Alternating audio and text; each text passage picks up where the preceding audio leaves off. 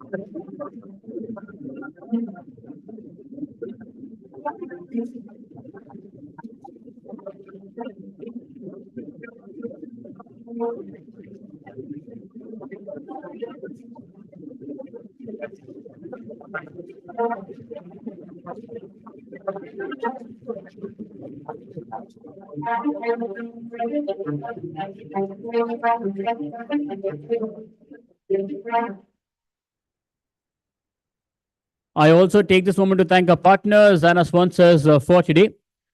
Organized by BW Business World, our summit sponsor, HCG, our associate sponsor, Pathkind Labs, our knowledge partner, NABH, AHPI, and CAHO.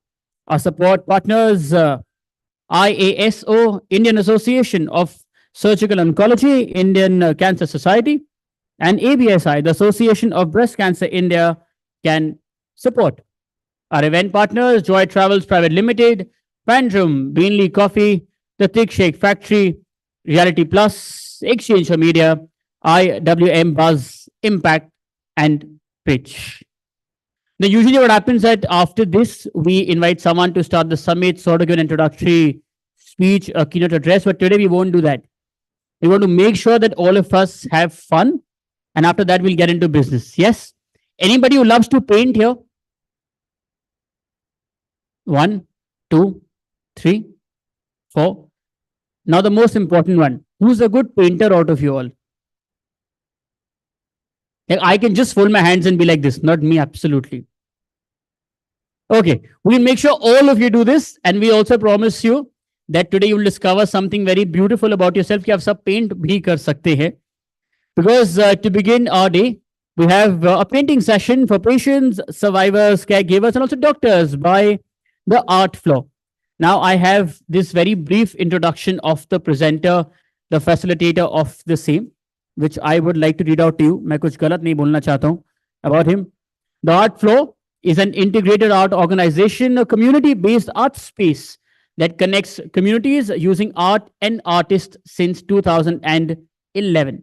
The founder, Jashmeet Singh, aka Dash, please refer to him like that, is an ex-investment banker turned a creative entrepreneur and international contemporary artist, art curator, and also a gallerist of repute.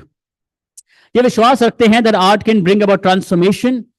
Whenever an idea comes in his head, he brings it alive using audience members like you. Yeah, that doesn't say, I'm just reading it out. It doesn't say that. But of course, he has this deep, dire passion to try and bring out everything via art because he really believes in it. These two art pieces that you see here, they've been made from threads and leftover cloth that he has picked up from all over mills across the country. That also means he loves to travel.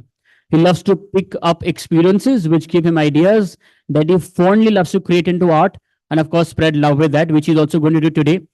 He's also a curator. A lot of his art is displayed around Gurgaon in various hotels, in Pullman, etc. He's also presented his artwork in the Prime Minister's Media Lounge during the World Environment Day, organized by FICCI at Vigyan Bhavan. Fancy clients he's got: Google, Godrej, DLF, Hero Corp, etc. Of course, it's written very subtly, but I'm just saying it out in a very chill manner because this is going to be fun. And apart from that, he really believes that art can change a person, and to bring about that small change today, let's please welcome on stage Dashmeet. But before we invite him, may I please request Harbinder to say ek do shabd, sir, to build appetite for his session.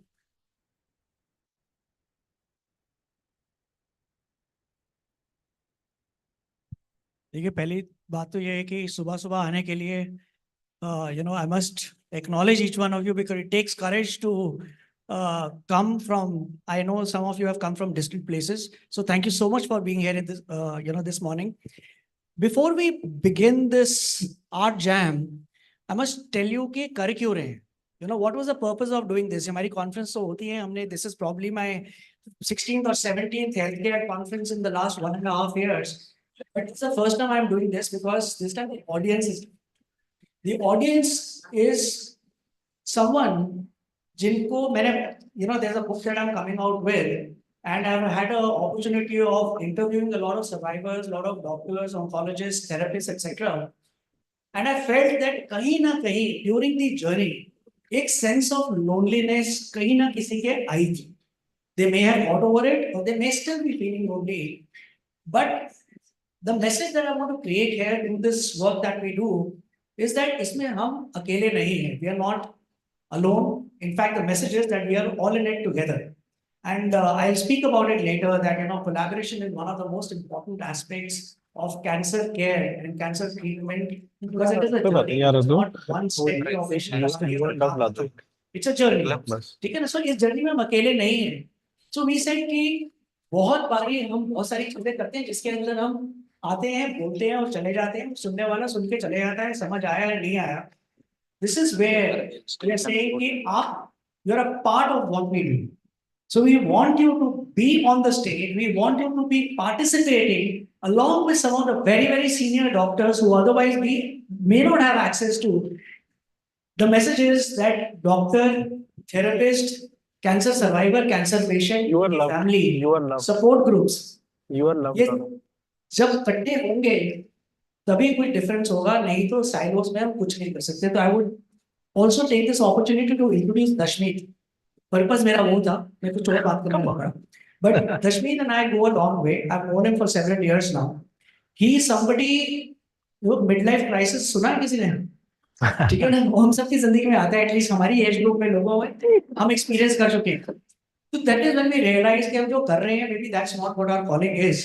सो ये भी Indiabulls में काम करते थे, बहुत. He was flying high, Dubai में posted थे. He was dealing with all the sheikhs there with lot of money.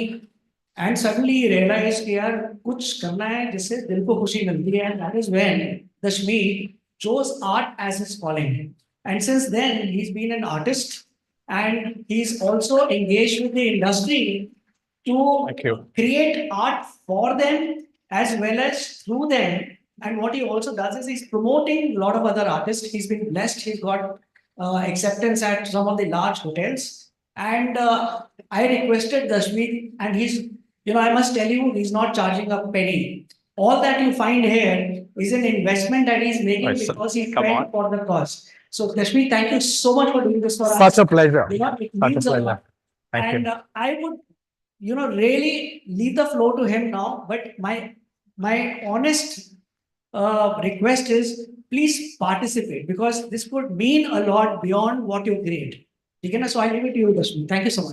Thank you so much, Aditya and Harvinder, for that absolutely amazing introduction. अब मैं कुछ और बोलूं क्या? So, I'll quote from Pablo Picasso's words: "Art washes from the soul the dust of daily lives." But what does it really mean, right? If you're all energetic and if you're all empowered, if we believe in ourselves, if we believe in that energy out there, we can attract it and we can live a life which is fulsome, which is wholesome. And that's exactly what we're going to do today. So my invitation to each one of you, I'm a man of few words. My invitation to each one of you is please be on the floor today. And no matter what, okay? The idea is very simple. Hindi में बोले तो आज हम कुछ नहीं करने वाले, आज हम बहुत सारी मस्ती करने वाले हैं. So whole idea is to feel like a child again. So come on, give yourselves a big round of applause. With that energy, I want all of you to be on the floor and we're going to create something really amazing. Your kids, your wives and husbands, your partners, your fellow community members are going to be amazed that you created this. So it's all about you are the artist of your own life. So let's not waste any more time and let's please everyone on the floor. Please, you're most welcome. Come on. Can we have a little background music?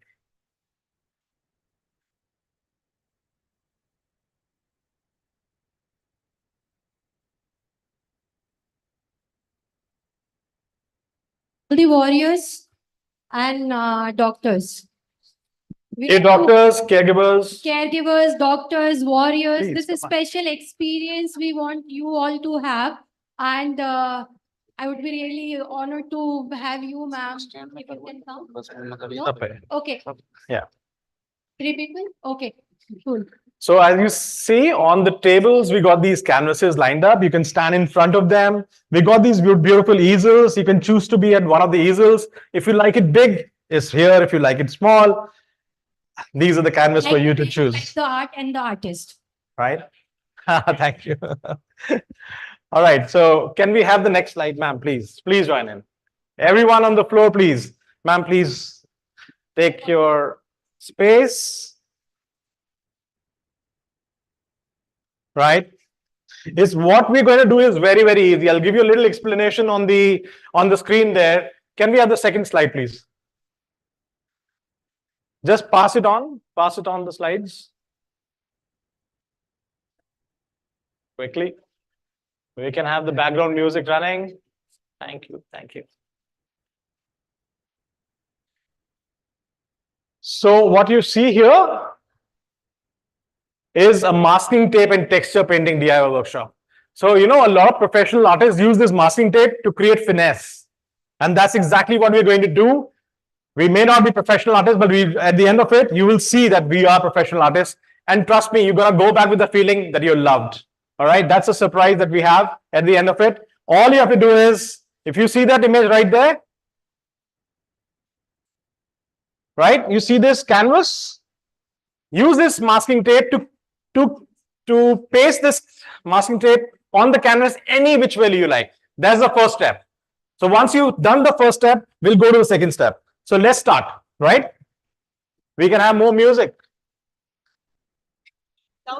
Yes, sir. You can make use of it. You can turn this around.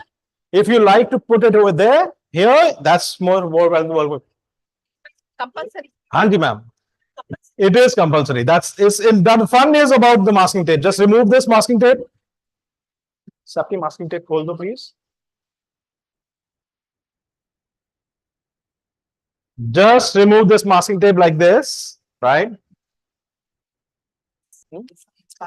Make your own designs. You might like triangles. You might like, ma'am, take this. If anybody is having problem removing these masking tapes, you can please take help from our supporters here. Arjun is here. Arjun, please check. You need a pencil? Sure, ma'am. Ma'am, आप आइए. Use any patterns. You like triangles? Yes, ma'am, right there. Ma'am आइए, इधर आ जाइए. हाँ,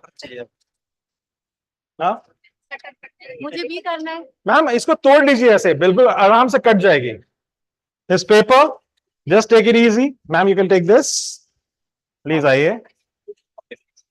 Arjun, please remove this. You can give me one more small canvas, ma'am, right here. Sir, आप ये लीजिए. So use this. मैं खोल देता हूँ, ma'am. Use the tapes to create more diligent patterns, detailed patterns, and that's when we're gonna start painting.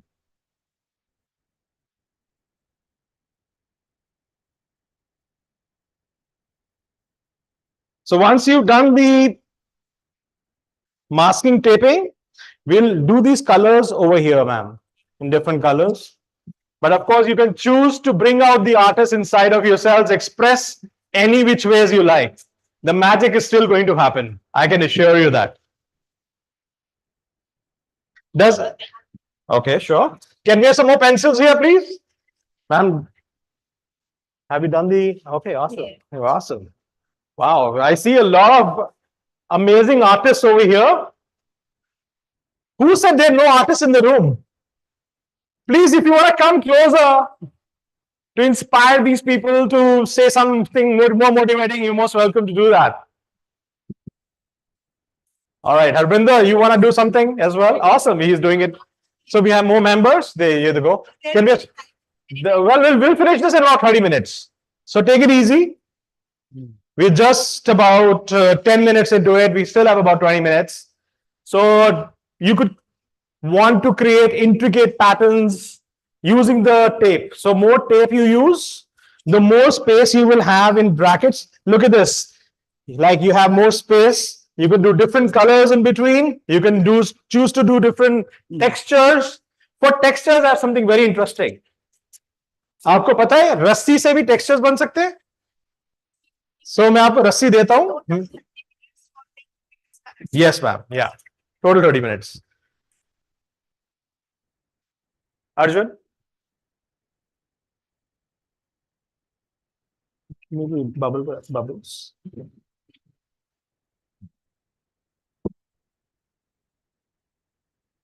Okay, any questions? Anyone? You're having fun? I didn't hear that. Are you having fun? Yeah. Awesome. That's more like it. Yeah, all right. So there's some intrinsic patterns coming over here, and they're even using pencils to create something. So now you could use these blocks, ma'am, to do different paints. And we got these tissues if you want to. So put tissues there, please. Thank you. So we have these tissues if you want to clean up your brush and use another color so they don't get mixed up.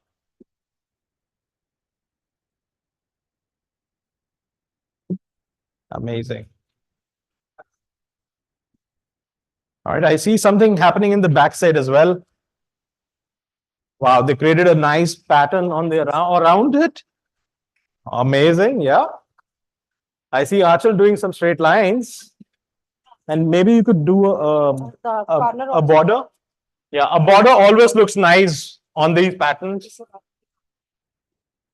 Oh, thank you. I feel honored.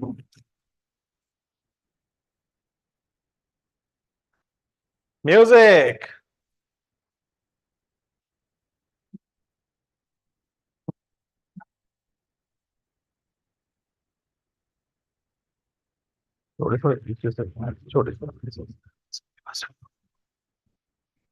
Did you know this? What is this? Can anybody tell me what is this? Plastic. That's a bubble wrap. Yeah, it is plastic, but that's a waste plastic. So I'll tell you how to use a waste piece of plastic. That bubble wrap can actually create a beautiful texture. Do you want to see? All right. There you go, ma'am. There you go, ma'am. We'll use some colors, and maybe you can use a yellow. You can use your fingers, right? And if you paste it here, Okay. do you see something coming up? Something on those lines. Thank you. All right, I see some names happening here. Homeo, wow, amazing. That's very, very creative, Hoshusa.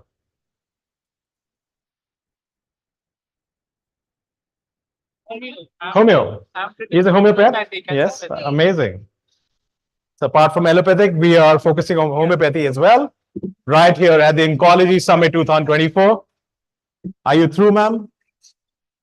Maybe you want to use all the white patterns here, just fill them up. Like we were children, we will not leave any later on, ma'am. We'll take off the masking tape right at the end to see what the magic is all about. Amazing. Before in 2014, it's 17, me, Kavita, Gurnani. After that, removed in 2017, but I'm happy.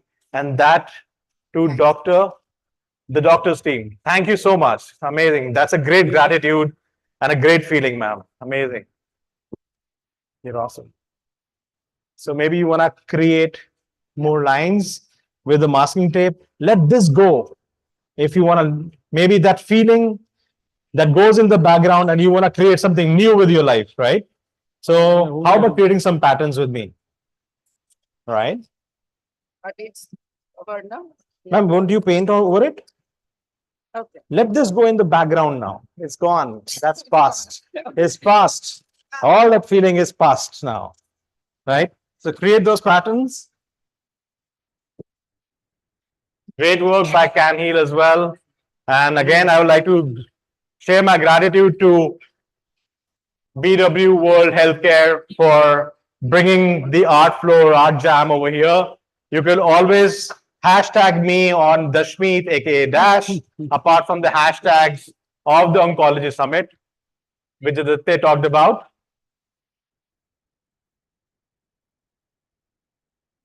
You see the patterns that you see in your background, what they're creating is actually our life. You know, it is in different blocks. We are children, then we grow up, we're born, we are children, we get an education, we go to fancy schools and colleges, we go to work. And as we're doing that, we're growing old. Sometimes we get sick, but life goes on. So it's not, all right. We get sick, we go to the right doctors at the right time. And what happens is magic, right? We recover. And while we recover, sometimes we're still living with it. We're still living with that fear. What do we do to get out of it? Maybe you learn a new skill. You engage with a new community. And that's exactly what the theme of this art jam today is, from fear to empowerment. And at the end of it, that feeling you're loved. All right, I see some amazing stuff happening right here. Can I show this one? You see, each different individual coming together with different kind of artworks, different kind of lives.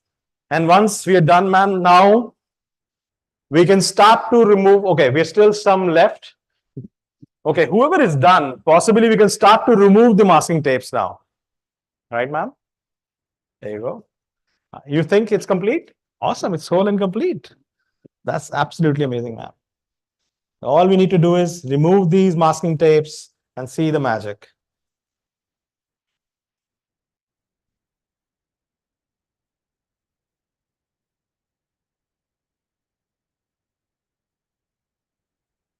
Arjun, put this on. You're loved.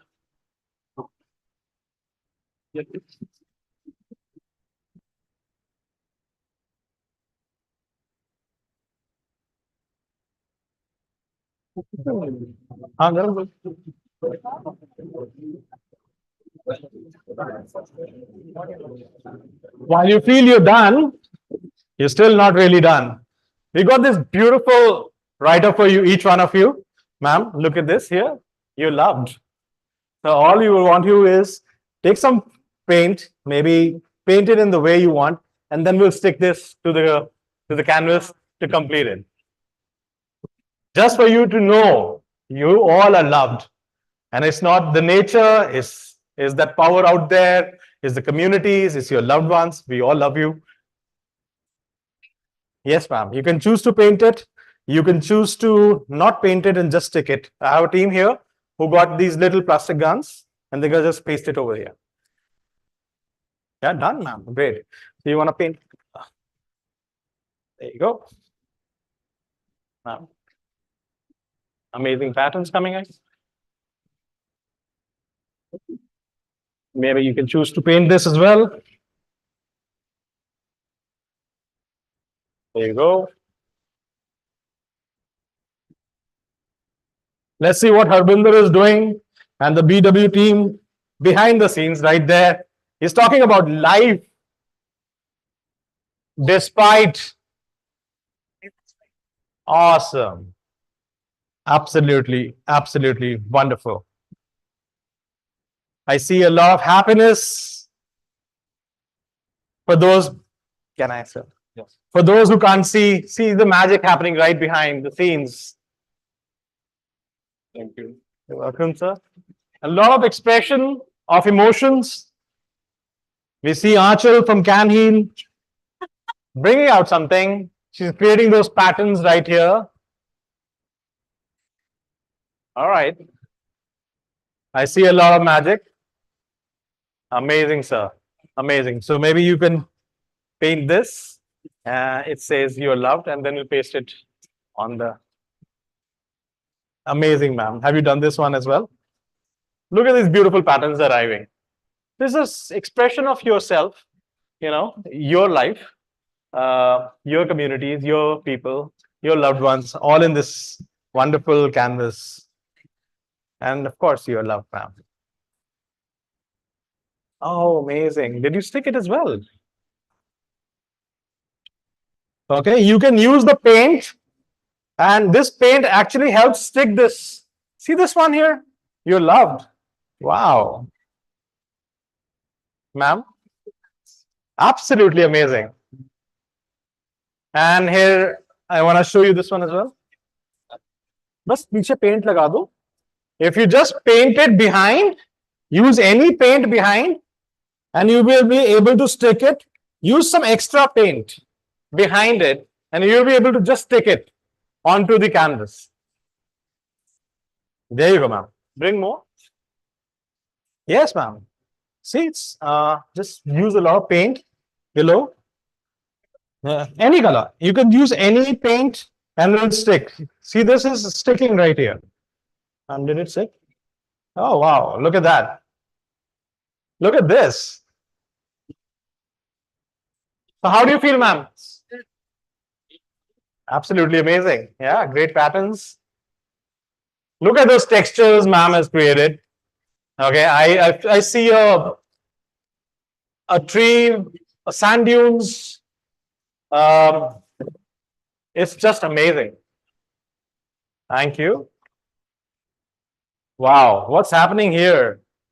Can I? Someone's a warrior, a floral warrior. We see a floral warrior right here. Can we have a big round of applause? Come on, everyone. More energy in the room. This is for everyone. They're all doing such a great job. See the expressions in the room. At the Oncology Summit 2024, magic happening live. Absolutely amazing, sir. Yes. Can we have some tissues, please? Please, tissues. Thank you. If anyone's having problems sticking, you are loved. Just use the paint on the back side of it. A lot of paint. Just put it on the canvas. It's automatically going to stick to it.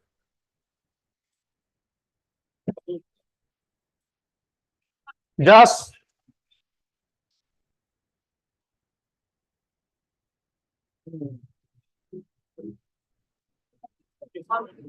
take some closer. Super, super. How are you feeling, ma'am? Oh, you take it back with you, of course, and show it, give it to your loved ones, possibly, or you have it placed in your room. It's a memory of today that, life is always open. Of course. And just put it like that. Yeah. You can use your fingers. Oh, look at that.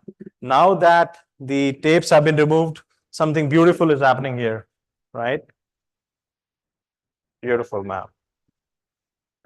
So there's nothing wrong or right in art. Just explore it, and that's how life is. It's us actually creating meanings all the time. All right, life is open, and whatever you want to create out of it, that's a wonderful example. Whatever you want to create out of it is possible for you at any age.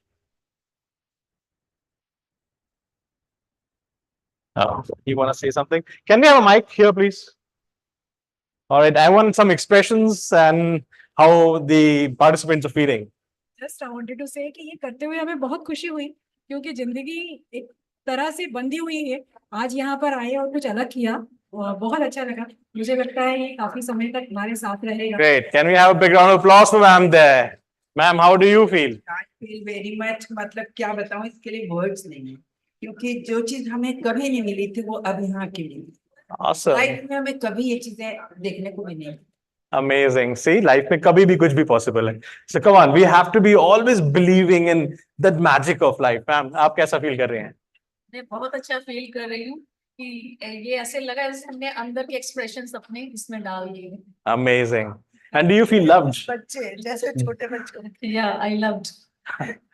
जैसे छोटे बच्चे होते. छोटे बच्चे. Awesome. Ma'am, how do you feel, ma'am? Very good. Yeah. Very fun. All right. Really enjoyed it. Thank you. It's such a pleasure, ma'am. Thank you so much for your participation. You chose to be here early in the morning today, not be with your loved ones for a movie or a relaxed Thursday. It's usually not a relaxed Thursday, but you see, magic and fun can happen on a Thursday morning, right? Ma'am, how do you feel? मुझे बहुत अच्छा लग रहा है. मैंने first time ये drawing की है, पर जैसा भी बना है मुझे अपने को बहुत अच्छा लग रहा है. बहुत अच्छा, और मैम. सबके साथ गैदरिंग भी अच्छी लग रही है. और बच्चे जैसा लग रहा है? हाँ बिल्कुल, बच्चे ही फील कर रहे हैं. और क्या पॉसिबल है? अपने क्लास में आए हैं जैसे. Awesome. पॉसिबल आगे हो सकता है हम इससे भी अच्छा कर ले. Absolutely, ma'am. लाइफ में किसी भी स्टेज में कुछ भी पॉसिबल. अच्छा ट्रेनिंग मिलेगी तो और भी अच्छा कर. आप आइए आज जहाँ पे दोबारा. सर, आप बुलाते रहिए, हम आते रहिए. I will, ma'am. मैं पटना से आया हूँ. मैं फेसबुक के थ्रू इसको देखा था. तो एक होम्योपैथिक डॉक्टर हूँ और कैंसर में पैलिएटिव केयर इस्तेमाल कर रहा हूँ. बहुत सारे सर्वाइवर हैं जो कि साइड इफेक्ट्स को होम्योपैथी के थ्रू बहुत अच्छे से झेल रहे हैं. और जितने भी इवन बाल उड़ने तक की साइड इफेक्ट्स में भी काम कर रहा है ये। Super, और sir, पटना super. में मैं अपना एक डॉक्टर प्रभात होम्यो क्लिनिक चलाता हूँ, Mhm. वहां से मोस्ट ऑफ चैरिटी ही करता हूँ, बट कुछ दाल रोटी के लिए भी करता हूँ। Super, sir. Well done. Thank you. Sir, what about you? How do you feel? I see a lot of hope, love, care, and trust in your work. And that's sign. What does sign mean, ma'am? Basically, my journey as a caregiver for one of my family members who was a cancer survivor, Uh-huh. and he lived a life for almost like 15 years after suffering from the disease.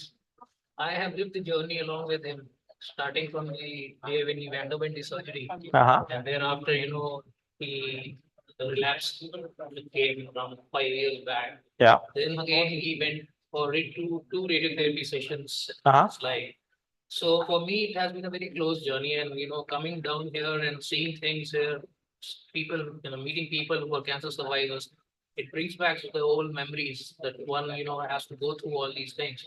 But again, at the same time, I think it's the hope, I think, which is bringing the joy. Well said, sir. Well said. It's always the hope. And I completely understand how you feel because my own nephew, who's 16-year-old, a hunk of a boy, right? He's suffering with blood cancer right now. So he's going through that phase. But then, the boy is super energetic, and this is what we do.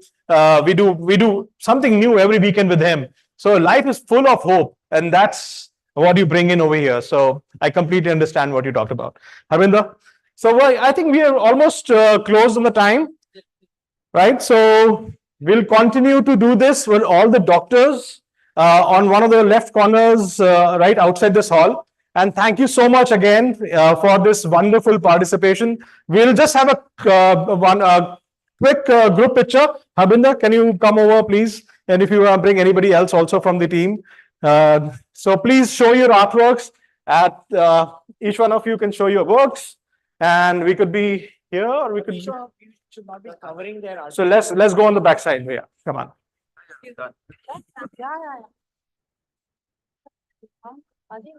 आ जाओ कुछ लोग नीचे हो जाएंगे, कुछ ऊपर हो जाएंगे. If anybody want to sit there, whoever is flexible can sit that side. I'll come on the front side. I think I'm still very flexible.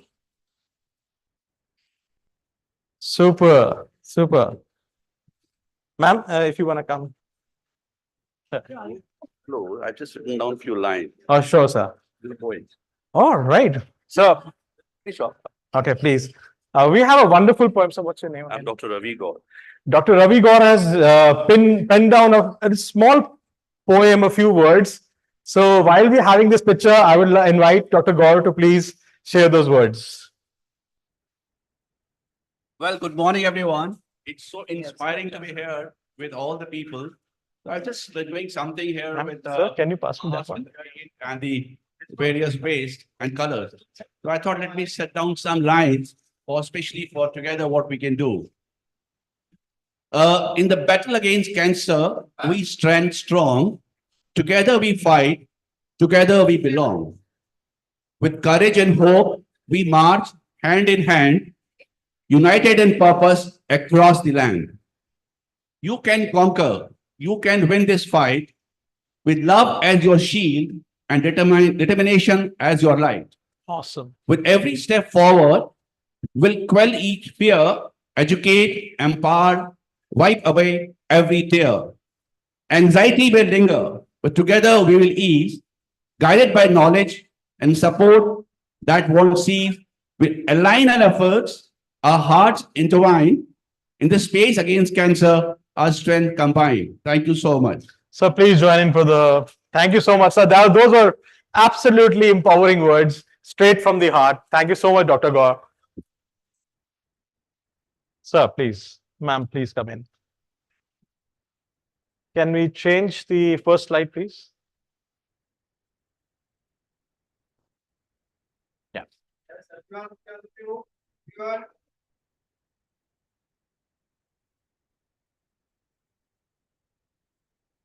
All right, before we leave, everybody on the count of 3, we can say, win, we will win, right?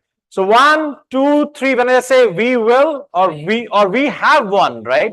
Is that better? We have won! Yes, awesome. Thank you. Cheers. Thank you, everyone. Thank you so much for this wonderful participation. Hope each one of you enjoyed our jam, and we look forward to continue to create this magic again for you.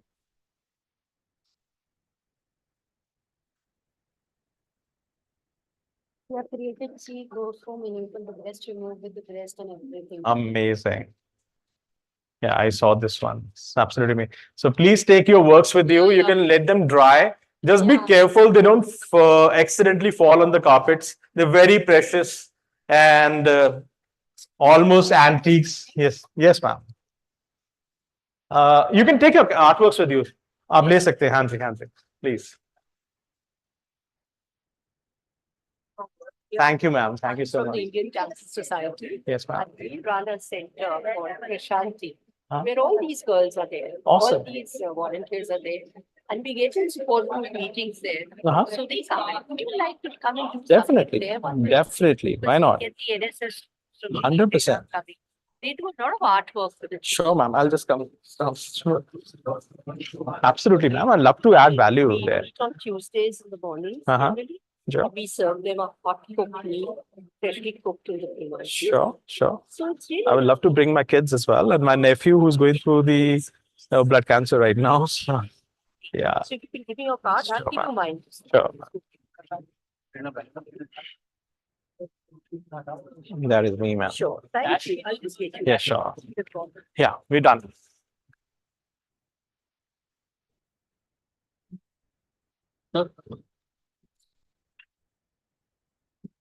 Hello.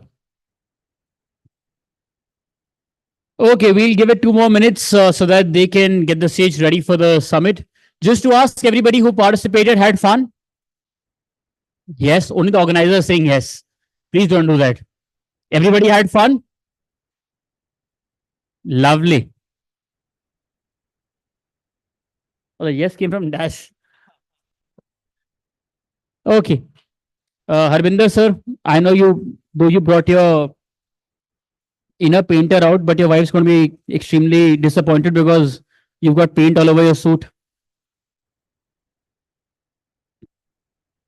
So while we're getting the stage ready for our summit, may I please request the team, because we want to give a little bit intro about what all does the BW Business World, Healthcare World specifically does, the community of it, and then also what more to expect in today's summit, the type of speakers, the kind of discussion they're going to have.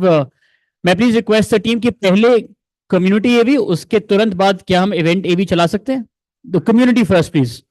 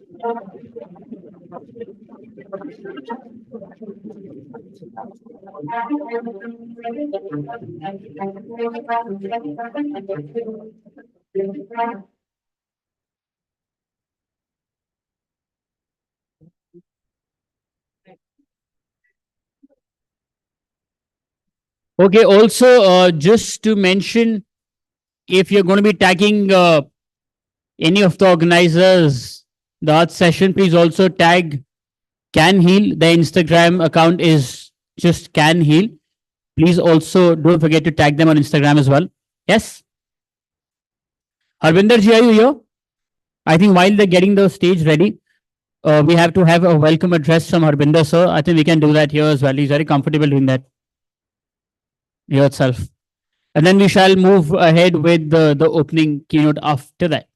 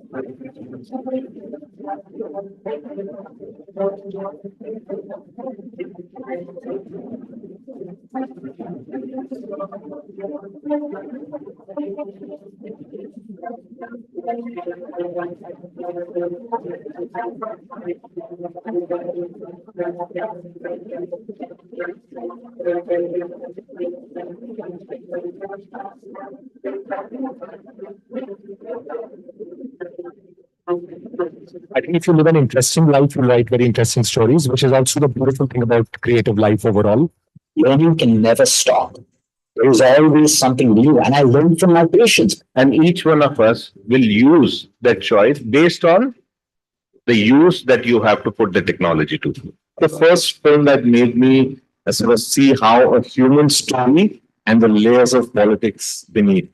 Panipat का युद्ध पढ़कर आने वाले दरोगा लोग investigation कर रहे हैं तो उसमें थोड़ा विज्ञान मिश्रित होना चाहिए ऐसा मेरी अपनी सोच है.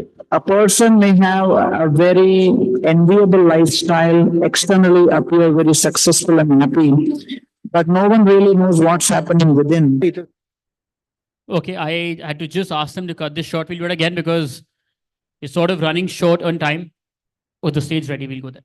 It's okay. I think while they're doing that, for the welcome address, of course, Harbinder ji already started with that. And they need to leave it midway to introduce Dash. But please join me in welcoming to our semi-stage for now, the CEO of BW Healthcareworld and also of BW Wellbeing World to formally welcome all of you. Harbinder, sir, please, everybody. Zordar Talia for him. You know, listen, please, you all just had a fun session. And I believe, and I would love to believe कि आपके अंदर इसमें बहुत ज़्यादा खुशी और उत्साह है, तब और प्यार से ताली बजा सकते हैं इनके लिए. So how do you feel? So many ladies clapping for you. You know, I'm actually super excited because some of the ladies I've known and the average age of ladies who are clapping for me is defined by Jyotsna ji. Ma'am, I'm super excited to have you here. Yeah. But, you know, there's a reason I chose to change the format of how the conferences at Business World typically we do a business to business conference where we have a group of doctors, healthcare professionals, hospitals, diagnostic chains who are a part of the audience. But this time we said along with them, we would like to have people who have gone through what we are talking of. मतलब समझ वही सकता है जिसके ऊपर गुजरी है, ठीक है ना? And all of you are a testament of the resilience that is required for anyone who is detected with cancer. You know, because one of the things that I have learned, I'm actually writing a book on cancer. I've spoken with a lot of survivors. I've spoken with very, very senior oncologists, therapists. The book is going to come out very soon. But the concept of this conference actually emerged from there.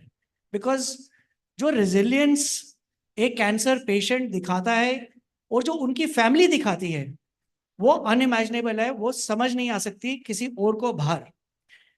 So when the senior oncologists who will be joining us on the stage today, people who are specialists in what they do, they're coming from different states, especially for interacting with you, it will make more sense to this audience, you know, because you're directly impacted and you're the ones who are coming out.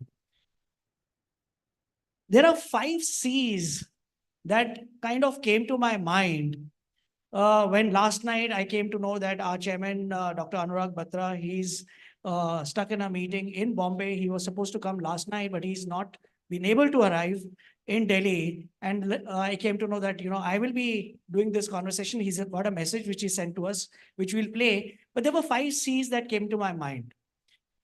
First one was compassion. जब मैंने बहुत सारे cancer survivor से बात करी और cancer patient से बात करी, the first thing that they said was कि जब दुनिया हमसे बात करती है, they are showing sympathy to us. हमें sympathy नहीं चाहिए. The reason I use the word compassion is that, you know, sympathy needs to be replaced by empathy. That's the core of the word compassion that comes to my mind when we think about cancer treatment. Second was communication. Communication of how somebody who has been detected with cancer, उसको कैसे बताना है?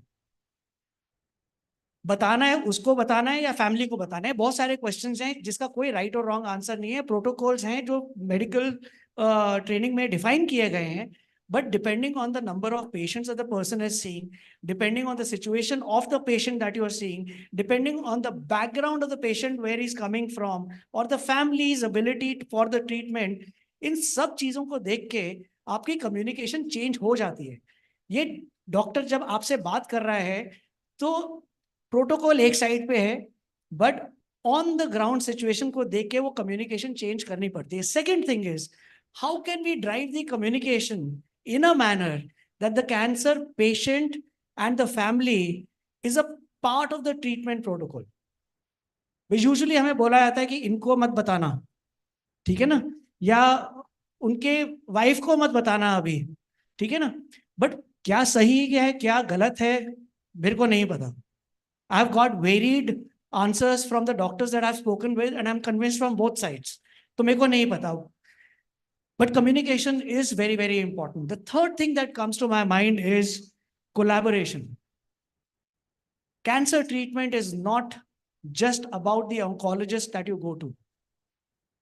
It is your family. It is the nurse who's taking care of you. It is the surgeon. It is the support groups. It is your family that is there. It's a collaborative effort of how this treatment is going to happen, because it is not that कि आपको बीमारी हुई, surgery हो गई, अब आप ठीक है, आप चले जाओ. अगर आप सर्वाइवर हो तब भी हमेशा ये डर रहता है कि कभी दोबारा तो नहीं होगा, ठीक है ना. So it's a collaborative effort. That's the third C that came to my mind. Fourth C that came in was comprehensive. It is not just about managing the symptoms. It is not just managing the disease. It is about survivorship. It is about life. It is about the mental makeup. So the fourth C that was there was comprehensive treatment. And the last is that this is one of the few treatments, this is one of the few conditions where there is continuity. Your treatment goes on forever because the fear is forever. And my agenda of doing this conference is, can we change the narrative? We've got senior doctors who've come from Ahmedabad, sir from Gangaram. We've got diagnostic specialists who are here. We've got cancer survivors. We've got not just oncologists, palliative care people, pain management guys who've flown from across the country to have a conversation with you. Can we change the narrative? Mera purpose, mera jo ek sapna hai, this is the first effort. My book will be the second effort. To work on that is, can we change that first question that we have to the oncologist?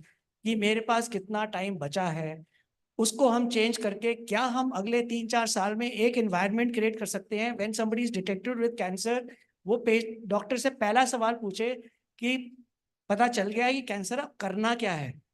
So that's my objective, and thank you so much for being a part of this. My only request to you is, मेरे को जब मैंने बात करी लोगों से तो पता चला कि एक होता है पॉजिटिविटी. लोग बोलते हैं आके यार पॉजिटिव रहा करो, और कैंसर पेशेंट बोलता है कि यार तुम क्या पॉजिटिविटी की बात करें, मुझे यही नहीं पता मैं कल होऊंगा नहीं होऊंगा.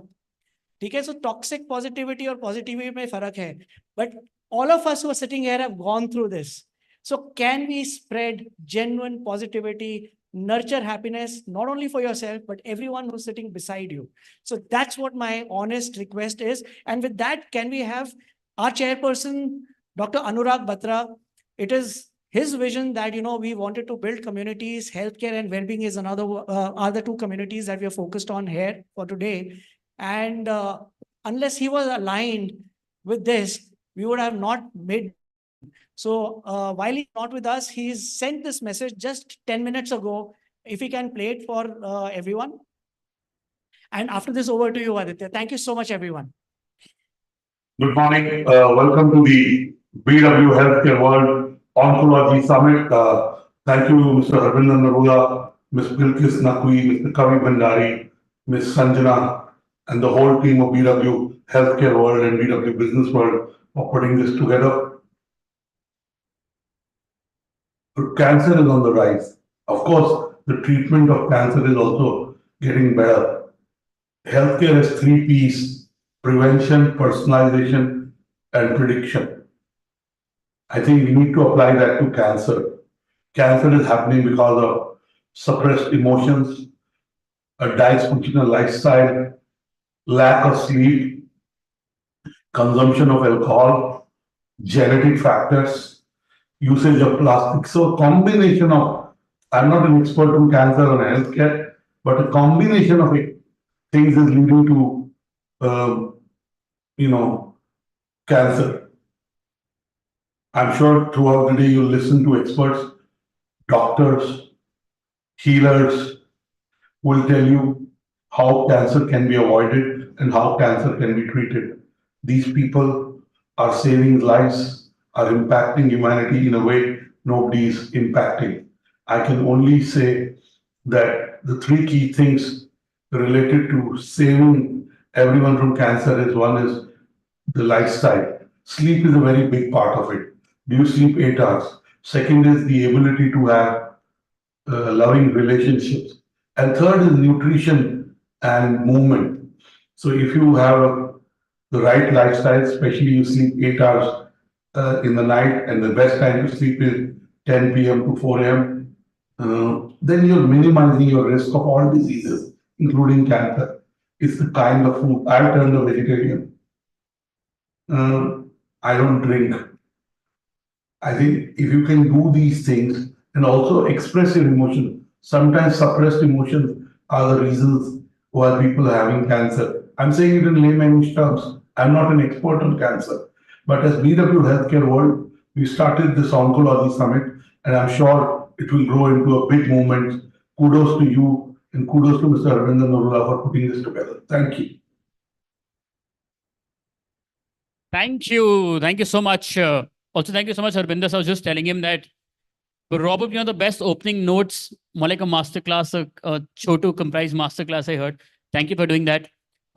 Dr. Batra हमेशा पूछते हैं, अभी वहाँ पे है नहीं. I think I'll ask because he mentioned sleep. How many of you sleep here for approximately 8 hours each night? 8 hours. Less than 8, 6 hours? ये doctors हैं, I'm assuming. I mean, of course, I mean, you're in your routine. Lesser than that, anybody less than 6 hours, apart from the younger ones? I'm not looking at your table. Less than 6 hours, ma'am, sir. Okay, less than 4 hours, anybody? And now for you guys, sleeping more than 10 hours? Anybody? I do when I get a chance. You, sir? We should have a chat after this. No, sir, आप नहीं, sir, आप तो 6 घंटे वाले हैं. पीछे, sir, आपके हैं double वाले. The younger one. Okay, sleep well. That's all I can tell you. Now for the first opening keynote, this is on how cancer treatment has evolved over time. And to share his views, his experience, please join me in welcoming on stage Dr. Anupam Sachdeva, Chairman, Department of Pediatrics and Director, Pediatric Oncology and Bone Marrow Transplantation, Sir Ganga Ram Hospital, Delhi. Let's please welcome, sir, everybody.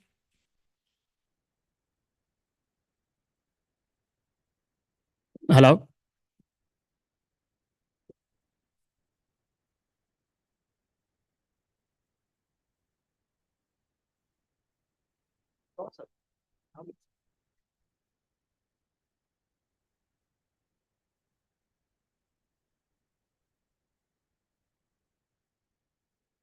Good morning, everybody. And I'm a sort of people call me the Bhishma Pitama, as they say, of pediatric oncology and hematology in our, at least in the northern part of the country. When I started my practice way back in 1990, which is now almost 34 years back, and how I have seen it evolve over a period of time, I think 3 words say it all. It is from nihilism to cautious optimism to celebration. Now, people say, yesterday we were talking about World Thalassemia Day. And I said, in the poster, we had written celebrating World Thalassemia Day. And one of the people questioned me, what is there to celebrate in thalassemia? The poor kids suffer so much. They have to undergo blood transfusions, medication. Their lifespan is not very good. So what are you celebrating about? So I said to him, I celebrate the power of these brave hearts. I celebrate the life of these brave hearts. I celebrate the grit of these brave hearts. And I celebrate the fact they are living and doing well and even studying, going on to doing jobs, working, and despite their illness. So there's a lot to celebrate. There's a lot to celebrate in cancer also. Let's talk about the child who comes to me with cancer. And the first thing which the patient says and the parents say, why me? Why me? And that's, even if he doesn't say it to me, in his heart he has this question. Why me? What have I done? God, मैंने क्या किया जो मेरी को ये मिला? तो मैं उनको ये बात कहता हूं कि तुम खुदा के बंदे हो और खुदा अजमत में उसी को ही डालता है जिसके ऊपर उसको दृढ़ वो है कि पक्का दिस थिंग कि वो इसको ओवरकम करेगा. If God has given you a child, a gifted child who has got cancer or some grave disease, he has confidence in the fact that you will overcome that and you'll take care of that child.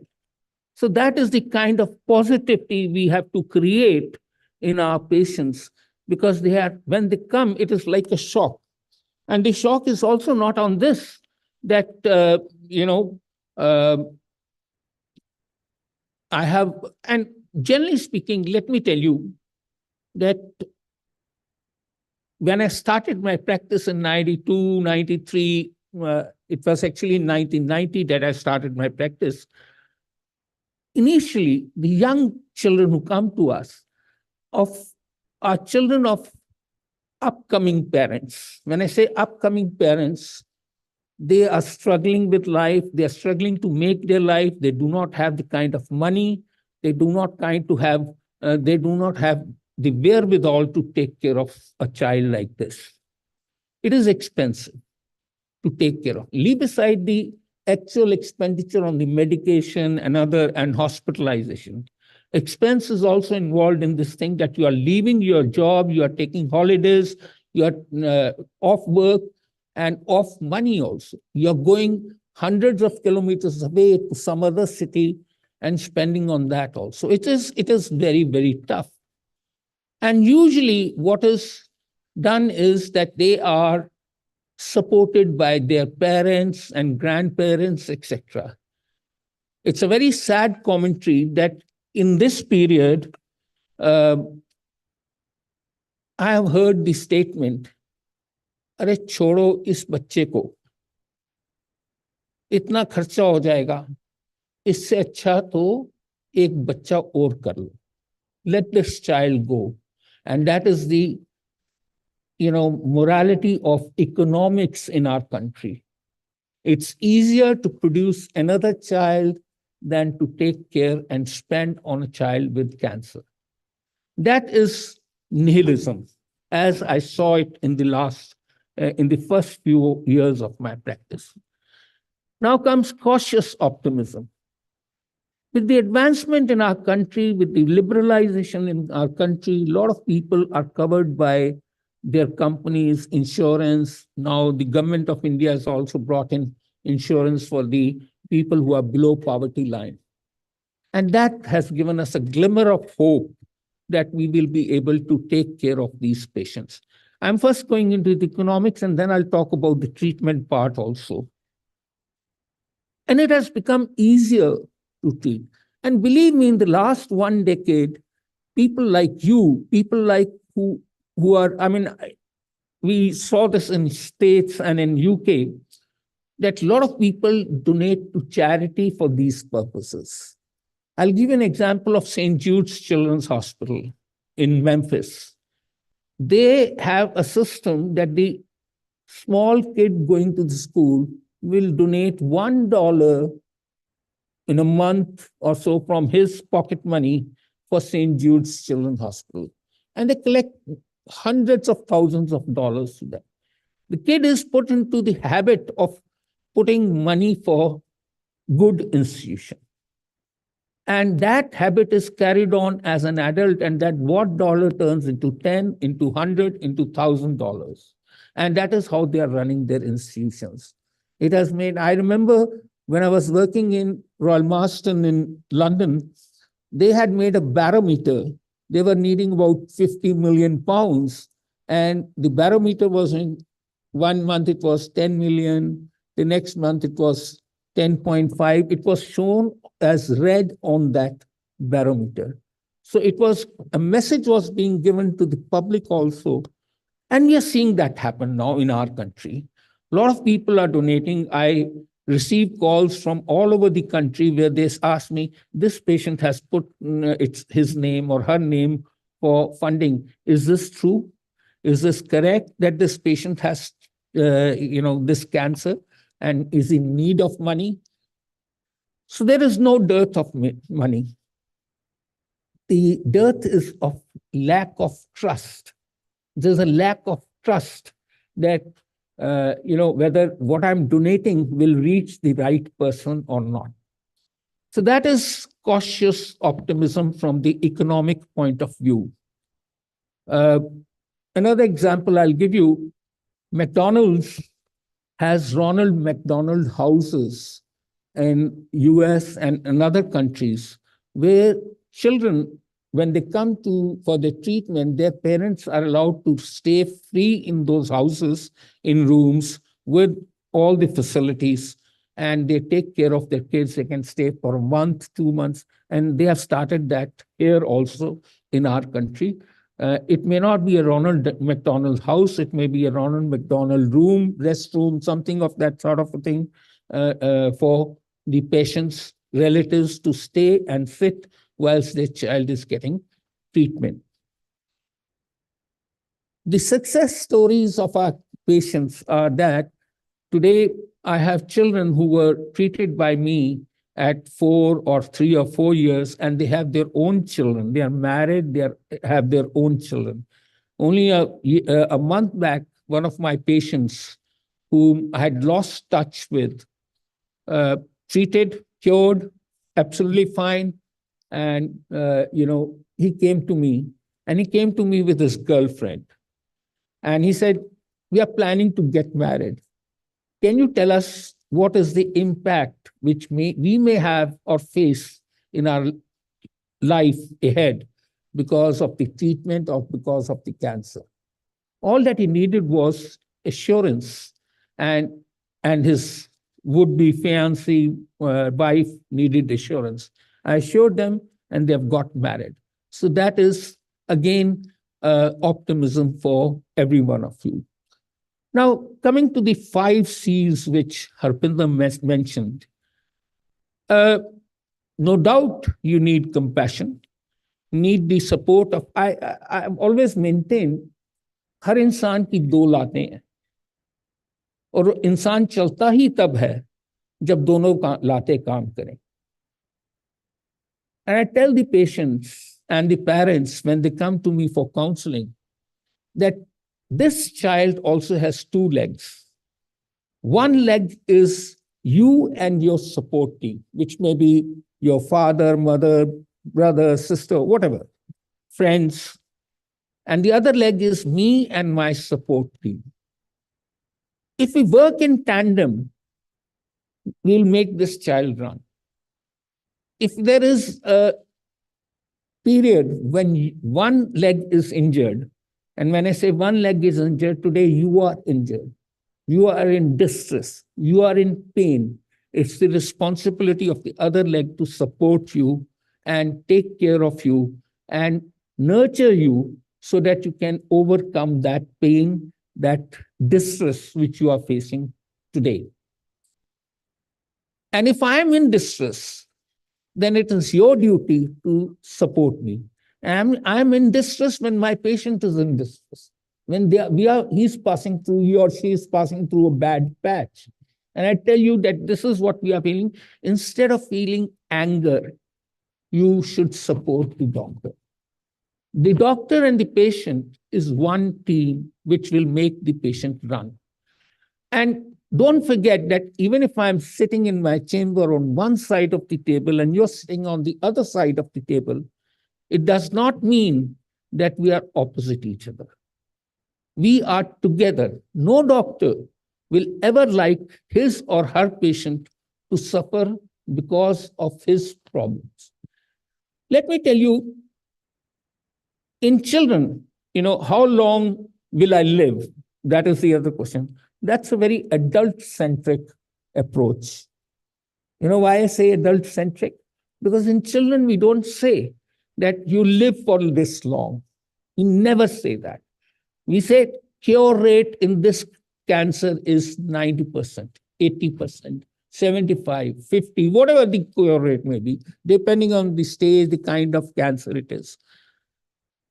Remember, it is cure rate we are talking about. We are not talking about living for 2 years or 3 years. If I can't give a fruitful, long life as a normal functioning adult to a child, it is very difficult. So we always talk about cure rates. So pediatric oncology is slightly different from adult approach, and we use that approach. Then coming to communication. Communication is a two-way pathway.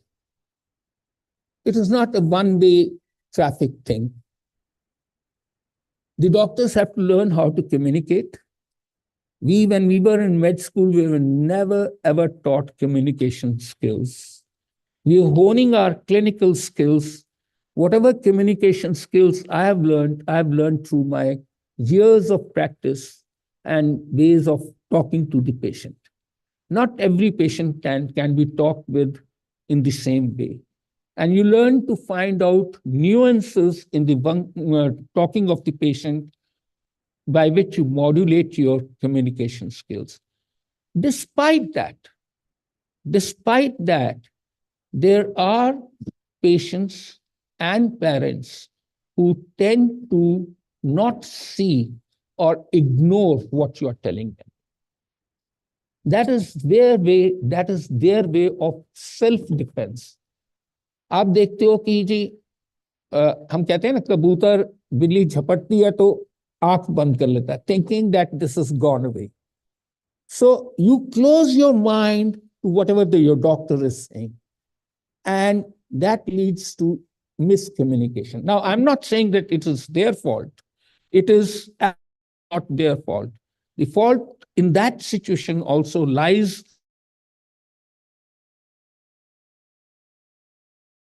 what they are doing. They are protecting themselves by closing their eyes to this thing. And it is very important that we open our eyes and go into the treatment, into the positive aspects of cancer properly, because only when you recognize there is a problem will you will take action to take care of that problem. So these are the issues which we have to always talk about. Now, coming to kind of I said nihilism to cautious optimism to celebration.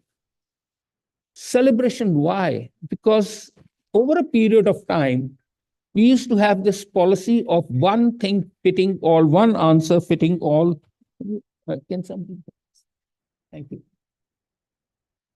One size fit all. 1990, whatever we had, for example, for blood cancer, we used to have one size fits all. Everybody used to get the same treatment, same this thing, and some of them would actually need that, never needed that high a treatment or that toxic a treatment. Some of them needed more toxic treatments and they would relapse. And some of them would die because of the toxicity of the treatment, because we didn't know that they were not that severe cancers or that bad cancers, and they ended up needlessly dying because of the toxicity of the treatment. But now we have ways and means and methods to diagnose, to follow up these patients properly with the help of genetic testing. And I mean, a simple thing, Dr. Bhargav is sitting here, a day 8 blast cell count, which is very simple to do, helps us in prognosticating the patient, which is not even requires any genetics. So it is very important that we incorporate and we understand that now there is no one size fits all kind of a thing. And that's a thing to celebrate, because a patient who's not going to need that toxic treatment gets a modulated, less toxic. Yes, of course, despite all efforts, some patients may relapse. Some patients may come back with the disease. Some patients may still die, but then that is a part of the whole story. And I tell you that somebody was asking, hours of sleep. In my younger days, until the age of 55, 60, I hardly ever slept 4 hours a day. Hardly ever slept 4 hours a day. If my patient would be sick, I would spend sleepless night thinking, could I have done something more? Can I do something more? People don't realize that. We all go through this process, and we all go through these anguished moments. And let me tell you, I always tell everybody, all my fellows, and I have more than now 80 fellows whom I have trained, and they are spread all over the country, including with Dr. Rahul in his team. I always tell them that a part of my heart always dies when a patient of mine dies. And it is never replaceable. You go through this day in and day out. and it affects your health, it affects everything. To this extent that it affects the relationships in your family also. So these things happen. Coming to what we will be talking about in the next hour or so on precision oncology. I'm reminded, I said that, of the Times magazine cover of Magic Bullets in 2001 or something. It came in 2000, 2001. The best magic bullet you can have is compassion, empathy, and also taking care of your patients. That's the best medical, magic bullet. One of my teachers who taught me in my med school said to me that, Anupam, did you learn your medicine on what kind of patients? I said, usually they were poor patients. He said, so it is mandatory you hand back whatever you have learned from them, and you must take care of those poor patients. So equitable distribution of medical knowledge, medical treatment is also an important issue. These are the developments which I have seen. We are seeing a little bit of equitable distribution of medical knowledge and treatment now. Thank you very much.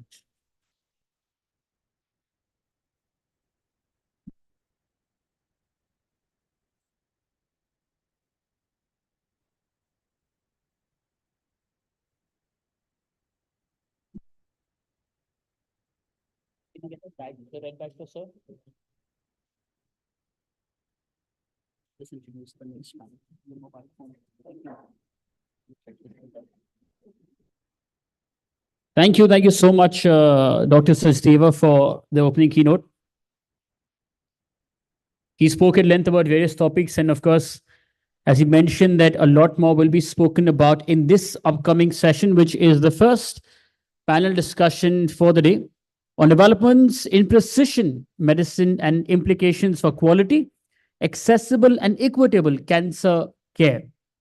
Subtopics like improving treatment outcomes and minimizing adverse effects through targeted therapies, the advancements in pediatric cancer care, cancer survivorship, and also long-term follow-up care for pediatric patients, precision oncology, access to affordable and quality cancer care, tailoring treatment strategies based on genetic and molecular profiles of tumor, novel therapeutics in oncology and precision medicine in cancer, and challenges in implementing precision medicine approach in diverse populations and also resource-limited settings.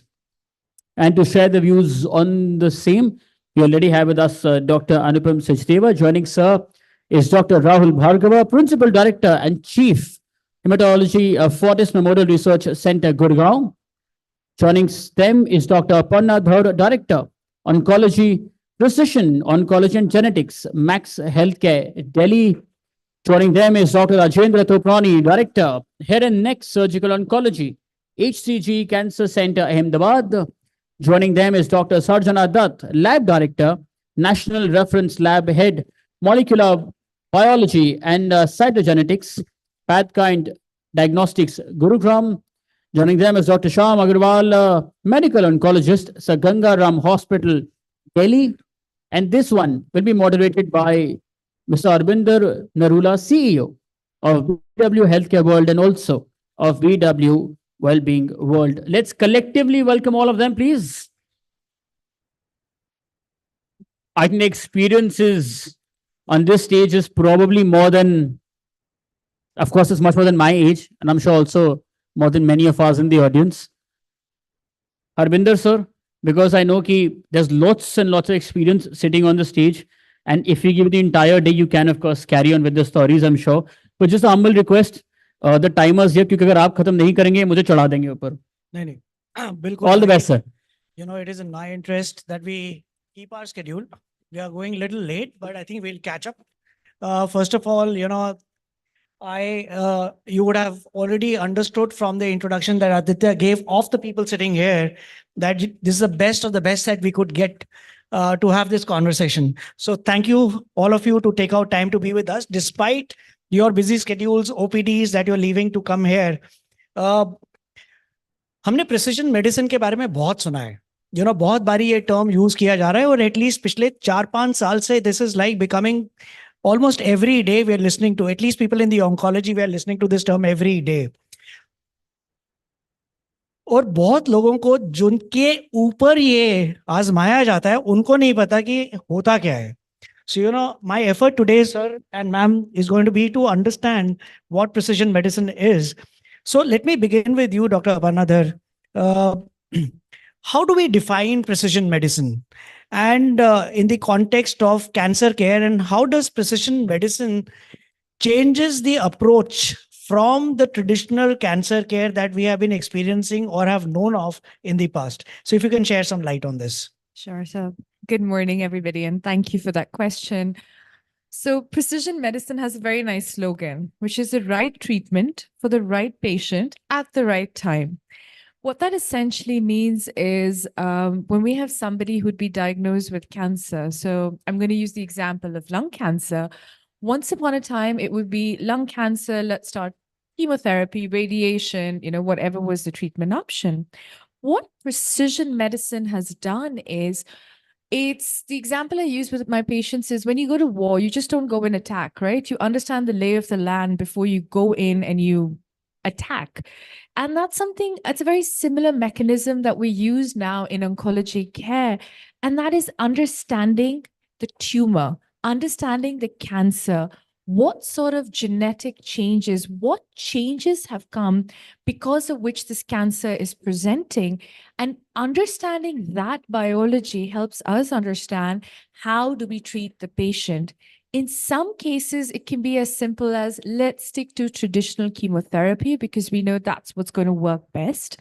In some cases, like lung cancer, it can be giving something like a tablet instead of chemotherapy because we know what this drug will do. It'll bind to that cancer cell and destroy the cancer cell. And that's how precision oncology has been brought in to change the way we treat this. Now, there are different ways of doing it. One is we look at the biology, which is we take the sample, the cancer sample, we send that for what we use the word profiling, which is essentially converting that biological language into a language we understand and knowing what changes have come about in certain genes. Genes are like your instruction manuals in your body, and we understand what genetic changes, what spelling errors have come in there because of which the disease has presented. In some cases, which we do read, and a lot of times, patients will ask that, is this hereditary? Is it in the family? That is your genetics. That is the individual's genetics.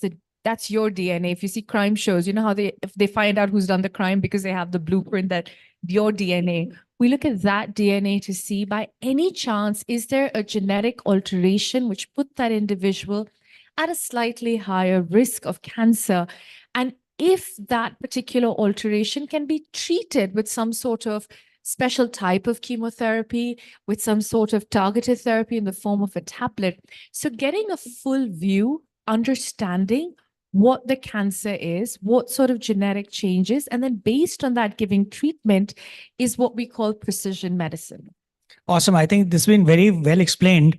मतलब जो मेरे को समझ आया है कि cancer treatment, जैसे मैंने पहले बोला था, एक जर्नी है. So it is, you have to create a strategy, right, कि क्या करना है, कैसे उसको सेल को अटैक करना है. एंड वो तो तभी कर सकते हो अगर आप जानोगे कि what does a tumour look like, उसके क्या स्पेसिफिकेशन, क्या उसको क्या अफेक्ट करेगा. So thank you so much for explaining this. Sir, doctor Anupam, to you sir. Yes sir.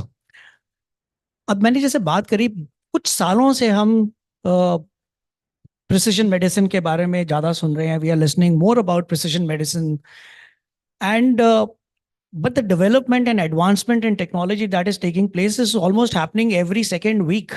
तो कुछ ना कुछ नया हो रहा है.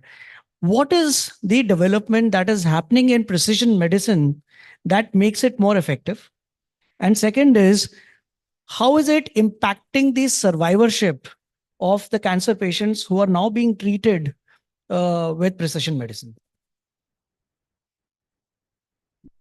देखिए इससे कि जिस तरह हमारे को पता चलता है कि कुछ जीन्स हैं जिस तरह नो इफेक्ट जो करती हैं इफेक्ट को कैंसर को और डेवलपमेंट ऑफ कैंसर को एंड कुछ प्रिवेंट करती हैं जीन्स को, तो हमारे पास टैबलेट्स हैं, मेडिसिन्स हैं which can block those genes which cause cancer.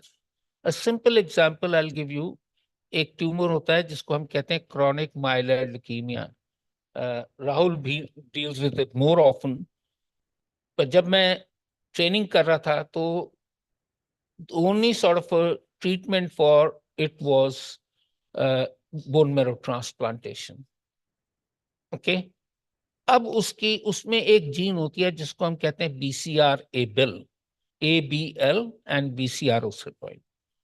उसके अगेंस्ट हमारे को medicines available, and there are various generations of medicines which are available, starting with the first one which was marketed by Novartis, and it was known as imatinib. I remember that 92-93 में imatinib was not available in India, and people had to import it from, surprisingly, Nepal, which was where it was available. और एक महीने की जो दवाई होती थी वो 1,25,000 के करीब की कॉस्ट करती थी. अब तो खैर इंडिया में सब कुछ इस चीज की अवेलेबल है, and now the cost has come down like drastically. But in medicine से ये हुआ है कि हमारे क्रॉनिक माइलॉइड ल्यूकेमिया के केसेस में we can keep the blood cancer in check indefinitely for years and years together without doing a transplant. So a transplant which used to lead to a morbidity or mortality of 30-40% at that time, that has been done away with. And that is reserved only for situations where these medicines do not help. So that is just about, say, 5-10% of the cases. ठीक है, उनमें से अगर 50% हम बचा भी लें और 50% we lose, it's a big achievement, because कहाँ इस कैंसर की 30-40% सर्वाइवल होता था और कहाँ हम कह रहे हैं कि 90% तो सर्वाइव करते ही करते हैं, जस्ट 10% जो नहीं सर्वाइव या जो रिलैप्स कर जाते हैं या कोई प्रॉब्लम होती है जो नहीं रिस्पॉन्ड करते, उनमें भी हम 5% या 50%, 10% का 50% हम सेव कर लेते हैं. So that is the kind of thing which we are talking about, the tailor making a particular patient के लिए personalized medicine, personalized oncology. So every patient is not, as I said in my talk also, that there's nothing like all fits, one fits all kind of thing. Multiple choices are available. The only problem is, as of today, a lot of these precision molecules are still pretty expensive. But as happens with time, these will come, prices will come down. Of course, तब तक और 2-4 आ जाएंगी, फिर उनकी prices बढ़ी होंगी. हम example देते हैं एज पीडियाट्रिशियन. आई रिमेंबर 91-92 में हेपेटाइटिस बी की वैक्सीन आई थी, और जब मैंने अपने बच्चों की दी थी तो 550 रुपए की एक इंजेक्शन होता था, और आज वो इंजेक्शन फ्री गुरुद्वारों में भी दिया जा रहा है, 5-10 रुपए में वो इंजेक्शन आ जाता. So that is the beauty of our country, that we are specialists in bringing down the prices of the medicine. It's not that we are a Jigadu country, as we say that, but we are able to bring down the prices because our payments which we give to our experts, to the R&D and to the labor is so less that the cost comes down. आप देखो, आपने satellite launch कर दी at 1/10 the price of it, which at which US is launching its satellites. That is because you're not paying your scientists as much as the US is doing. And even the components, everything, it's a sort of a down the ladder, everything is more expensive because they're paying that much more. And they are including R&D cost also in that. Here we do not. So that is the reason why the cost comes down. But, इंसान को अगर वो moon मिल जाए तो हम कहते हैं हमारे को मार्स चाहिए, मार्स मिल जाए तो हम कहते हैं जी हमारे को तारे चाहिए. तो जो जो प्रिसिशन ऑन्कोलॉजी बेटर होती जाएगी, new products will come and 4, 5, 6 years, वैसे तो पेटेंट 20 years का होता है, पर अगर still we in our country have some laws by which we can circumvent those patents. But in that period, only a few will be able to afford that medicine. But we have we have some choices, even who are not able to afford more. That's you have actually hit the nail on the head. But taking from what you just said, हमारी जब हमें moon मिल जाता है, we are looking for Mars, but I think वही खूबसूरती है, because अगर if you dream to achieve something really big, we have proven that we can. Doctor Agarwal, sir बात कर रहे थे कि this treatment is not for everyone, and second is the cost implication for the patients. आपके practical life में of your dealing and interacting with the patients, what has been your experience? How many patients have you treated or are treating using precision medicine? What is the impact that you are seeing in the real life? Correct. And what do you think needs to happen in terms of bringing down the cost and making it available to everyone? Right. Thank you, Harbinder ji, and thank you, Business World, for inviting us here. So, as has been pointed out, बहुत कुछ हो रहा है, क्योंकि जैसे बताया, cancer एक jeans की बीमारी है और वो जीन्स को आइडेंटिफाई करने की टेक्नोलॉजी हमारे पास आ गई है. आज से 10 साल पहले शायद 10 लाख रुपए देने पड़ते थे और 6 महीने वेट करना पड़ता था वो प्रिंट जानने के लिए कि कौन सा जीन खराब है.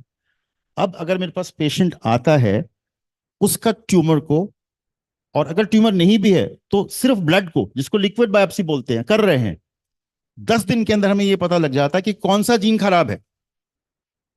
समस्या क्या है? समस्या यह है कि जैसे डॉक्टर साहब ने बताया कि ब्लड कैंसर के अंदर एक गोली दे सकते हैं, लेकिन जो कॉमन कैंसर्स हैं, head and neck cancer, cervix cancer, you name, kidney cancer, liver cancer, etcetera etcetera, इनके अंदर लगभग एक कैंसर के अंदर 100 जीन्स खराब होते हैं और उसमें से 10 ड्राइवर जीन होते हैं. तो कहा यह जाता है कि अगर मैं 10 के 10 जीन्स को टारगेट करूं तो शायद मैं कैंसर को ठीक कर पाऊं. तो 10 जीन तो मुझे पता लग गए, KRAS, P53, PIK3C, ये कॉमन नाम है जो सब डॉक्टर्स को मालूम है, जो लिस्ट में आ जाते हैं. दुनिया में समस्या यह है कि दवाएं जो बनी है वो शायद अभी कुछ ही जीन्स के लिए बनी है और जो कि थोड़े लेस कॉमन है. लंग कैंसर एक उदाहरण है जिसमें कि हमारे पास 10 दवाइयां हैं जीन्स को टारगेट करने के लिए, लेकिन सर्विक्स कैंसर में, हेड एंड नेक कैंसर में, जो कि इंडिया के नंबर 1 या 2 कैंसर्स हैं, ब्रेस्ट कैंसर में बहुत ही कम दवाएं बनी है. तो प्रैक्टिकली स्पीकिंग, अगर आप डेटा देखें, आप लिटरेचर देखें, तो 100 पेशेंट्स अगर आएंगे तो टारगेटेड मेडिसिन, इसको हम टारगेटेड दवाइयां बोलते हैं, because you are targeting a gene जो कि आपके ट्यूमर सेल को ड्राइव करता है, उसको बोलते हैं ऑन्कोजीन एडिक्शन. वो केवल 10 से 20% पेशेंट्स के अंदर है. सो देयरफॉर 80 से 90% पेशेंट्स को आप पर्सनलाइज्ड थेरेपी देना तो चाहते हो, जीन तो समझ में आ गया. और दूसरी समस्या क्या है? कैंसर सेल्स इतने स्मार्ट होते हैं कि आपने एक जीन को टारगेट कर दिया, वो पेशेंट 1 साल चल गया, लंग कैंसर का उदाहरण दें, 12 महीने के बाद उसके जीन में परिवर्तन आ गया. They outsmart the medicine under the pressure of the previous medicine. तो दूसरा जीन डिस्कवर हुआ, तो दूसरे जीन की शायद दवाई है या नहीं है. अब जैसे क्रॉनिक माइलोइड ल्यूकीमिया या लंग कैंसर का उदाहरण दें, तो कैसे साइंस डेवलप हो रही है? सबसे पहले लंग CML में या क्रॉनिक माइलोइड ल्यूकीमिया में इमैटिनिब आई, इमैटिनिब ने 100 में से 70, 80, 90 लोगों को ठीक किया, लेकिन पेशेंट्स एस्केप करना शुरू हो गए, माने उनका कैंसर वापस आना शुरू हो गया, तो सेकंड जनरेशन दवाई आ गई, अब थर्ड जनरेशन दवाई आ गई एसिमिनिब। तो इसी तरह से लंग कैंसर में सबसे पहले जेफिटिनिब नाम की दवाई आई, फिर दूसरी आई, फिर ऑसिमेरेटिनिब आई। तो कैंसर सेल को चेंज कर रहे हैं, तो ये पॉसिबल हो पा रहा है because of the research and development which is happening. और ये डेवलपमेंट इसलिए हो रही है कि कॉम्प्रिहेंसिव जीन प्रोफाइलिंग, या आपको उसके जीन्स के अंदर क्या अल्टरेशन हो रही है उसको समझने की एक इजीनेस है, it's become easy to understand कि कैंसर सेल्स कहां जा रहे हैं। तो हमारे को बहुत लंबा रास्ता तय करना है, we are evolving very very rapidly, लेकिन जरूरत बहुत ज्यादा है समझने की कि कॉमन कैंसर्स के अंदर कौन से जीन्स खराब हो रहे हैं। ऑफ कोर्स मैं ये कहता हूं कि कैंसर्स को कंट्रोल करने के लिए या खत्म करने के लिए there are 5 pillars: operation, radiation, chemotherapy जो कि हम आज से 1945 से कर रहे हैं, targeted therapy, and now the 5th pillar which is immunotherapy, जिसके अंदर हम PD-L1 टेस्ट करके या CPS स्कोरिंग करके ये डिटरमिन करते हैं कि किस पेशेंट को इम्यूनोथेरेपी दी जाए। वो भी एक टारगेटेड मेडिसिन ही है, क्योंकि सबको इम्यूनोथेरेपी आप नहीं दे सकते हैं। तो हमारी एवोल्यूशन बहुत जबरदस्त हो रही है, we are into a very very positive mode, और हम सबको होप देते हैं। लेकिन जैसे कहा गया, there is still a huge element of uncertainty. आप किसी भी पेशेंट को गारंटी नहीं दे सकते हो, क्योंकि हमें पता नहीं है कि ट्यूमर सेल कैसे बिहेव करेगा under the pressure of chemotherapy या टारगेटेड थेरेपी या इम्यूनोथेरेपी। तो therefore time only tells us कि वो पेशेंट कैसा जाएगा। तो हमें उसको होप देना है। आपने कहा कि हमें we have to give them hope, we have to be compassion होना है, एम्पैथी होना है, लेकिन हमें कैंसर से अभी भी डर लगता है, क्योंकि हमें पता नहीं है कि एक इंडिविजुअल पेशेंट किस तरह से बिहेव करेगा। तो ये सब चीजें हमें अपने माइंड में रखनी पड़ती हैं जब हम पेशेंट से, फैमिली से बात करते हैं कि उसका क्या आउटकम होगा, क्या प्रोग्नोसिस होगा, कितनी लाइफ उसकी है। तो ना हम उसको बहुत ज्यादा पॉजिटिव कर सकते हैं, ना बिल्कुल जीरो कर सकते हैं। So you have to give a very, limited and depending upon the type of cancer, of course. अब जैसे CML है, उसमें 90-95% लोग ठीक हो जाते हैं। हेड एंड नेक कैंसर में शायद 10-20-30% लोग ही ठीक होते हैं। So depending upon the stage and all that. So you need to individualize each patient, each family, and depending upon the options available, we have to discuss that what is the likely outcome going to be. Sir, very beautifully explained. There are two things that I can figure out from this. One is आपने genomics की बात करी, and I think it's a very positive thing. Despite not having a cure or a medicine for most of the cases, but at least now we know what we need to produce. Correct. Absolutely. So that is one. Second is, there's a lot of positivity. जैसे हमने बोला hope की बात कर रहे हैं. At least we now know that something can be done. We know that at least हमारे साथ हुआ है या नहीं हुआ है, आगे वाली जनरेशन को ये चीज मिलेगी, इसका क्योर मिलेगा. So there's a lot of positivity and like I said, her challenge में एक अपॉर्चुनिटी बसी हुई है. Since you're talking of genomics, Dr. Dutt, let me put my next question to you. Can you explain how does genetic testing and molecular profiling are used as a guide to the precision medicine and cancer care? मतलब हम genomics की बात कर रहे हैं, हमें पता है, but इसको cancer care के अंदर कैसे use हो रहा है? Precision medicine की बात कर रहे हैं, how do we determine this? And second is, while you're talking about this, since you are in the R&D for making it better, and you're also working with a company which is taking the testing to the people, आपको क्या लगता है कि genomic testing आगे आने वाले time में will it be affordable by everyone? Thank you so much for that question. And I would just want to knit together what the previous speakers have already said. क्योंकि जो सवाल आपने पूछा, that genomic information को, how exactly are we using it for patient care? So we know now that cancer is at the root cause of it, really, a disease of the genome, because it is the genetic mutations which are causing the cells to proliferate uncontrollably. It is those very same mutations which are leading to metastasis. And in very many cases, it is those same mutations which actually cause the cancer to become non-responsive.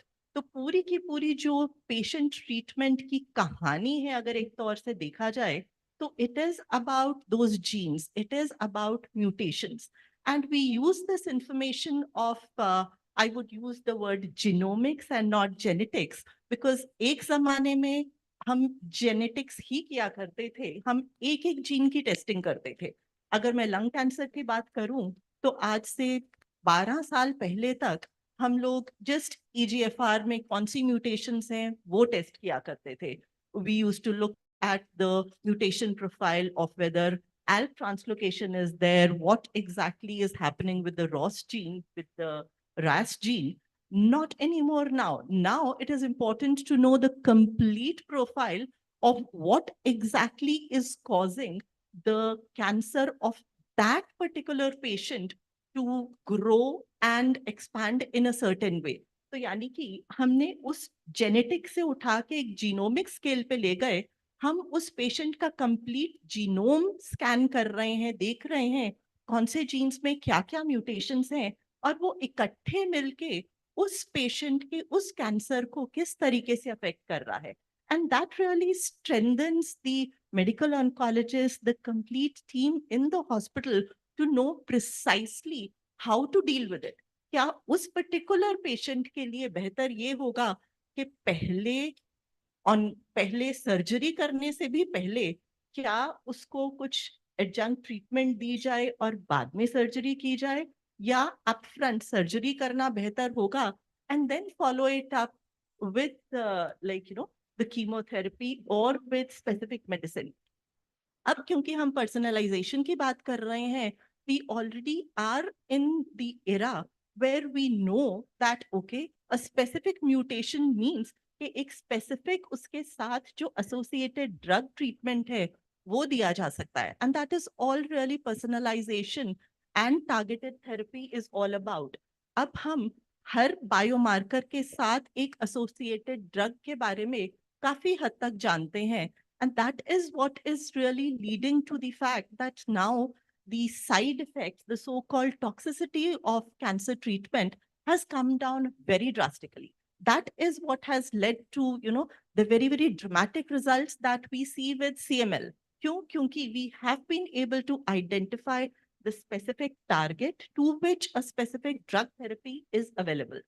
अगर आपने बात करी costing की, in the year 2000-2001, अगर किसी भी एक patient का हम कंप्लीट जीनोम सीक्वेंस करना चाहते थे, तो the costing was a staggering $100 million, which was really unthinkable अगर हम उसको क्लिनिकल पर्सपेक्टिव में सोचें कि कौन पेशेंट उतनी कॉस्ट को अफोर्ड कर पाता.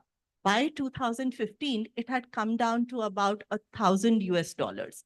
Now, अगर हम पूरा जीनोम किसी पेशेंट का स्क्रीन करना चाहें तो costing would be around $400 to $500. However, from the perspective of cancer, ये कोई जरूरी नहीं है कि हम पूरा जीनोम स्कैन करें, because cancer से related genes हमें पता है by and large for most of the cancers that we are dealing with, for most of the cancers जिनके लिए हमारे पास targeted treatment available है, we are talking about spectrum of maybe 50 to 70 to 100, 200 odd genes.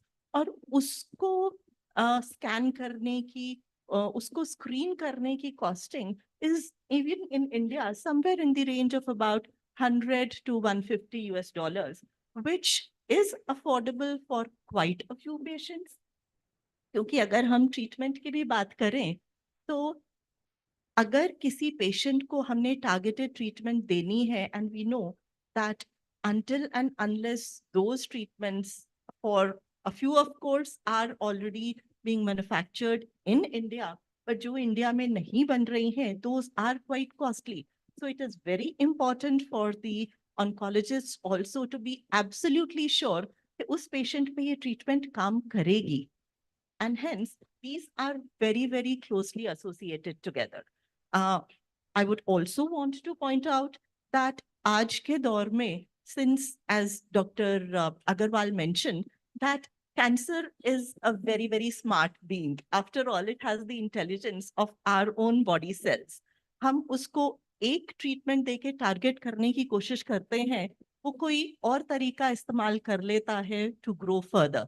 So it's very important that as the patient's treatment is going, if the genotype of the cancer cell is changing, हम उसको बार बार check करते रहें, which we now are able to do so using liquid biopsy. So there are multiple modalities that we now have available with us. And yes, it's quite a hopeful time for us right now. Great. Thank you so much, ma'am. Dr. Toprani, you've come all the way from Ahmedabad, and आपका head and neck surgery is, oncology is the area. And abhi Dr. Agarwal just said that, lung cancer ke liye precision medicine is working well, but we really do not have precision medicines yet available for head and neck. What do you think, where are we headed? जो head and neck cancer के पीड़ित patients हैं, what is the hope for them? And second thing, maybe you can touch upon this, and I'm taking it as a cue from what we just heard. Since genetic testing or genomic testing is now available, the question that people have in terms of कि hereditary तो नहीं है, can it be a pointer towards that? Will it be carried on in the next generation as well? Since we are talking of prediction and prediction being prevention. So can you help us understand this? So at the outset, let me thank you and the business world to have invited me, and I'm happy to have come here today and participate in this meeting. So I'm the only odd man out in this panel. I'm a hardcore surgical oncologist and head and neck surgeon. I specialize, and I'm the past president of Indian Association of Surgical Oncology, which is the core surgical oncology body in the country, and the current president of Indian Society of Oncology, which has all the members as the all specialties as members. Now, the common cancers in our country, if you talk about the common cancers, it's head and neck cancers, and breast cancers, and the cervical cancers, and probably colorectal cancers. The discussion that we have been doing today, the precision oncology, the precision oncology involves the drugs. The precision oncology should include the technique of radiation, and it should also talk about the precision surgery that has advanced. Now we are all talking about the genetic mutations and all those things. Unfortunately, in oral cancers, in head and neck cancers, the main cause for this is tobacco, areca nut, and alcohol. So there is not much progression, as he said, for head and neck cancer, and we are still in business unfortunately, we are still in business for treatment of head and neck cancers. The key is to diagnose these cancers at an early stage. If you diagnose these cancers at an early stage, your treatment outcomes will be absolutely different. Now, talking about precision oncology or surgical oncology in head and neck, for example, earlier we used to do radical neck dissections for all patients. Now we have come down to doing precision surgery for these patients. We do limited neck dissections. And now from that limited neck dissection, now we have zeroed down or narrowed down to even doing sentinel node dissection. So only if the node is positive, if we can find out during surgery, then only we proceed for a major operation. So there is a lot of advances even in surgical oncology precision. So that is for head and neck cancer. The second part is the organ preservation. For example, the preservation of the mandible. And all these head and neck cancers, what has happened more importantly in our country is we all do tumor board practices in our day-to-day clinics. So when a patient comes, we discuss whether this patient needs a neoadjuvant chemotherapy followed by surgery, or surgery followed by radiation, and with or without chemotherapy. So that decision is taken in our tumor board. So the organ preservation leads to improved quality of life. And that also I would term it as a precision medicine. As far as the head and neck cancer is concerned, there is a role for genetics in particularly medullary thyroid cancers, We can detect these cancers, whether they are having a familial traits or not. We can even detect these cancers in children who get these genetic traits as early as 5 years or even earlier than that. And we can even prevent these cancers if we do a preventive thyroidectomy in such pediatric patients. So there have been a lot of progresses in head and neck cancers as far as the precision oncology goes. But the limited role of genetics as far as the diagnosis is concerned. But definitely there's a very upcoming role of immunotherapy, and targeted therapy is already established. So we all were looking for a stage when cisplatinum was discovered in 30 years back. We all thought that we have got an answer to treat all the head and neck cancers, but that unfortunately that has not happened. But some of these cancers in head and neck we treat without surgery. We treat without surgery for pharyngeal cancers, laryngeal cancers, and we are able to preserve the organs. So yes, there have been progress in precision surgical oncology in head and neck cancers also, but this is all interlinked with medical oncology colleagues and the radiation oncology colleagues. Thank you so much, sir. Dr. Bhargav, since you were the odd one out, so I kept my odd question separately for you. We are all talking about the positive impact of precision medicine. We are talking about the genomic testing, how we are advancing to create more survivor community. You know, the only negative that has come out until now is the cost of precision medicine. You know, other than that, what do you think are the challenges that as an oncologist we are facing in the use of precision medicine today? And is there some challenge in terms of that serves as an opportunity to solve that challenge? So why I say I'm an odd man out, I'm a hematologist and a blood cancer specialist and do bone marrow transplants. And probably hematology is the only space where the targeted and precision medicine has been able to swing the curve from 0 to 70 degrees. I mean, we are now saving 70% लोग हमारे बच जाते हैं. और बहुत ही simple example है, cost के जब हम बात करते हैं, ये हमारे माइंडसेट में है cost. The biggest problem now we are facing with the personalised medication is the mindset of the people and the country की बहुत महंगा है. जांच कराई तो बहुत महंगा है.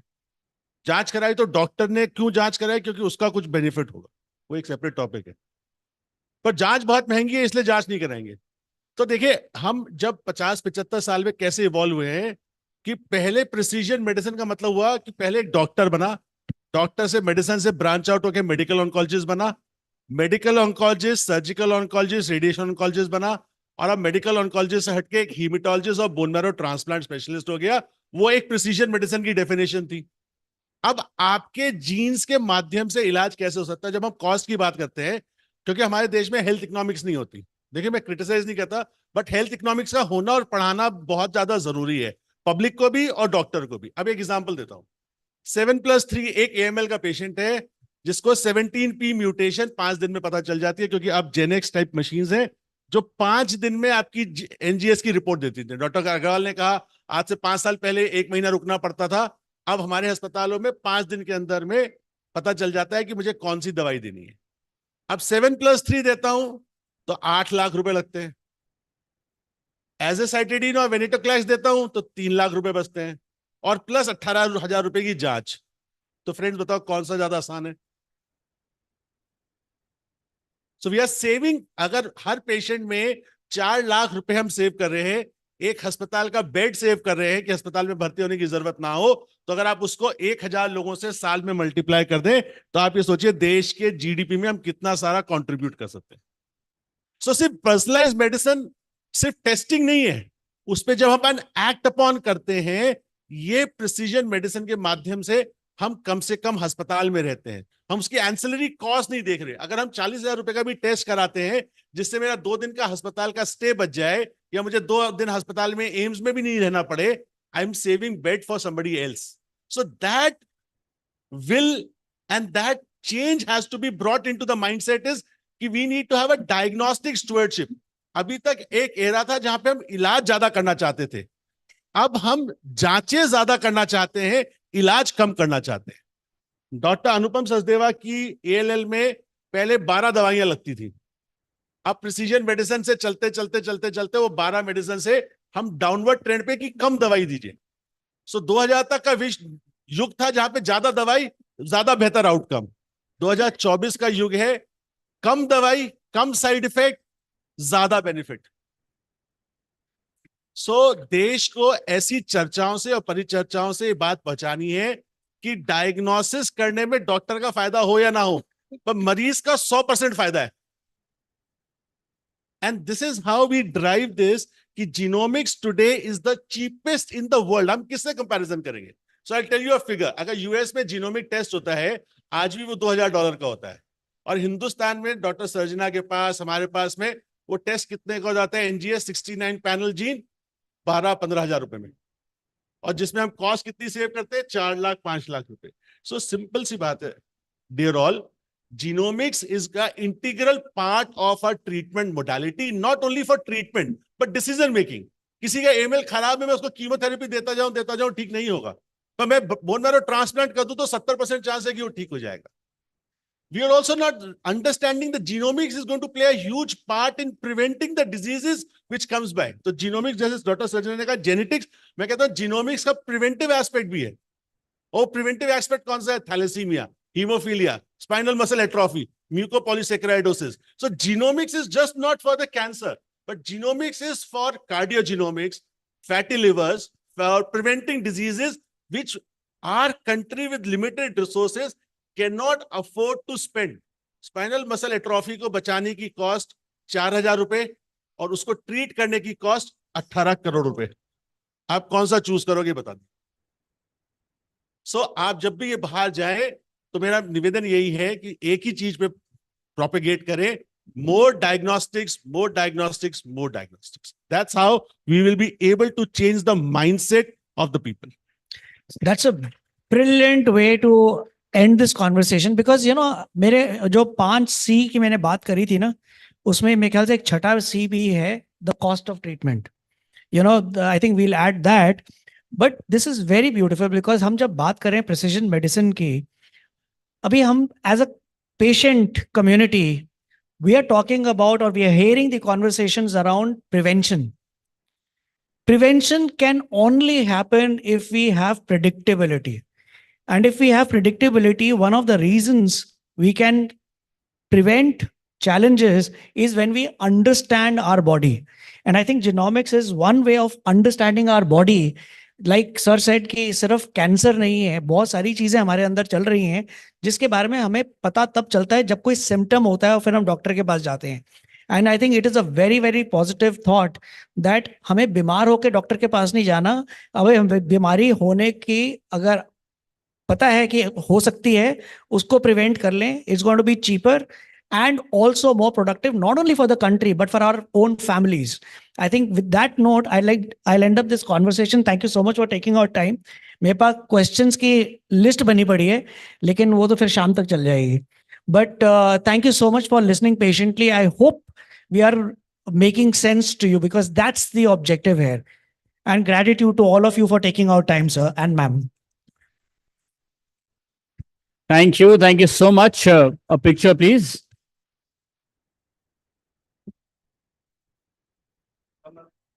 If you have any questions, of course, we have to make sure that you're on time and as per schedule। अगर आपके कुछ भी सवाल हैं, of course, you can try and take them personally on one-on-one basis with them outside।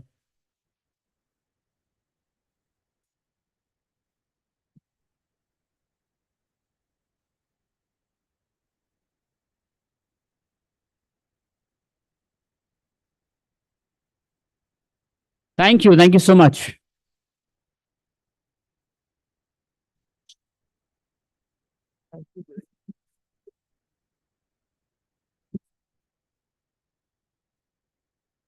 For all the doctors who are coming and taking out time to speak with us, so we have a special, would you want to announce that?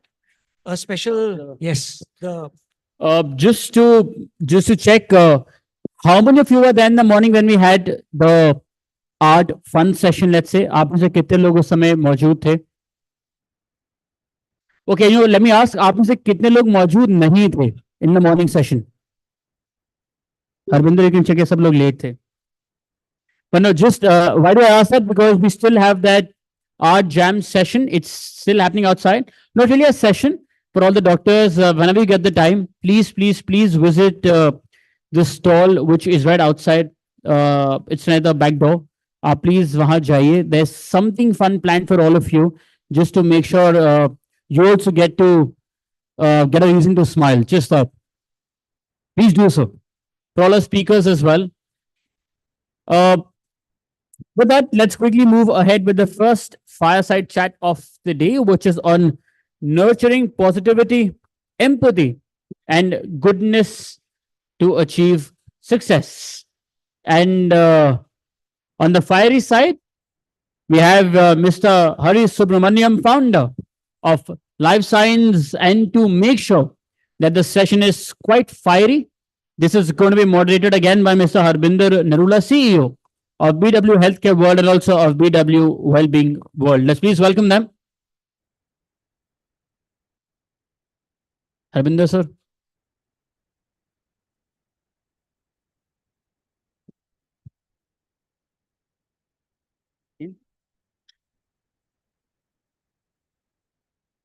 Let's please welcome them, everybody. Mr. Subramaniam and Harbinder ji back.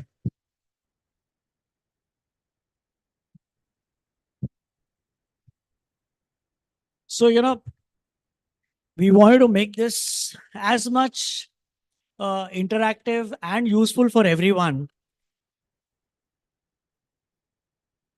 And one of the ways that we can, make it useful is when somebody who's a part of who you are and has gone through situations, वो अपनी कहानी सुनाए. Here's one person who inspires me all the time, and I requested him to fly down from Bangalore to be with us today. How many of you have survived cancer once? Twice? Thrice? Okay, so we have no hands who are saying that they survived cancer thrice. This gentleman is sitting with me, has survived cancer thrice. So I wanted him to come and share his story. And also, when I was talking to a lot of people, Dr. Anand is also here. I spoke to him when I was asking about his experiences of dealing with cancer patients for my book. Hari was also a part of the conversation that I had. And I realized that treatment एक जगह है, treatment सिर्फ physical नहीं है. A lot of it is to do with your mind, right? So this conversation is to understand his mindset of what he went through and how did he choose to survive thrice. So Hari, thank you so much for coming all the way. Thank you very much, Harbinder. When were you detected with cancer for the first time? It's in 2010. I think it's March 2010. And what prompted you to go get your test done? Oh, okay. So I didn't know that I was in a temple. We were trying to do the prostate and we were trying to get up. I couldn't because I couldn't breathe. So, and I had a big lump coming out of my axilla in the right side. So I didn't know what it is. So we went to a hospital in Colombo. It happened in Colombo, Sri Lanka, during my business visit. So we went to the nearest hospital. Till that day, I never stepped into an hospital. Till that day, that's till 2010. Maybe I would have gone to see somebody. I would have gone to meet or help my parents sometime. That's the first time I'm going into a hospital for myself. So I don't know any of the jargons they normally use, malignant, non-malignant, this, that, your biopsy, nothing. I don't know meaning of any of this. So when they used a lot of jargons, so I was a bit scared. So then I called a friend of mine in India, in Chennai. He said, fly down, let's see what it is. So all this started in 1st of March 2010. And by end of March, I was diagnosed malignant. And so Hari, when the doctor told you that, Hari, it is cancer, you're dealing with cancer, what was the first emotion that got triggered? What happened? So normally you don't hear something like that. So it takes time for that to actually hit you. So obviously first is fear, followed by questions. Why me? I think all of you, most of you have come across, its first question is why me? And later I realized fear is the first kicker.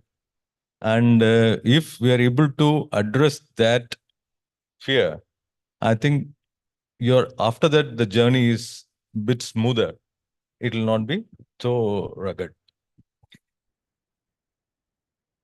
Fear was the first thing. How many of you experienced fear as the emotion when you were told that you're dealing with cancer? Okay. Did you ask the doctor, how long will I live? Was it a question that you asked? No, before that he himself kind of said it's stage 4, so will be the trajectory. He didn't directly tell me that this is the time you have, but indirectly he said you go finish all this. So this is the time we will see when you reach the 6th chemo. After this we will see kind of. So then we will start maintenance and all that. So you understand what he means. And what was the treatment that was administered to you? And how long did it take for you to know that you are free of cancer? I had the full package: surgery, chemo, and radiation. It went on for about 7.5 months.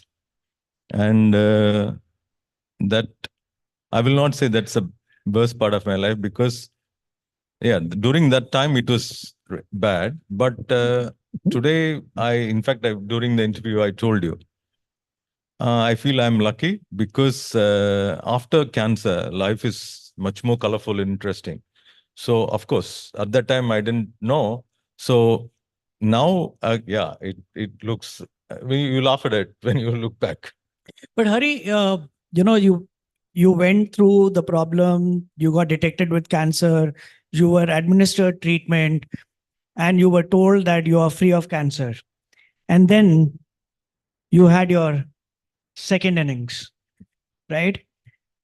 Did your faith in the treatment go from hair to hair?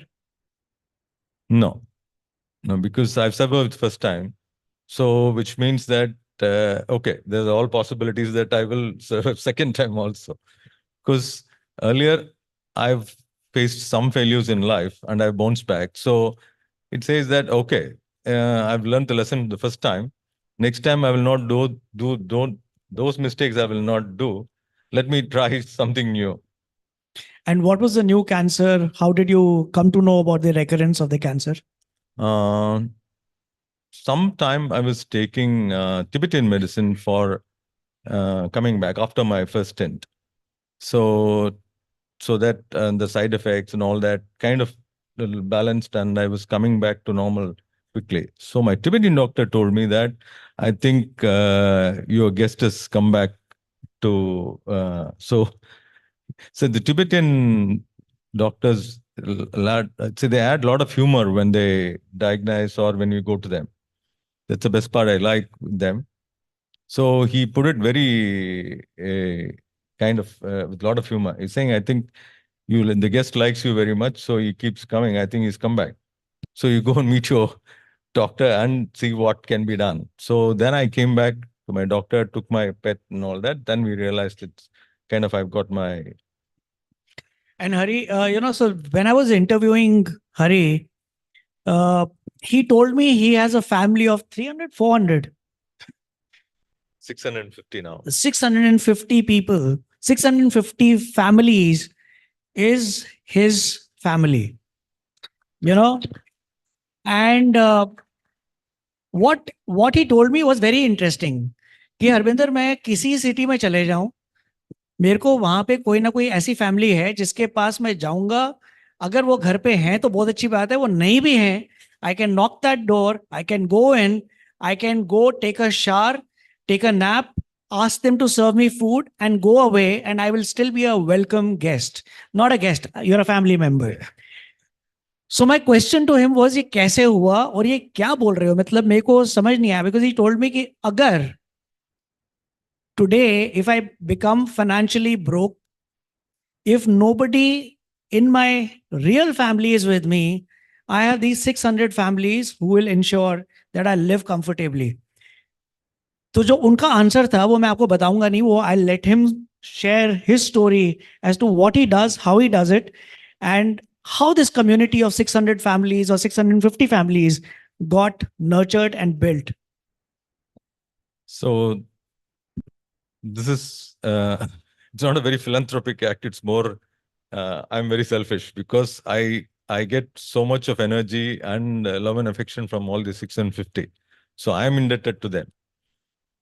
This happened because during my first treatment, there are about 7 people who had the same cycle. So they come for chemo every 3rd week or 4th week. The same time we all come for chemo. So I'm lucky. So though the treatment was bad, side effects are there and all that, I've been a humorous guy from my childhood. So I never like to be in a sorrow state of mind for a longer period of time. So I like to watch comedy, jokes, this. My friends keep coming. I noticed all other people, they're lacking. Only the family is there and always there is sadness in their face. So I go and sit and talk to all of them we were in the same hospital and keep going to the same hospital. So I go sit with them, talk to them, make fun of their husband, wife, children, and all that, ask some questions. So kind of they started liking it. I could see from their face, so they started treating me like they bring food because I'm a foodie. So they know, so they used to bring food when that husband or wife comes to see the patient. And it kind of worked well for all 7 of them. Still, they treat me like a family member for anything. It's been now 14 years. They call me. I think the first set of people, they used to call me for every damn thing. So that beginning, so I could see then one of that patient, their relative got, so they called me and said, can you come and talk to them? Just like that. I said, fine. So I went to meet the friend relative. So I started talking. After that, the husband called me and said, my wife is feeling very good. She's feeling very confident. So can she call you anytime you want? I said, please call me anytime you want. Like this started. So that became an addiction to me. So the 650, most of the time it's my driver will say something. My neighbor has got this. So I've gone to the driver's place, met the neighbor. Like this, most of the time it's my interest I go, not, as I say again, it's more of my selfish interest and I feel very happy doing it. So I do it. This is brilliant because, one of the things, I mean, he's a very modest person, very humble person. He in fact, he was into software development, software exports. But after he got treated with cancer, based on his experience in the healthcare industry, he started a healthcare technology venture. But that aside, what he does, when I was talking to him, I said, how does the support group work? Because what I understand is someone who's a cancer survivor is a support to another cancer patient, right? So I said, do you take calls? Do people call you? And he said, Harvinder, in this era of virtual conversations, I don't get onto Zoom calls. I don't pick up the phone and talk to people because I know कि मिलके ही बात होती है. So whenever he receives a call, he gets a ticket book, takes a flight, meets the person.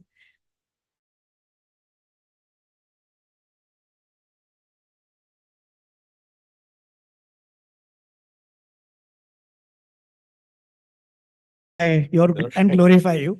But what I really want to understand is, during your experience as a cancer patient, not as a survivor, what is it that you felt the doctor needs to do differently? can you voice the concern of a cancer patient and share with us today? What do you think that the doctors should do differently when they're dealing with cancer patients? So if you pamper, normally we show a lot of empathy, and you pamper the patient, the relatives, attenders, protect the patient or pamper. I don't know what are the words to use. I feel that makes the patient more weak. So one of the doctors who treated me always says, what should I do? They say, do this, eat like this, and send all your relatives out of the house. So that's what he's saying. He will say always. So I also say that make the patient feel normal. Please don't pamper him. That makes the patient more weak. And the fear kind of aggravates when you're pampered or when you're protected. So push them out, push them into the water, let them swim, let them be normal. I think the recovery is much faster. That's what I've seen. That is one way of looking at it. True. Yeah, it's not worked for everybody, but most of them it has worked so far. I've seen. Yeah. So what happens is that we were talking in the morning, and one of the things that I mentioned was that there is positivity and there is toxic positivity. People around you who come and tell you that, you should remain positive, acha socho, and acha hoga, attract positivity. And you're like, listen, you don't know what I'm dealing with, right? So don't give me all that crap. But these are all well-meaning people. They are talking to you to give you strength. So they are wanting to do good to you. What is your message to the caregivers who are around or in the immediate proximity of a cancer patient? What is it that they should do that allows them to think well for you, to fulfill their desire to have you survive? But what is your suggestion that how should they do it? So as I said earlier, in my case, I was able to pick up faster and run because a lot of my friends visited me. Friends meaning my schoolmates, my college mates visited me. They all have seen me always happy and happy, humorous. That's how they have seen me always. So they came, from the first time they came and met me, it's always been school jokes, college jokes, and nothing about, hey, you're all right, this, that, nothing, no courtesy conversation. It's been like you picked up a thread from those days. So that helped me a lot. So I feel you, the caregivers or attenders, make the patient feel normal. Don't make them feel like a patient. Again, don't pamper them, don't protect them or do anything. Okay, help them. Okay. Let them travel. Say, for example, of one of the 650 families, that guy must be 65 plus. When I met, he wanted to learn music. In his childhood days, he couldn't. So his friends came, took him. He was with a bag and all. That's very difficult for him to move. But they made him, one of his friend will come every day, picks him up, takes him to a music teacher. He started learning music at 66 or something. Like that, one old lady, her granddaughter, every day used to take her for painting classes because she likes painting. Okay. She will leave her there, leave a bottle of water, not go and, hey, boy, you're all right, fine, nothing she'll ask. If it's something you're going across, let you go across, you come out of it so that you get that strength and you feel normal. At least you'll try to feel normal. So I'm saying you don't abandon them. Same time, don't keep protecting them. You make them feel normal, help them to do what they like to do. If they want to travel, go with them. In fact, I keep telling them, you travel on your own. Okay. So the benefit of being a cancer patient is you can tell the air hostess, I'm a cancer patient, so you'll get an aisle seat or a window seat. You might be sometimes pushed to business class also. So use all that and travel. You might sometimes puke. First time when I traveled, I shortened my trouser because I couldn't control. But I waited for all patients to get out. Then I slowly got out. But that next time, I know what to do. Okay, so when I travel. But that gave me a lot of strength. It didn't make me drop the ball. So it gave me a lot of strength. So I know what to do when I travel next time. But I'd like to travel alone. So that gives you more strength. So I'm telling, please don't make them feel very low and weak. Push them into the water, let them feel stronger. Support them from they make sure that they know that you are there to support them when there is something wrong. But let them do their work on their own. Actually, you're right, because, I remember my mother was detected with cancer, and for about a day, 48 hours, I was, I did not know how to break the news to her. But our attitude towards them, because, you're overprotective, you don't want to lose them, you want to do all good things for them. She was like, is there something wrong with me? So I think, we kind of send that message so clearly. Hari, we all know we have a expiry date. We all know it, but we don't think about it. We have not thought of death. Cancer is one condition, one disease where you think of death, whether you like it or not. It does come as a question in your mind. And when you survive, you know that you have defeated death this time, right? But you have thought of death. How does this thought change your mindset? How did you change as a person before you had cancer versus how you are now post detected with cancer? I think I told you during the interview also. My life has been really, really colorful and entertaining, wonderful after my cancer. You must define, because people will start assuming a lot of things when you say you have a colorful life. Yeah. Yeah, I meant that.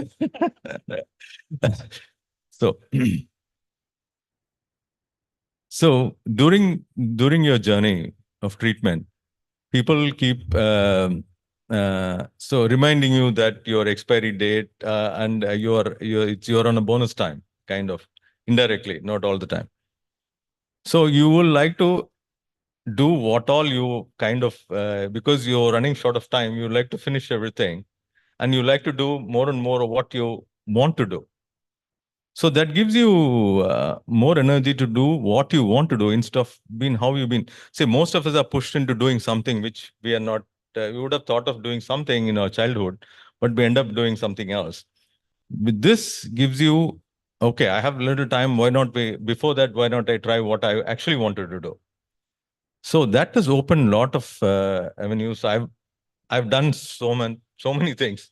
And after my 2000, with the last 14 years, I've traveled almost 30 countries, and all not say Africa, in South America, and you will go and meet people without any mission. That's what I've done, and that has broken all that your entry barrier or you're shy to do something, image.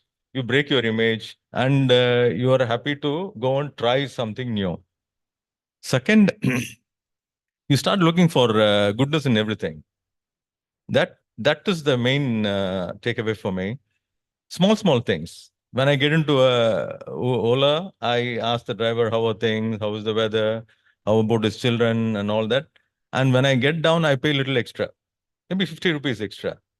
That smile makes you so happy. Okay. So these things you don't do saying, okay, I'm the God in you, kind of, nothing like that. You do because you like doing it. That's the difference I've seen. Earlier, when I give something extra, I feel the God complex. Oh, I'm giving something extra, I have more, I will be giving extra. But after this, I always feel I do it more for my happiness. I don't do with that God complex. So that makes it more and more, it's like a snowball. I'd like to do it more. So it's been a nice journey after that. Awesome. जब मैं छोटा था ना, तो मेरी आदत थी कि what I was eating, and if there was my favorite vegetable or a dish that was in my plate, I would keep it on the side and कि ये last में खाएंगे, because you know the aftertaste should remain. And suddenly my younger sister would come and take that out of my plate and eat it, and I would feel really bad कि यार ये तो मैंने बचा के रखा था आखिरी में खाने के लिए. You know, but listening to Hari and some of the other people here, I've known some of you, I've known your stories. What inspires me, and this is an inspiration not just for fellow cancer survivors, but for anyone who's not even dealing with cancer. Enjoy life while you can. You don't have to have cancer to make you realize that live every moment. Okay, so that's a big takeaway. And I think, you know, Hari, I'm sure you would agree, has got an inspirational story, and there's a lesson that we can learn. And I'm sure it will inspire everyone around here. He's going to be around during the day. Please meet him. Have any questions, please ask him directly. He's someone that, you know, you will enjoy knowing. Thank you so much, Hari. And thank you so much, everyone. Thank you. Thank you very much. Thank you.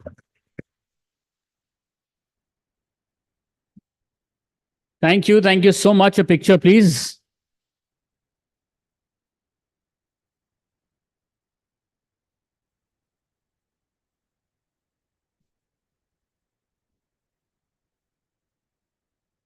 Thank you. Thank you so much.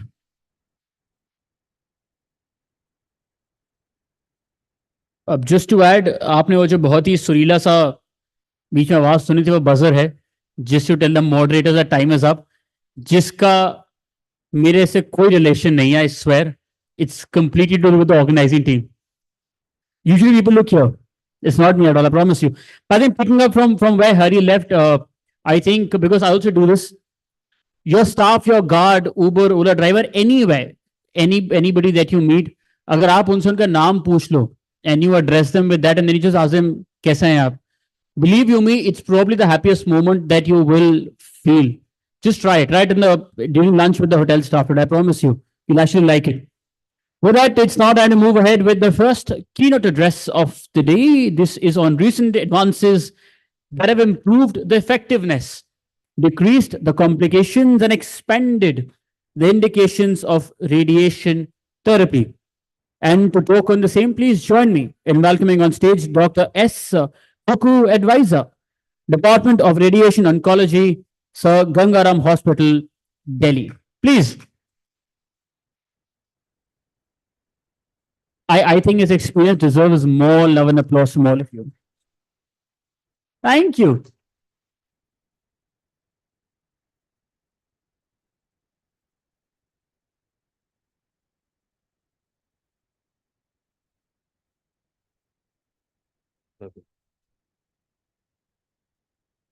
So good morning, ladies and gentlemen, and thanks to BW Business World to give me an opportunity to be here with you this morning. Many of you know about radiation therapy, and many of you must have undergone radiation therapy.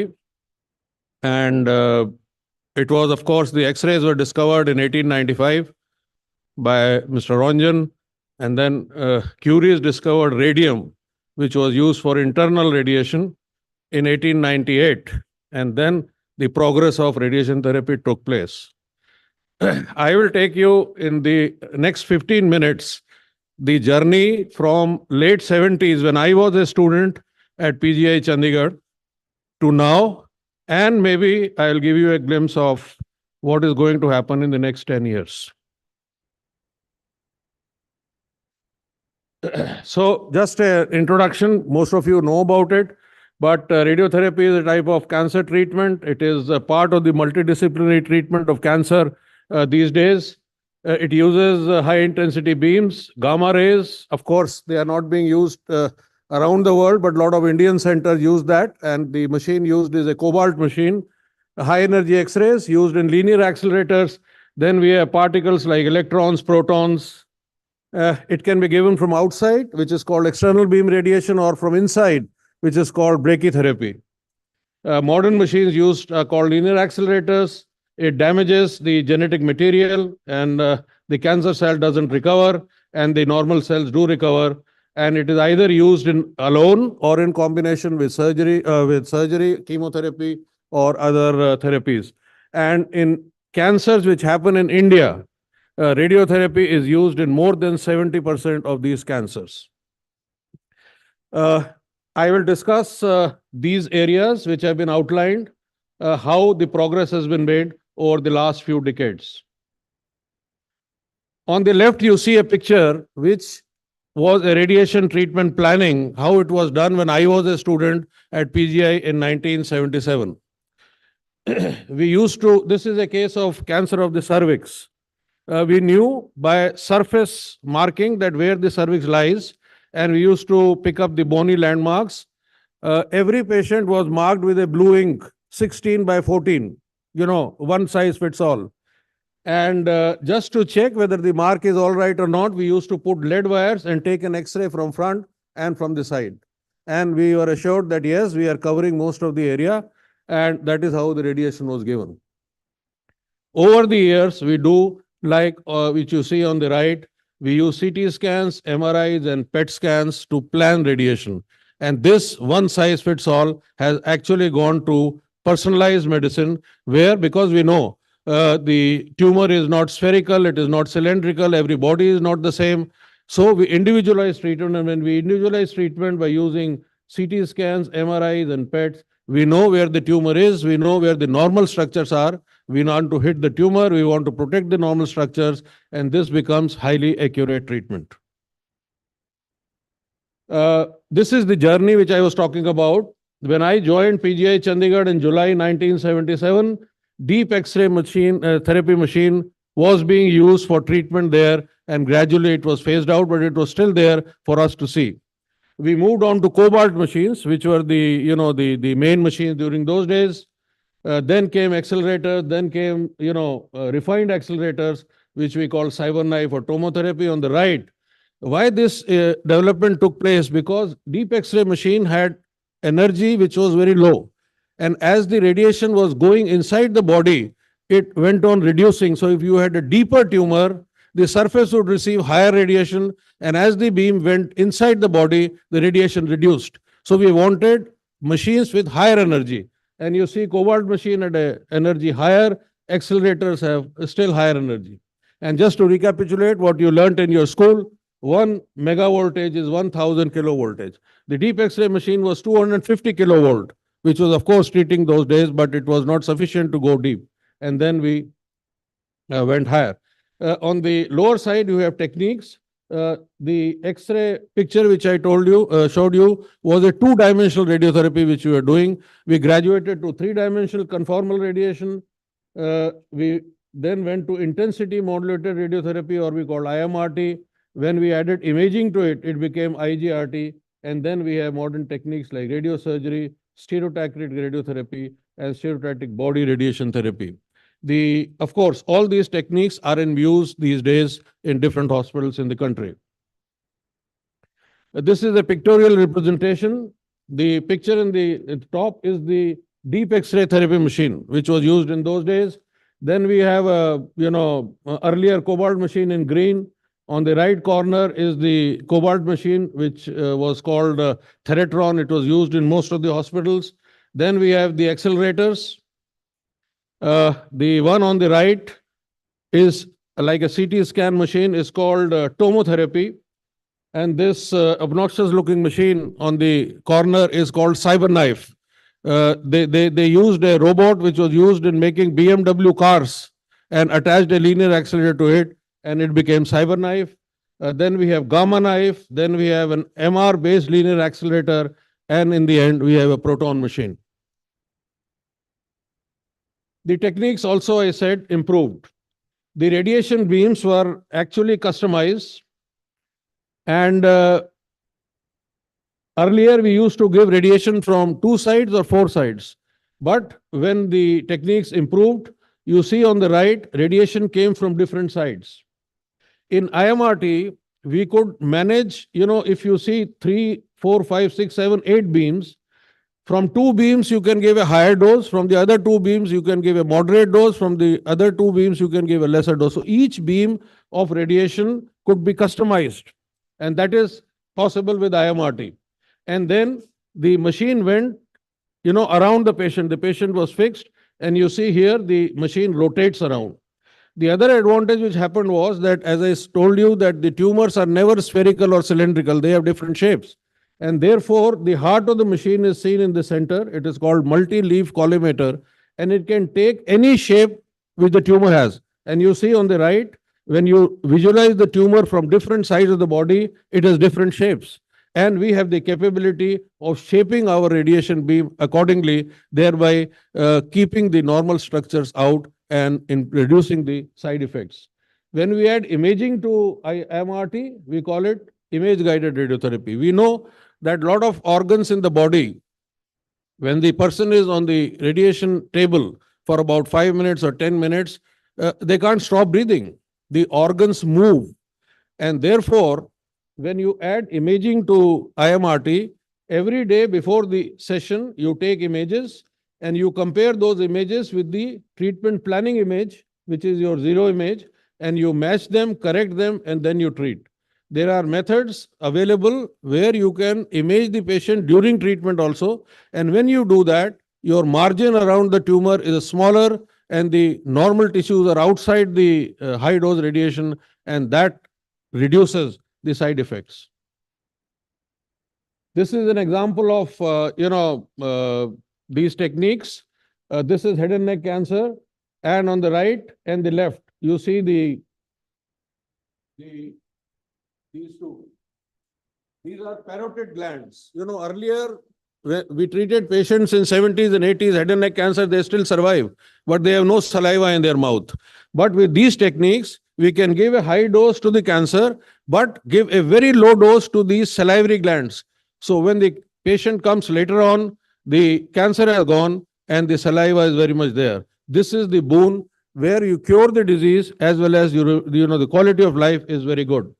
Similarly, in the center, you see a brain tumor, and the heart-like structure in the center is brain stem, which is very, very sensitive to high dose of radiation. Brain stem has a lot of functions of the body. So if you keep the radiation to brain stem low, then your side effects are very low. And that is possible. The area in orange is the tumor which is getting a very high dose, and the brain stem you see is green and blue, which is a very low dose level. This is possible with these modern techniques. The picture on the right has 3 metastases in the brain. You see they are getting high dose. The rest of the brain is free of course, not free of radiation totally, but very, very low dose. This is a picture on the left, cancer of the prostate. Prostate is in red, and the rectum, which is behind, and bladder in front are getting lower doses. This is what we do with the center image in cancer of the breast. You see the heart and the lung is receiving a very, very low dose, whereas the tumor in red receives the maximum dose. The beauty of modern techniques is shown in the diagram on the right, where in the same field, one area is getting 90 gray, the other is getting 65 gray. So gray is the unit of radiation, whereas an area which is very close by receives less than 20 gray or less than 10 gray. This was never possible by techniques earlier, but this is possible with the modern techniques which we use these days. And this is just the data. You see the grade 1, you look at grade 2 and grade 3 toxicities. When you use IMRT, they are drastically low as compared to the 3D conformal radiation.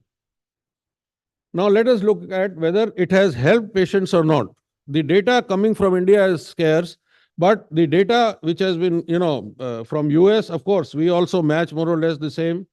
But you see the death rates have gone really down over the years. If you can see the from 1930 to 2020.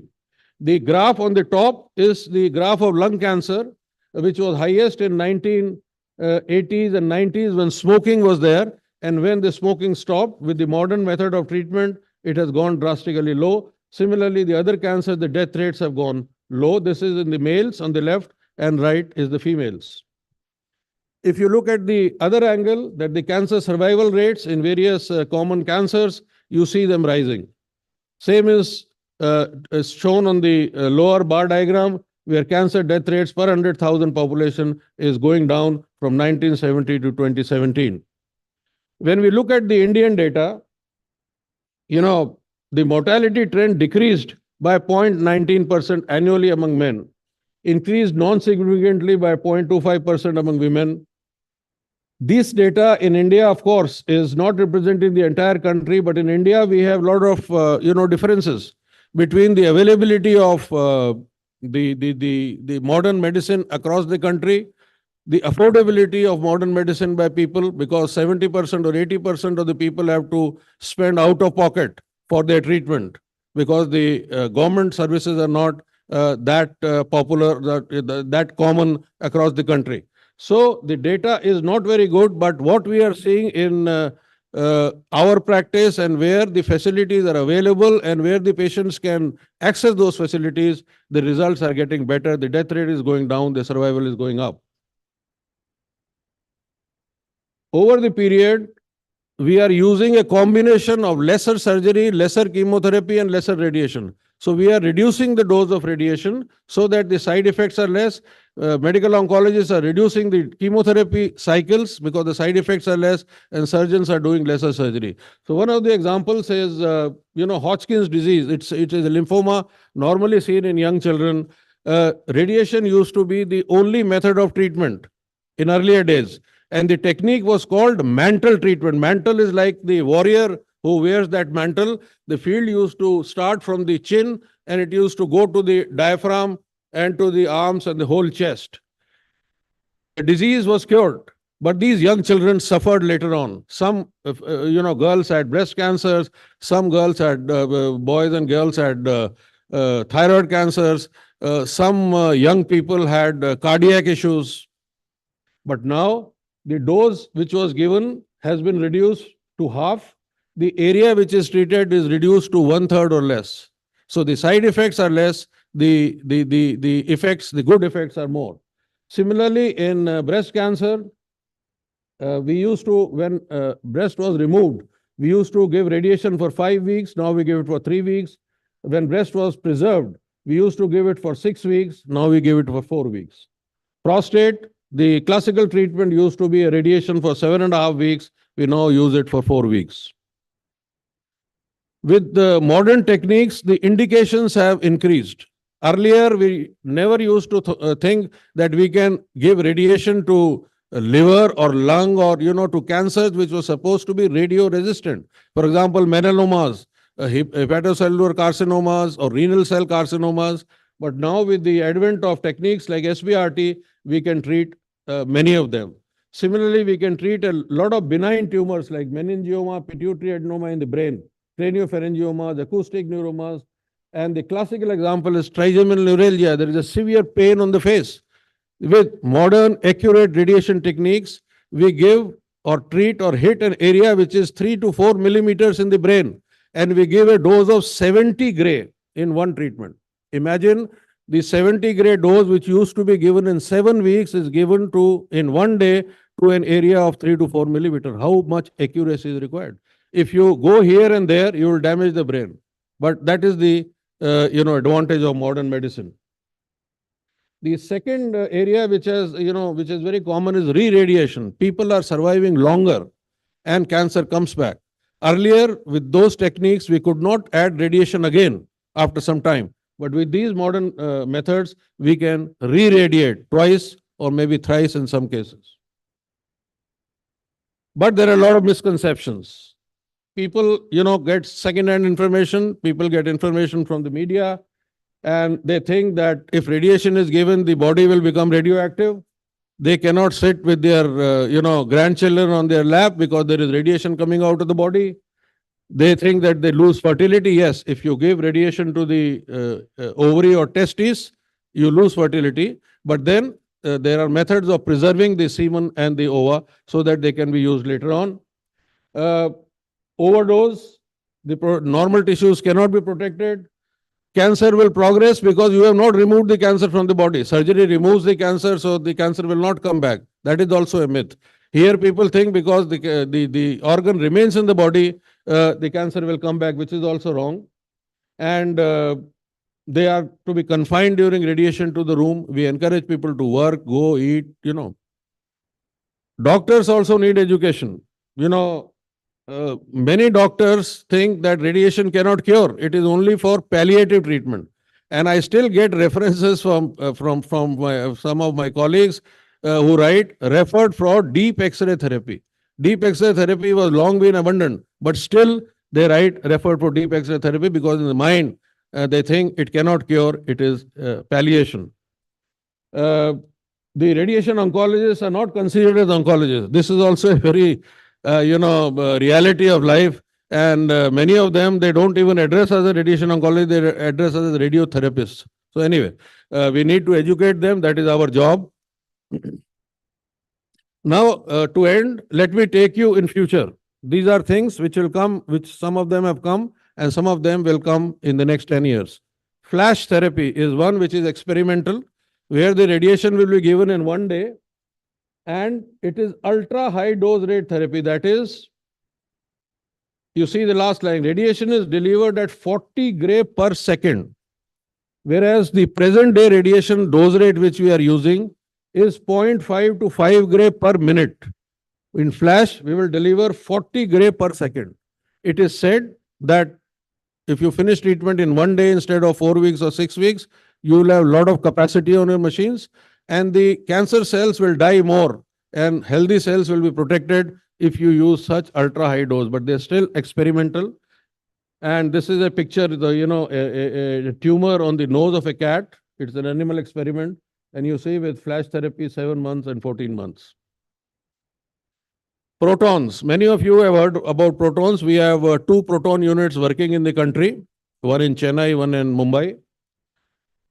The systems are very, very heavy. They need building size of the football field.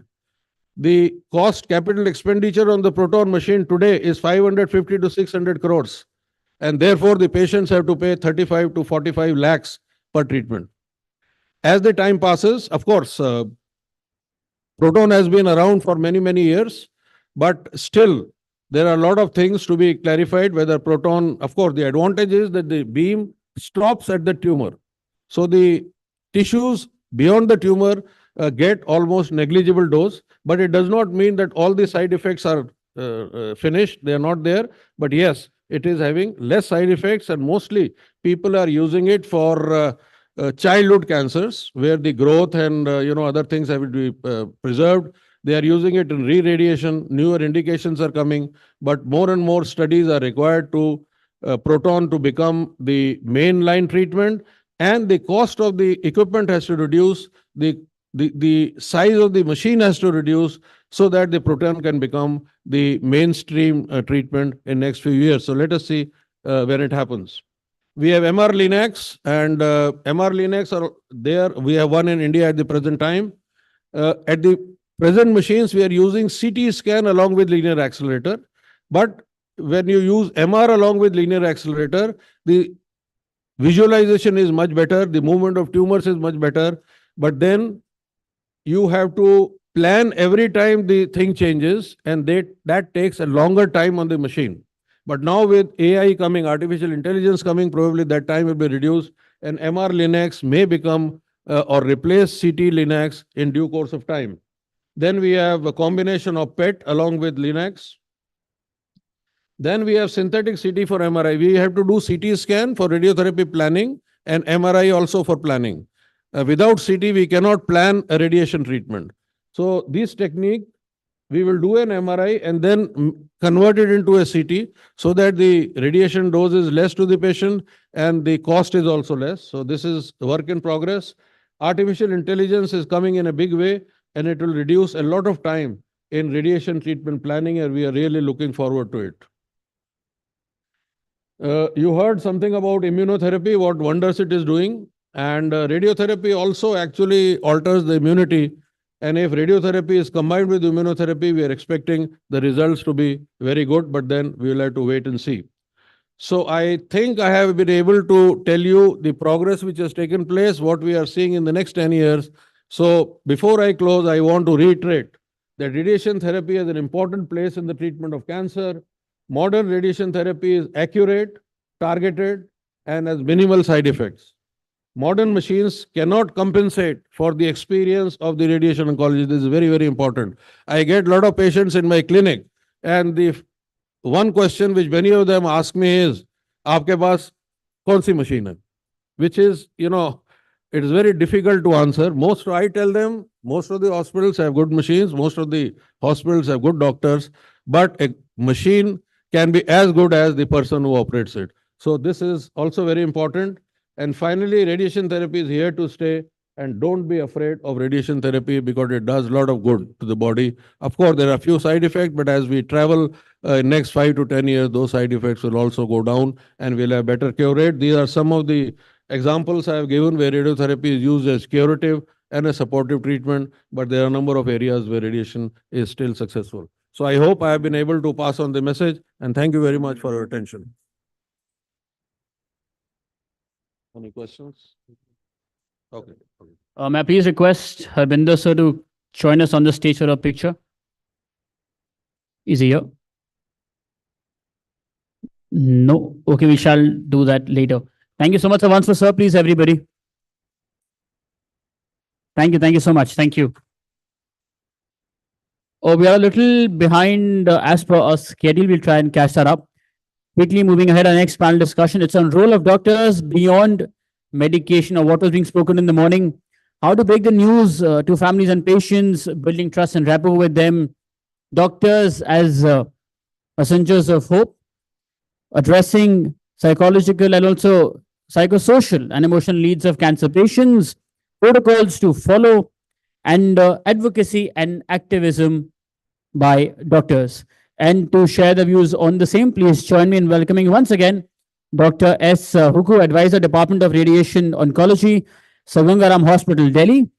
Joining him is Dr. Vishal Rao, Director, Head and Neck Surgical Oncology and Robotic Surgery, HCG Cancer Center, Bengaluru.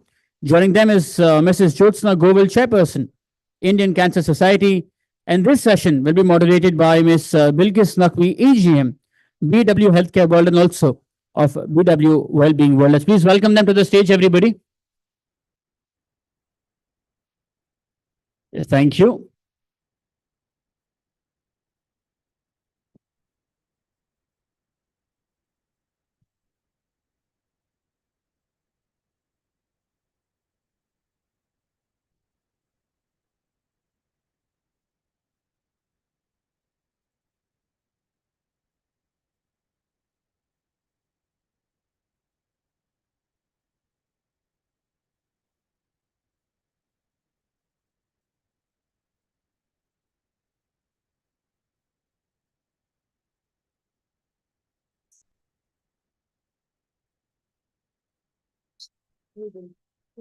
Good afternoon, ladies and gentlemen.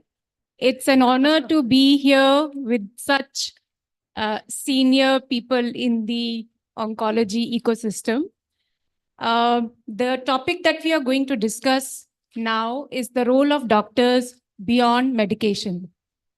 The word doctor brings a lot of words in our minds, right from hope, treatment, medicine, dedication, courage, diagnosis, you name them. Sir, I'll start with you, and I would like to ask the question that the most important thing when anybody hears about cancer is how to tell the person. We have already discussed it briefly. I want to understand from you that are there any protocols that the doctors follow, and how to break the news to the patient and family so that there is some kind of hope that remains? You see, there is no fixed formula for this. Unfortunately, what Dr. Anupam said in the morning, we are not taught about it in the medical college, how to do that. Because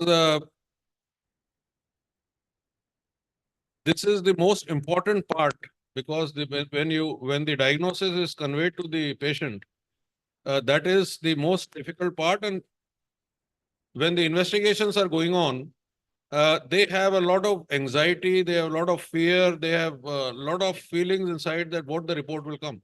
And when the report comes and you have to tell them, it's the most difficult part. Now, 20%, 25% of the family will come first. They will say, don't tell the diagnosis to the patient. Now, I have a different view because if the patient is very frail or, not educated at all, probably you tell little bit. If the person is educated, you have to tell them the total thing, because if you tell them the truth, their acceptance of treatment, because it's a long treatment, it's not a 1 day or 2 day treatment, is much better. So my job is to tell them. Now, if the disease is early, there is not an issue, because everything is positive. We tell them the results are good. We have the things to treat. Side effects are much less. But the two difficult situations are when the disease is advanced, or you have a tumor where the outcome is very poor, like brain tumors. We have not made any progress. Or it is a recurrent cancer. Those things are difficult areas. So my policy is to tell the patient what we are going to do, what we have in store, but don't discuss the outcome, because that will be a very depressive thing. So call a responsible after the discussion is over and tell the truth to that responsible family member, so that there is no, we are on the same page.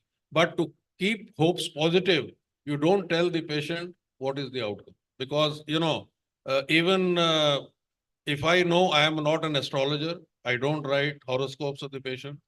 If there are some people who say that he will survive for 3 months or 6 months, that may not be true. So those things should be avoided. You should only say that good or bad, but discuss with the family member, not with the patient.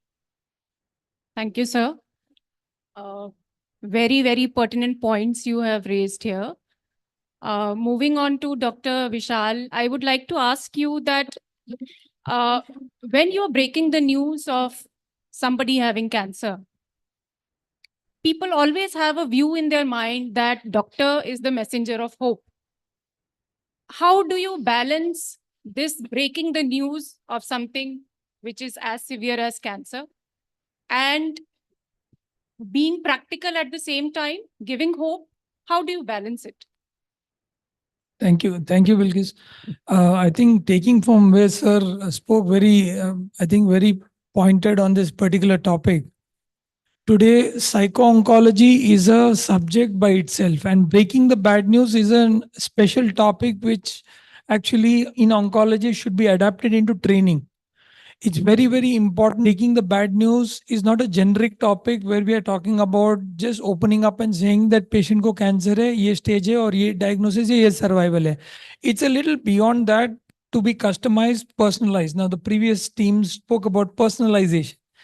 Even here, based on the socio-economic status, based on the understanding, I think it's very, very important to understand and give right information. Now, this has social connotation, emotional, spiritual connotations, psychological connotations. This has legal connotations. And we faced all dimensions of it. I'm sure all the senior oncologists here must have faced all dimensions of it. Like a lot of the times, like Sir said, some of them come and say, okay, please don't inform the family, inform the patient about the diagnosis. That has legal implications also if it's an adult. The similar way, the aspect of if the person is completely unaware about the entire thing and based on the psychological status of the person, if he is about to break down. So it's important for us to consider all dimensions of this particular thing, and breaking the bad news or breaking this particular news of cancer. The diagnosis is an important art that has to be taught, and there are techniques. And it's always good to learn this and spend some time with the psycho-oncologist to talk about these topics. We have a separate psycho-oncology department in our chain, but we do spend time with them learning, and that learning teaches us a lot about our mistakes sometimes. They give us perceptions about what the patient felt when we opened up a news in a particular way, which has helped us relearn. And I would like to add one more point here with regarding to hope, and that's a strange thing that I have found. You see, all that a patient in cancer lingers is hope. He strongly holds on to hope, and that's a very important, powerful tool for him. But it's a double-edged weapon. Now, I always feel it's very important that we are living in an era of informed decision. We are not living in an era of empirical medicine where we are going to tell him this is the treatment, this is the outcome, it's an era of informed decisions wherein we give the necessary information to the patient, and based on that he has to evolve and we have to handhold him in this. And that's again a place where psychological support, psycho-oncological support has to be assessed and given. One single experience of mine which has always been counter to what I had always thought was, we did a small study with a questionnaire. We called it the 21-gram questionnaire. Actually, it was based on a very funny theory of the weight of the soul. So with the psycho-oncology department, we actually did this. And one of the most interesting finding in this, which we found, was the power of negative thinking. I mean, it was very strange for me to see this, that we always talk about the power of positive thinking. Har waqt socho ki acha hone wala hai, sab positive hone wala hai. But this small study that we did showed the power of negative thinking. And I was finding it very strange on why this group of negative people who think negatively are doing so well. So when we analyzed it a little further, what we found was a very strange thing about this group of patients. And all of us must have seen that group of patients who come and say that they are generally unhappy. Like, he's doing well, he's doing very fine, he's living 5 years, but he's still unhappy. He's saying, "वो ठीक नहीं है, ये ठीक नहीं है, sir, वो बीमारी वापस आने वाला है, मैं मरने वाला हूँ." Things like all the time negative. And I used to wonder, why is he so negative all the time? He's doing so well. So when we analyze this subset, this is only a small subset. I'm not trying to make a big conclusion, but I'm saying that this particular group had the least expectations and the highest acceptance. And I think, so they were not really negative thinkers in the true aspect of it, but it's a very important thing for us to understand. If you can understand these two terms, what are his expectations and can he accept the things the way he is? These are two things that can make a large difference in positive and negative thinking. I found extremely positive people who say कि कुछ नहीं होगा, मैं 3 बार pray कर रहा हूँ, सब कुछ हो रहा है, but he succumbs to the disease, correct? Now, positive thinking or negative thinking, like sir said, we are not astrologers, does not lead to a necessary desirable outcome. But what leads to an outcome is the acceptance you have and the expectations that you build up with, which is very integrated, important with the counseling of it. One to add. You see, it is very unfortunate, and many of the people sitting in the audience will, vouch for it. The slots in the outpatient department are 10 minutes, 15 minutes, appointment slots. And when the doctor becomes international, the slot becomes 5 minutes or 6 minutes. Now, whenever the patient comes for listening to the diagnosis, I make it a point that I give them, instead of 15 minutes, maybe 30 minutes or more, because there will be a lot of listening from the patient. I can tell anything to the patient, but the patient will talk more. And the more he or she talks, the more comfortable they will be. So most of the corporate hospitals, I see slots of 5 minutes, 10, patients are sitting outside and you have to hurry because, so that is one thing, you have to listen more. And if you listen more, it is easier to pass on the message. Very, very valid point, sir. Ma'am, you want to say something? Yes, I've heard a lot of doctors say that people ask, how long do I have to live? And the question in my mind always comes is, doctor, how much time are you going to give me to talk at that appointment? I can live 50 years after that, but I need to talk to you and get information. And if you say, I'm only talking to you for 3 minutes, and then my assistant will take over, that is communication. It has improved. There's no question. It has improved from, I've been around from 1985. I've listened to patients who come and complain. We've been in the hospitals. It has definitely improved. I think communication skills of doctors is improving because everyone's bashing them about it. But time is of the essence also. Actually, you see, the modern medicine, it is not criticism. I am also, part of it. The modern medicine has become quantitative. It should be qualitative if you want to be good, but it has become quantitative. Quantitative is good because SOPs are there and, you have the data, and to run a place, it is very, very good. But unless it is qualitative, things will not improve. And there is a lot of pressure on the doctors to be quantitative. but they have to be qualitative if they have to be, if the patient has to understand what they mean. Thank you so much, sir. My next question is to you, ma'am. And because Indian Cancer Society is such a large organization, and we are fortunate that today, I think there are people listening to us because of you in Canada and US also. Yes. We know that Indian Cancer Society has very good reach in rural areas. So I want to understand that organization like yours, how do they help people in rural areas, and what is the message that goes out? What is their expectations in rural areas from the doctors? More than the medication part and treatment part, what do they expect? Bilkis, I won't pretend that we are well spread out in rural areas. Like most urban-based organizations, our strength is in the cities. But I would like our survivors to please stand up. Can you stand up, please? ICS volunteers. Can we have a round of applause, please, for all of them? Thank you. And the reason I've asked them to stand is because many of them have come from Mofussil areas outside of Delhi. People have come from Meerut, people have come from Saharanpur, people have come from various parts of townships outside of Delhi. It's not rural yet, but we're getting there. Yeah.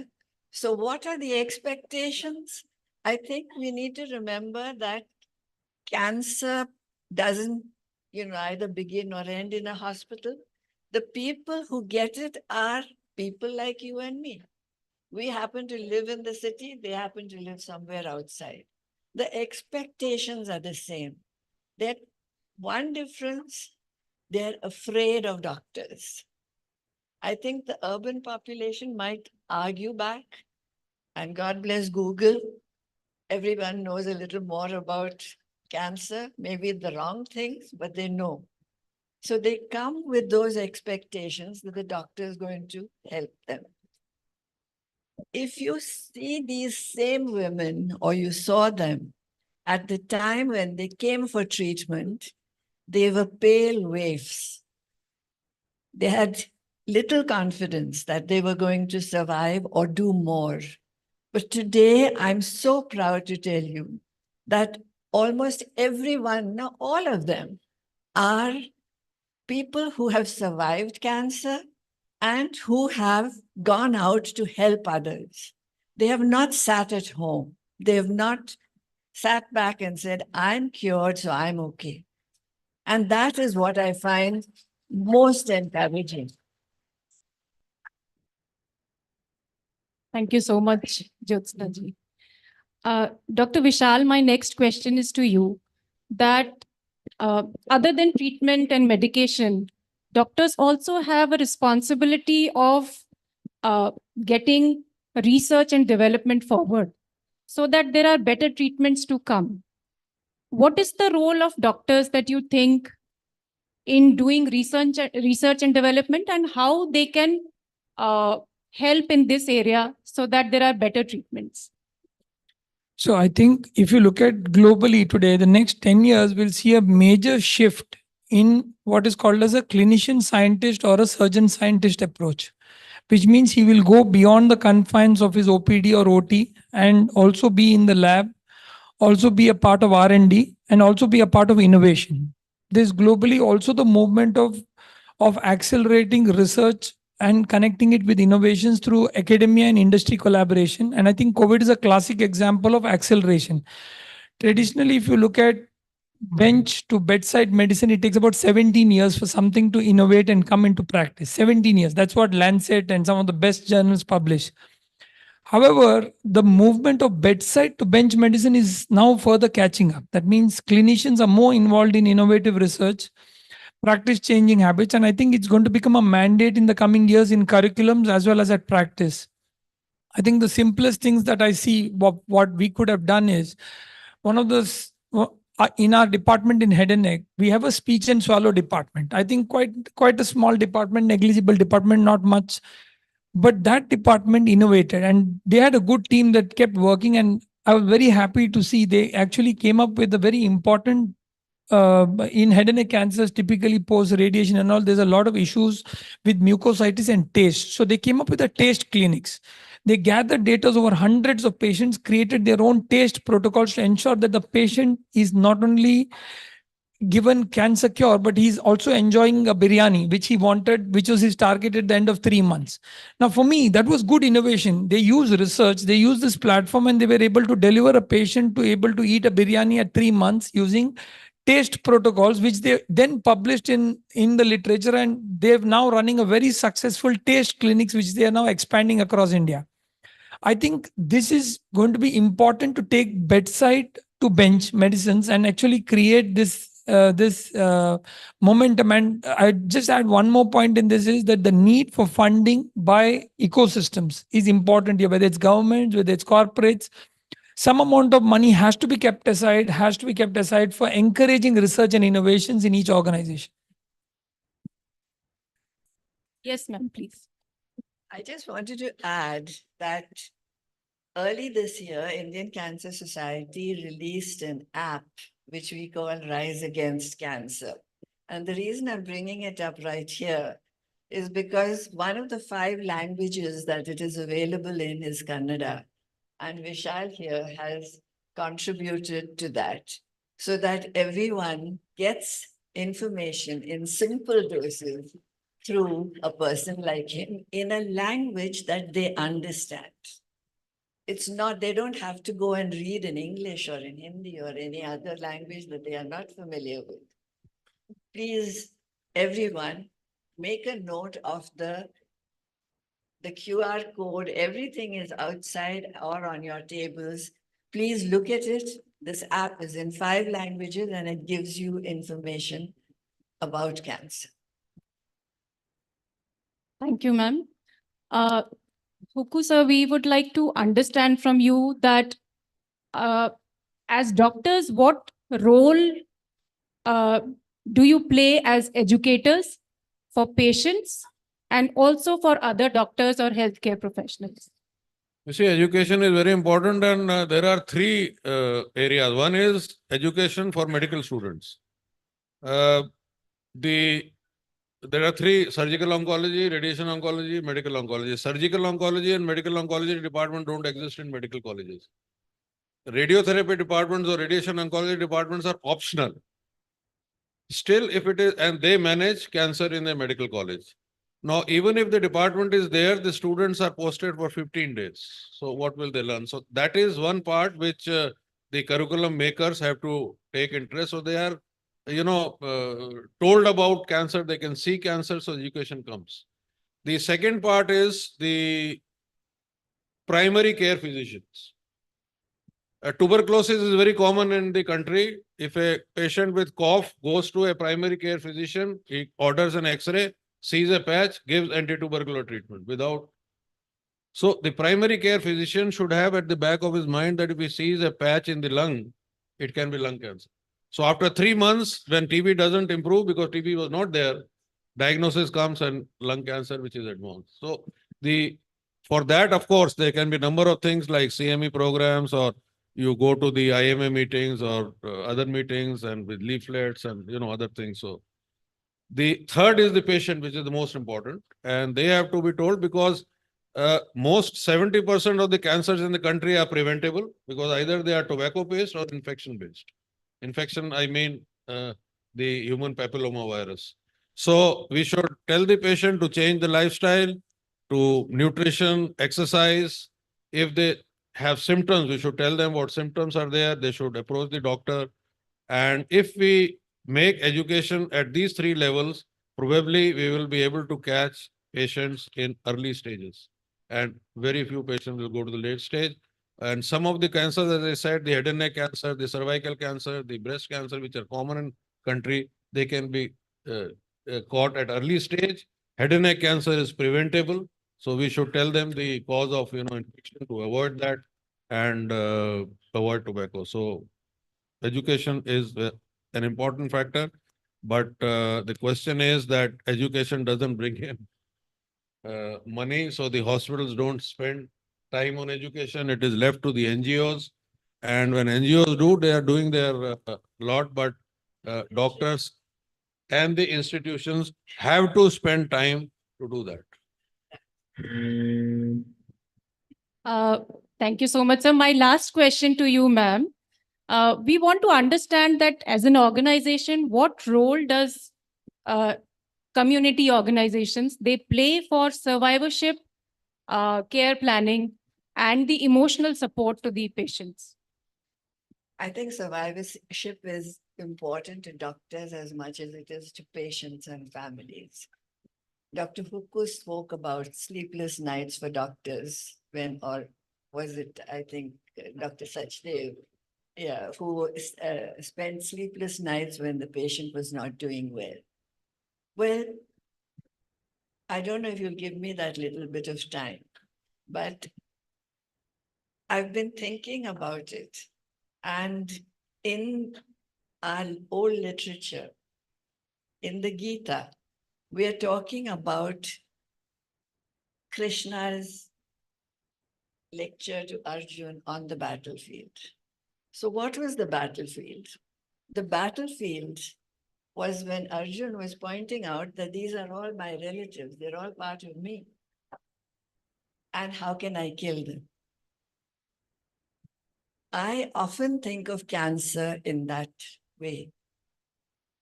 I'm fighting a cancer, I'm fighting one tumor, but I'm fighting the whole of my body because of that tumor. How far will I go with treatment to allow me to live at the expense of what? My family finances, my family's well-being, all of that is there. So I don't want to get philosophical, but the fact of the matter is that the one way that the patient can turn into a great survivor is by being a successful survivor and by being a joyful survivor.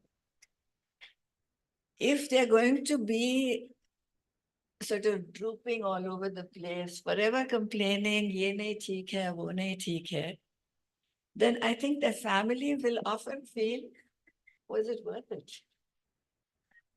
Giving up so much for a poor quality of life for this loved one of ours?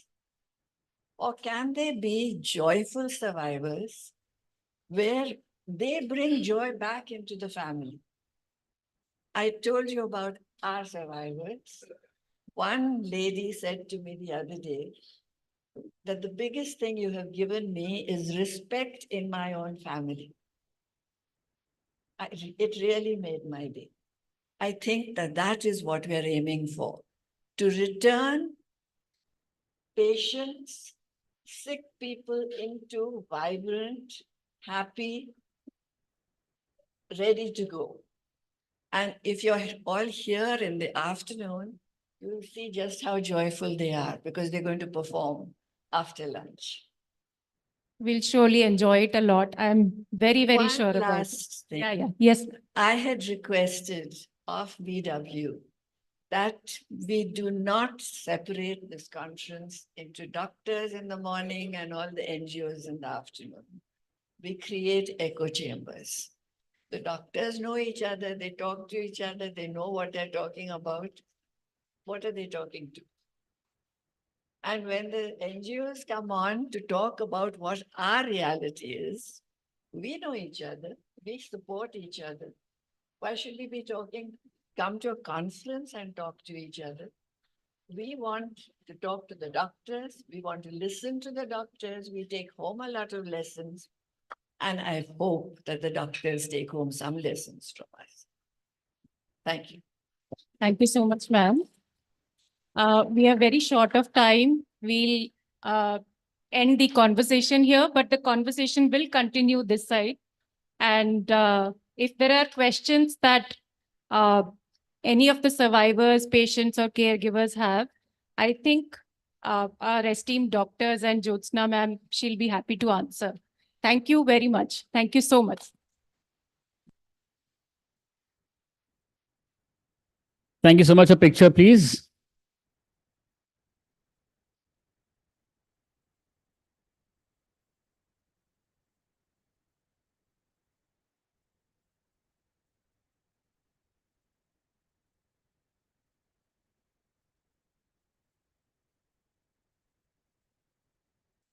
Thank you. Thank you.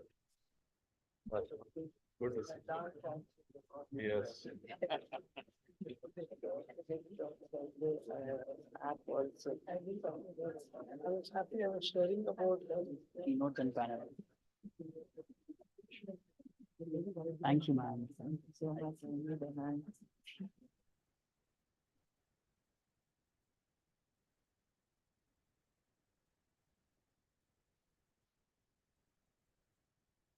Okay, now before we move ahead with our next keynote address, very quickly, we have Archal from Can Heal. She wants to just speak for a minute on something important. Can we please, Yasha, Sanjana, can you ask her to come in?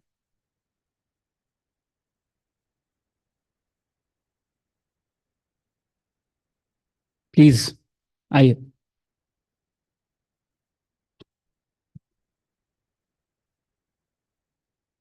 Hello everyone and apology first of all so मैं यहाँ पे अभी this is for all the survivors and the patients जो बहुत दूर से अभी यहाँ पे आए हैं और कई लोग तो बॉम्बे से, हैदराबाद से, पुणे से, मथुरा से सब लोग आए हैं.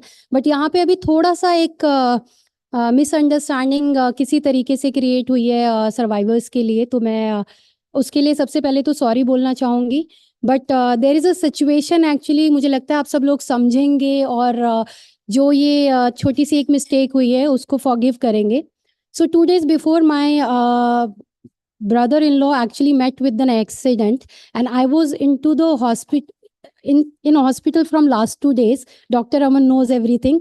So his head is open right now. We don't know he will survive or not. But I'm still here because all of you managed to come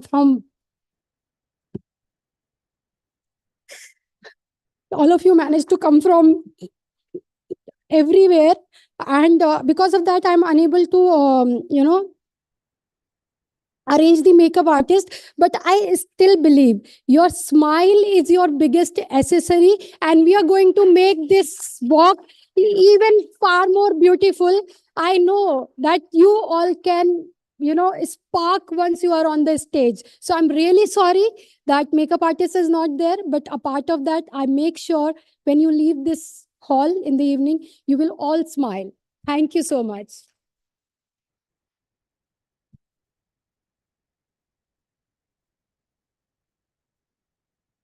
Thank you. I think acknowledging is the biggest sort of achievement that you can get.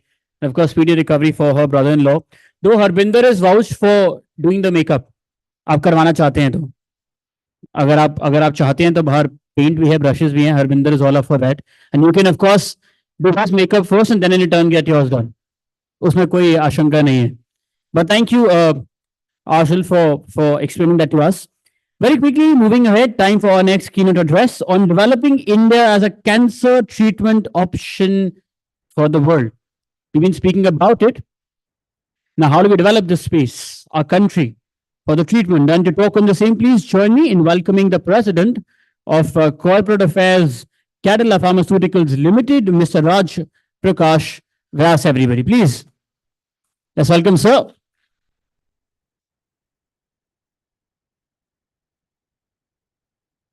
Harbinder, you might be called for makeup. We've just let them know.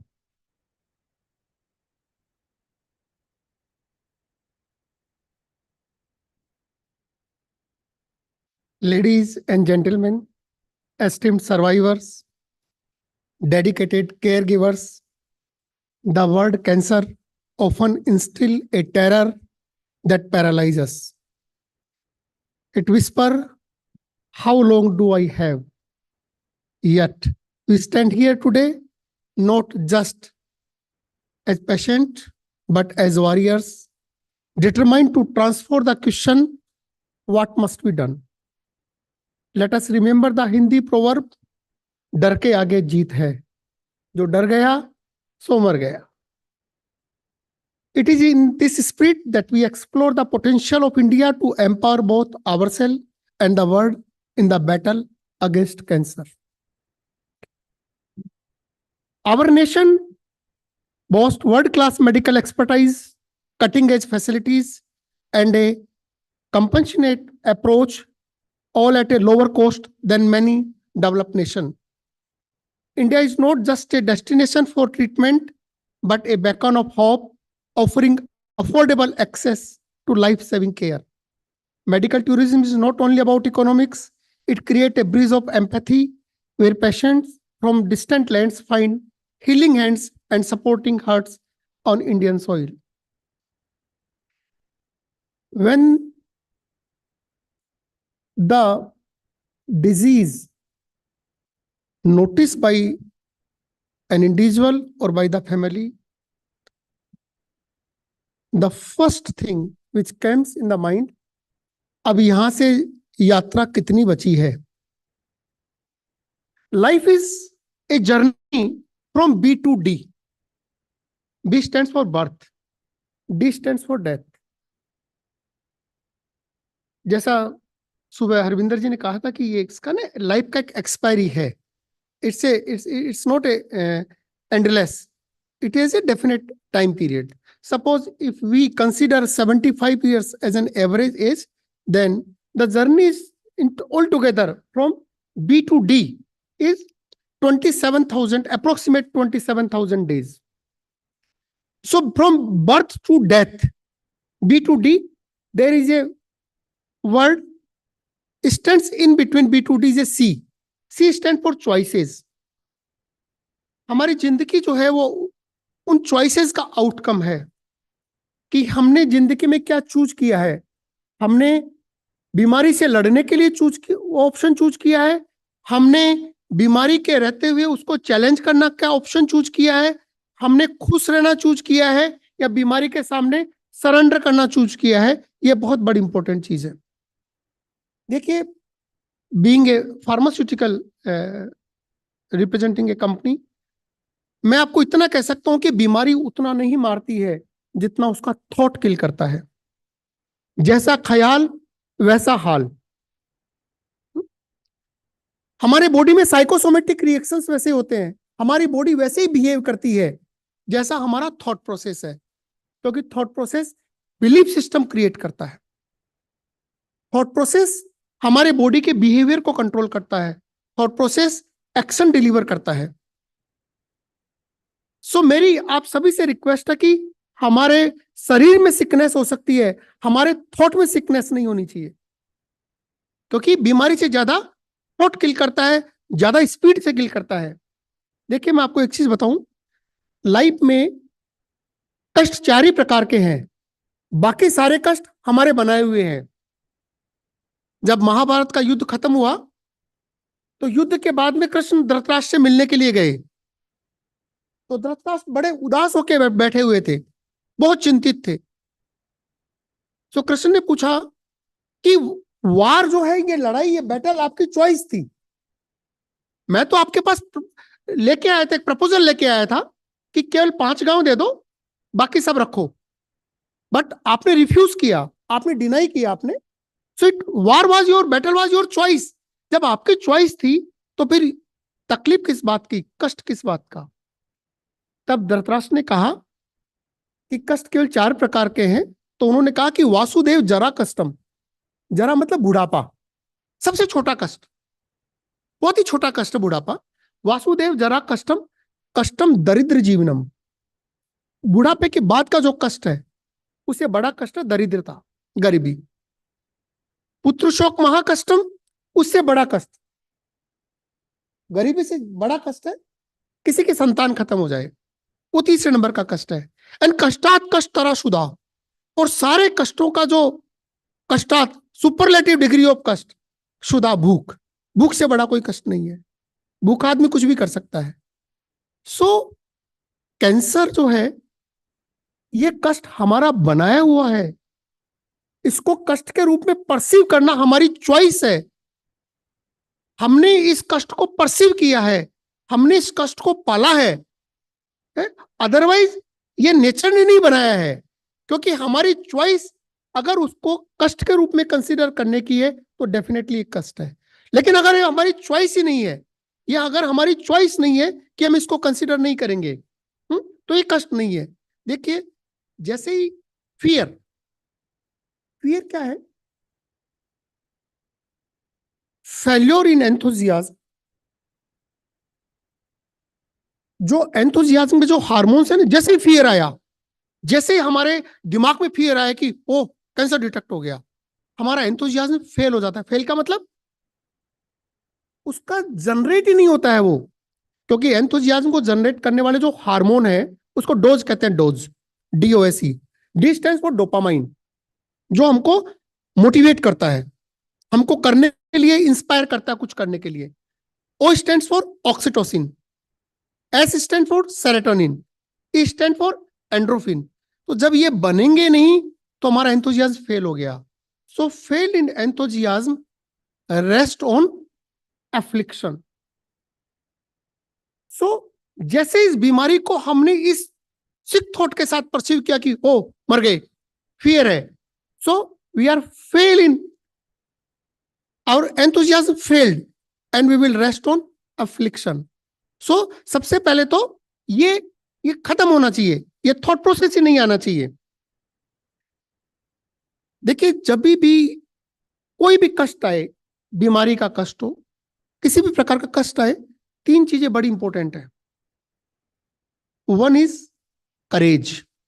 अब करेज क्या है? अपने कोई तलवार निकाल के लड़ाई तो लड़नी नहीं है। करेज क्या है? When you chase the objective, आपको डिफाइन करना है कि ये बीमारी है, एक्सेप्ट करनी है उसको, लेकिन सरेंडर नहीं करना है। उस बीमारी के साथ हमको उस बीमारी पे ओवर पावर होना है, उस बीमारी को कंट्रोल करना है।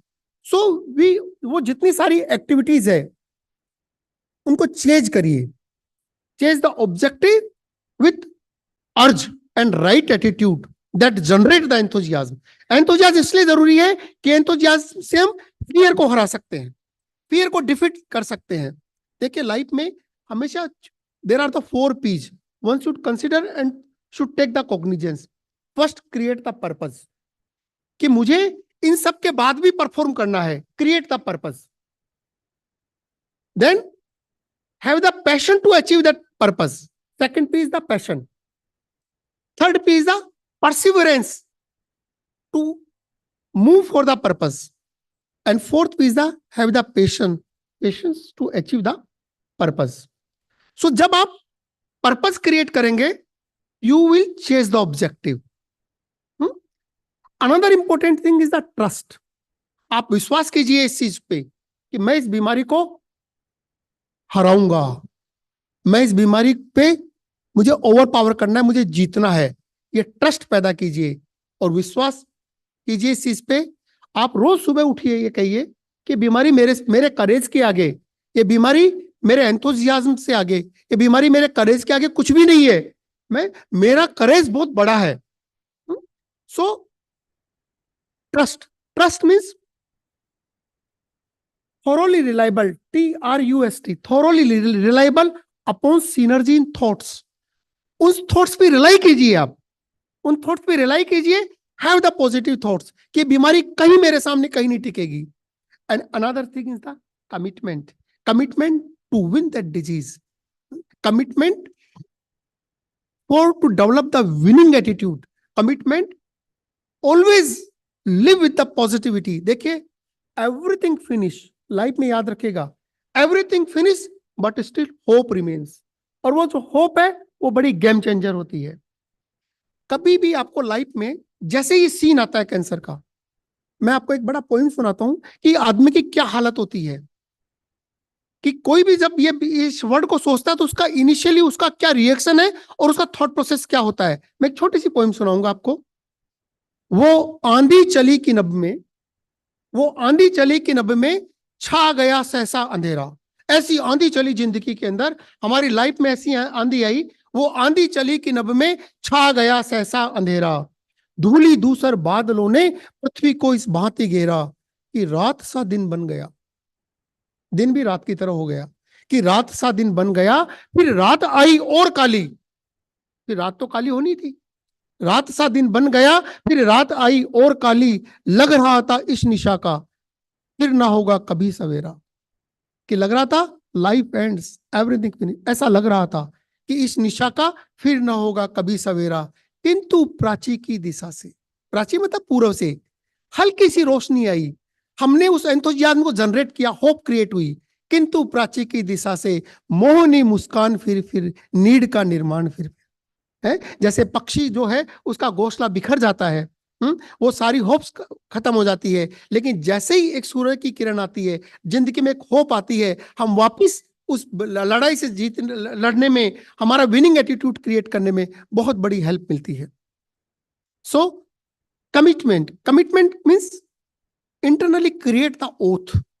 एक ओथ क्रिएट करो, that oath motivate you and ignite your thoughts, and that's ignited thoughts magnify the energy and newer talent inside comes। और वो जो एनर्जी है, वो एनर्जी आपको इस लड़ाई से लड़ने में एक होप क्रिएट करेगी। साइकोसोमेटिक आप में ऐसे चेंजेस आएंगे कि आपको लगेगा कि कुछ नहीं है बीमारी, मेरा करेज जो है, मेरा कन्विक्शन जो है, मेरा कमिटमेंट जो है, मेरा ट्रस्ट है, वो काफी बड़ा है। सो I will say in the last that to the patient, remember those who stands by you, draw strength from their love, fight on. To the caregivers, your sacrifice and resilience are the light in this battle. We salute you. To the families, understand the power of coordinated care. Every act of support get us closer to victory. To the policymakers and medical community, let's make India the epicenter of cancer care and innovation, accessible to all. As we embark on this journey, let's the word never give up echoes in our hearts, a testament to the indomitable Indian spirit. The fight against cancer is not just about survival, it's about proving that our adversity will create a future where hope always has a home. Thank you. Thank you very much.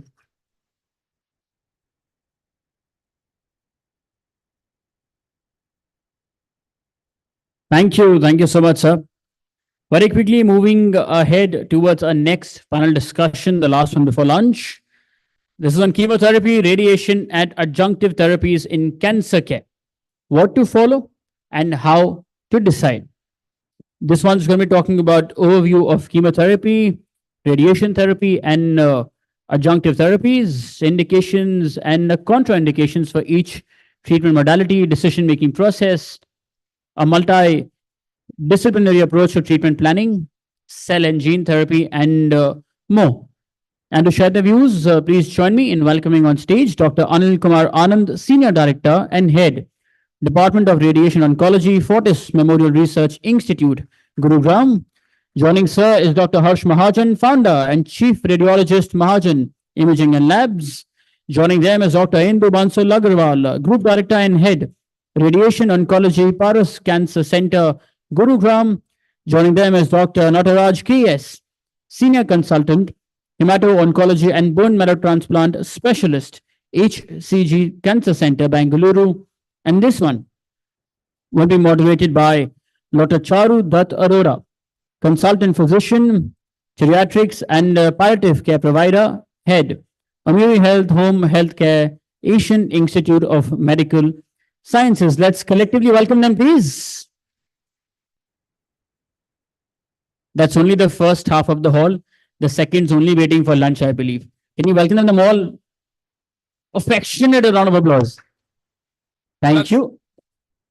That's actually fine because, sitting on that side, we can understand that just a pre-lunch session can be toxic, but I'm sure with such stalwarts with me on the stage, I'm going to make it very interesting, or it has to become interesting. So thank you so much, the audience, for being so patient. I think since morning, we've been witnessing an amazing group of people, the keynote speeches, and now this panel discussion. So everyone knows all the members on the dais, and Most of the questions that I will be addressing to you all are practical questions which have come to me as a clinician, as a geriatrician, as a palliative care provider. And they are the ones which come to us from families as well as the patients. So I would expect and we would request you all to give personalized anecdotes as well that will help our audience to relate to them. Let me start with Dr. Anil Kumar Anand. We have seen that the decision-making capacity of the patients lies a lot in their family members. And has there been any incident that you can recall wherein the patient's family members or the caregivers have refused or denied or not accepted the treatment option that you have suggested just because of the age or other factors? And if yes, how do they decide and how do you counsel?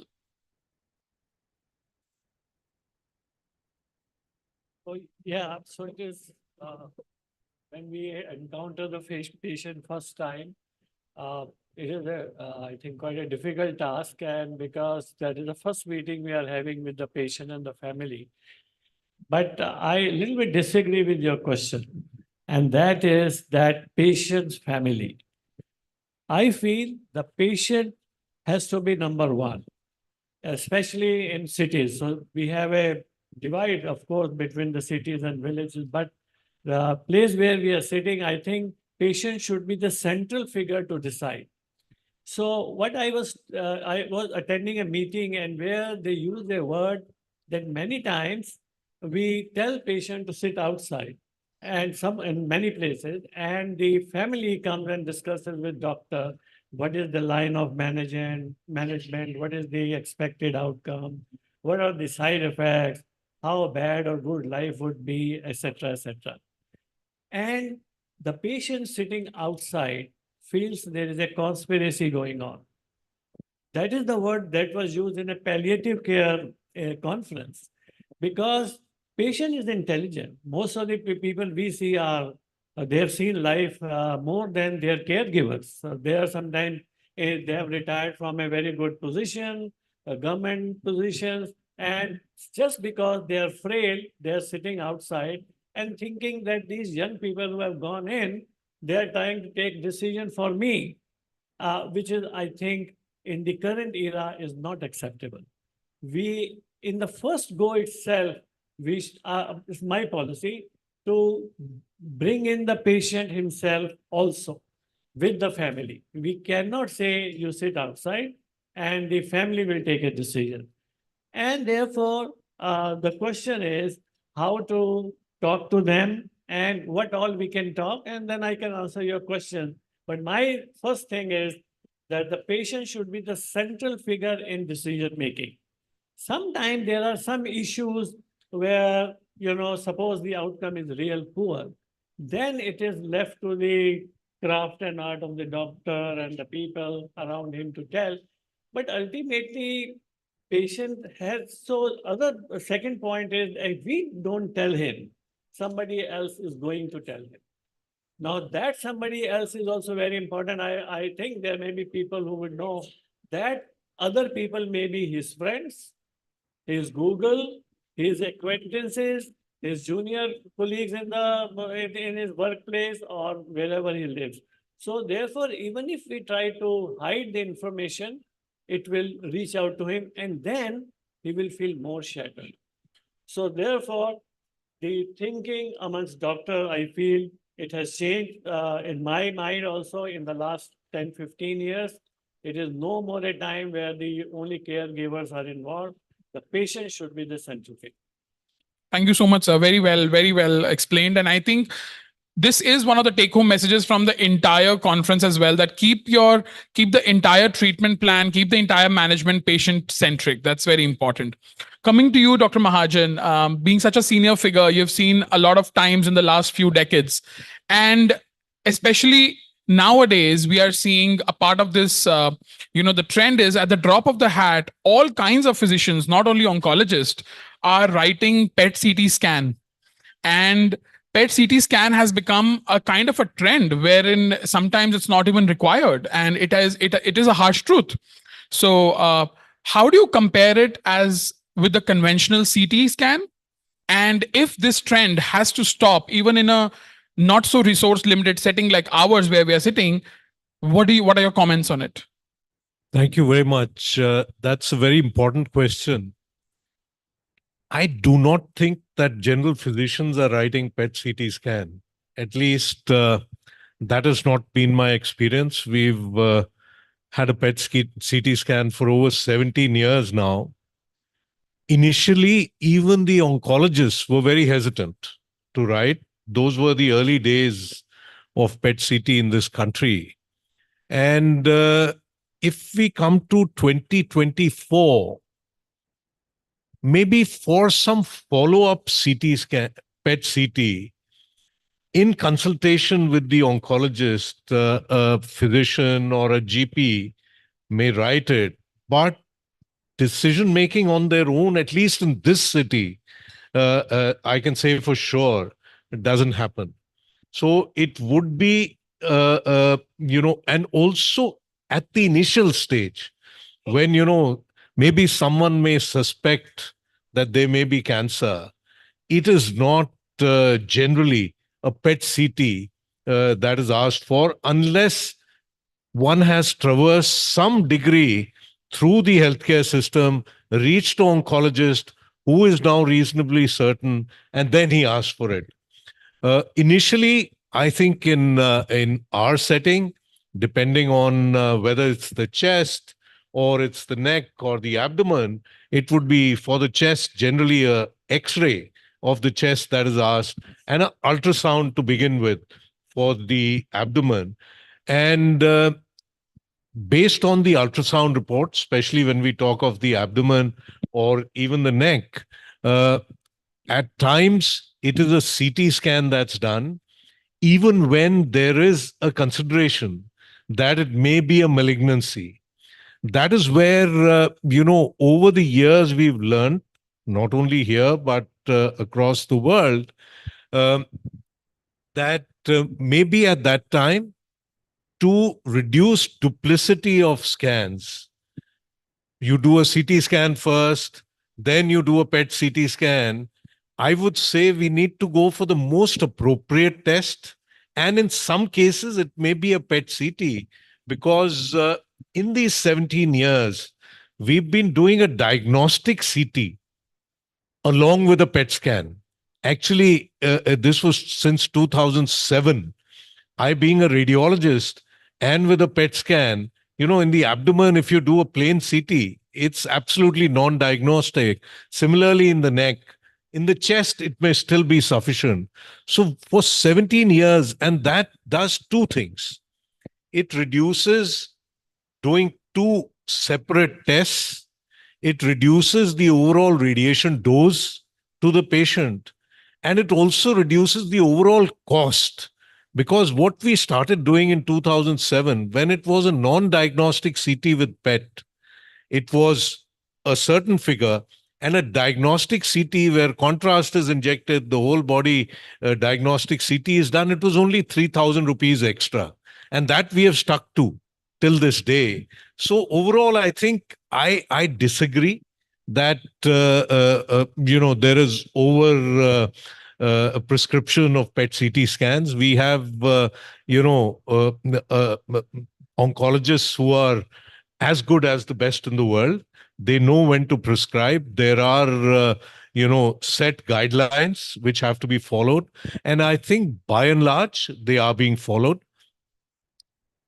I may say that in one's own family, a doctor may tend to overdo a test, but generally they do not.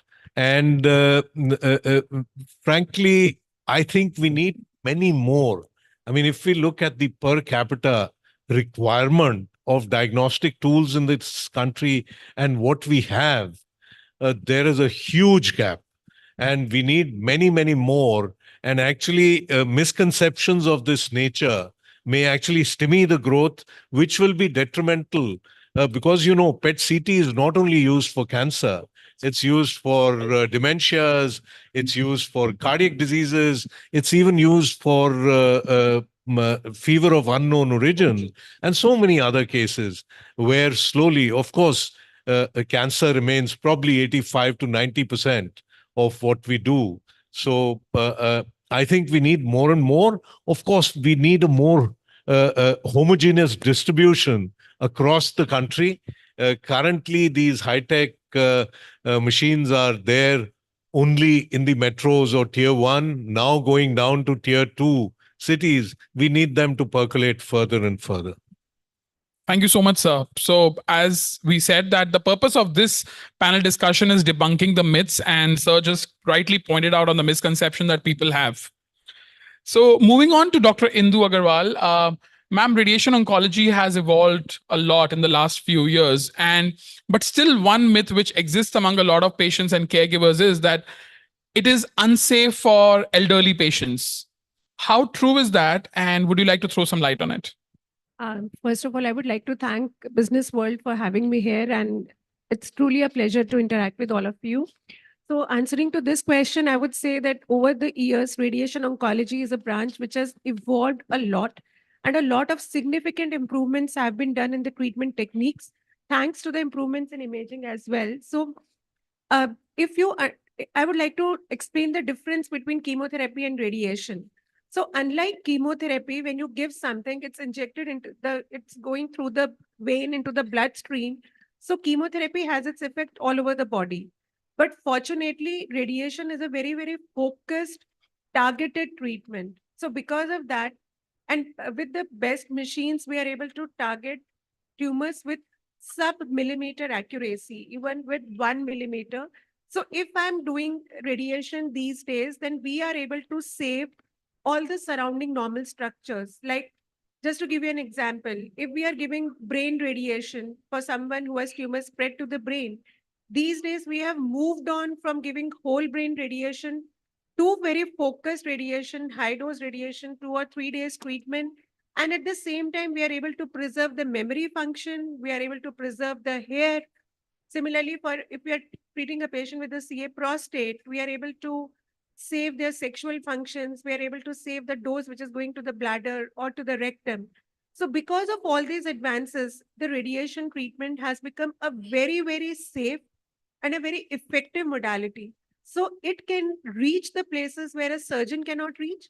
It can treat the patients where chemotherapy cannot be administered. So that's where radiation can be very safely given even to elderly. So the oldest patient that I've treated with radiation is an 89-year-old lady whom we treated. And there are so many patients, say, with food pipe cancers who are not fit for chemotherapy. But with radiation, we can improve their quality of life. We can decrease the pain. We can decrease the bleeding. So we actually help make the life worth living if we are using radiation. So many patients are afraid that radiation is a very toxic treatment, and that's why they don't even discuss the option with the doctors. And on their own, the family decides, no, my mother is old or my father is old, so we will not take the treatment. So I would suggest everyone in the audience here that please meet the radiation oncologist. The treatment would be different for every patient. And with radiation, we are able to tailor the dose as per the site of the tumor, as per the symptoms of the patient. And we can give our treatment modalities have reduced from, say, for breast cancer, we have now moved on from 6 weeks radiation to 5 sittings of radiation or even single sitting of radiation. The areas that we used to treat, they have shrunken, and the toxicities, they have reduced remarkably. So it's a comparatively a very, very safe treatment and easily done OPD basis treatment, painless treatment, few minutes treatment, does not need any admission. So I think the myth around the radiation has to go. It can be safely given to elderly patients. Thank you so much. Recently, ma'am, I'll stick to you only. Recently, it was one of our community outreach programs in a tier 2 city. And while doing palliative care counseling for a patient's family, जैसा आपने बोला कि seek the opinion of a radiation oncologist also, when we discussed about what are the treatment options that they have taken, they refused for radiation oncology because their family thought that it would be unsafe for the family members if their loved one is undergoing radiation. And मतलब मुझे ये सुन के इतना अजीब लगा that this is happening just 200 kilometers away from Delhi. Because लोग ऐसा सोच सकते हैं कि घर के अंदर अगर रेडिएशन किसी को मिल रही है तो बाकी फैमिली मेंबर्स अनसेफ हैं. So do you have any comments on it? या आपके कभी इंसिडेंट ऐसा हुआ है during your clinical practice? So thank you, Dr. Charu, for bringing this up. Because I think it 200 kilometre दूर की बात नहीं है. We face this every day in OPD. If people who are CEOs, they come to us and they say कि ma'am radiation तो बहुत खतरनाक होता है और क्या मैं अपने पेशेंट को घर ले जा सकता हूँ? क्या मेरा बच्चा मेरी मदर के साथ बैठ सकता है? मैम मेरे घर में 2 साल का मेरा बेटा है, क्या वो अपनी नानी के साथ खेल सकता है because she is undergoing radiation? So as I told just now that radiation is a focused treatment. If I am giving radiation to the brain, पूरे brain को भी radiation नहीं मिल रहा है. It's a radiation is high energy X-rays. तो जैसे आप कोई X-ray या CT scan कराते हो, उसी तरह से radiation का treatment है. It's just high energy, but because it is focused, so patient does not become radioactive. It's not a radioactive material. ये जैसे अगर हम radioactive iodines का treatment करते हैं for thyroid cancers, then also the patient is kept under observation and they are discharged when the radioactivity is over. But radiation treatments are X-ray based treatments, so they are not at all radioactive. हम लोग पूरा दिन, I'm sitting in the department of radiation surrounded by 50 people throughout the day. और इतने सालों से for last say 28 years I'm in radiation oncology. तो अब तक तो मुझे radioactive हो जाना चाहिए था. So it's absolutely safe treatment, focused, targeted treatment, and that's why I'm so passionate about this branch, because I'm able to tailor the dose just around the tumor and save the surrounding normal structures. So आप radiation करा के आपका बच्चा पोता आपकी गोदी में उसी समय बैठ सकता है, आप उसी प्लेट में खाना खा सकते हैं. So पेशेंट से आपको कोई भी नुकसान नहीं होगा, लेकिन अगर किसी को इन्फेक्शन है वो आपके पेशेंट को ट्रांसमिट हो सकती है जिससे उनकी इम्यूनिटी लो हो सकती है. So that's it. Thank you so much, ma'am. Thank you so much. Moving to Dr. Natraj. When we talk about bone marrow transplant, there are a couple of questions which comes to everybody's mind. And these are also two myths which needs to be debunked by specialists like you. The first one is that it is definitely a painful procedure. And the second one is it has to be done only by the family members, especially men. How true are these? And if not, then do you have any comments? Both are myths. Now, number one, bone marrow transplant is a painful procedure. Yes, it used to be about 30, 40 years back when we were not having sort of a tailored treatments. And bone marrow transplant, basically in bone marrow transplant, what we do is we give a sort of a very high dose chemotherapy to begin with, and then empty the bone marrow, which is having either a disease or like thalassemia, aplastic anemia, or a cancer, blood cancer. And then we fix that place with a normal product producing blood cells, mainly from brothers, sisters. So, and then whoever is a match, and then we put it, and then these things will grow. So previously it used to be like a sort of a carpet bombing. You give such a high dose chemotherapy that a lot of organs also would get damaged. But nowadays it's not like that. It's extremely tailored, and then it's not like one size fits all for approach. Now, even the kids like less than 1 year or even up to 70 years, 72 years, 75 years, we do bone marrow transplants based on the age, the fitness. It's not the chronological age which matters. Somebody may be 70 years, but he is still as fit as 50 years. Somebody may be 50 years who is as weak as 70 years. So we choose the biological age over chronological age, and then we assess what patient can tolerate, and then how much the chemotherapy dose that patient can be given, and then how targeted the chemotherapy can be so that it can only clear the bone marrow, not affect the other organs in the body. So it is not an operation where we go cut the bone and then push some cells into the bone. It is everything is done through IV line. So basically it is done in the blood, through the blood. It's like an IV line. And then all the procedure is done in a highly secure environment so that the patients won't get infected when they are immunity free, when they have got very low immunity. In fact, always one patient family member will be next to the patient throughout the procedure in almost all the hospitals, at least in our hospital. And then, so it is not a painful procedure. It's a procedure where the production site of a bone marrow, where the blood production site, which is diseased, is replaced with a normal, healthy producing bone marrow cells. Now, second question is, who should be the donor? Whether it should be only male, or it should be only from the family, or it should be only the siblings. It is a myth that only men can donate. Both men and women are equally eligible to donate. Only thing is that the donor should not have a disease which can be transmitted to the patient. And second thing is, donor should be, usually we cut the age off at 60 to 65 years. We don't collect beyond 60 to 65 years. These are the two things. And both men and women can donate. Only thing is that pregnant women should not donate. That's it. Otherwise, everybody can donate. Now, the third myth is, if there is no donor in the family, where will the donor come from? So donors can be parents, donors can be kids. We have done transplants from father or mother to the patient, or kids like 5 years, 4 years old son or daughter to the patient. And also other way around, we also have now registries where a lot of voluntary donors are there. Even in fact, I am also a donor. One of my colleagues donated cells to somebody who is unknown to the patient, unknown to her. And then anybody can become donor, and then if they are matched to somebody else, they can always donate the stem cells. One thing, unlike kidney transplant or a liver transplant, where one organ will go away from the body of the donor, the stem cells are not like that. Even if you donate 4 to 5 times, there will be no harm to your body. So anybody can donate stem cells, like the bone marrow producing cells.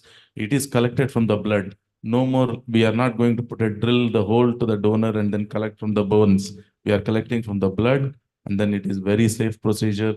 And then there are thousands of donations, lakhs of donations have happened all over the world without major impact to the donor. Thank you so much. Thank you.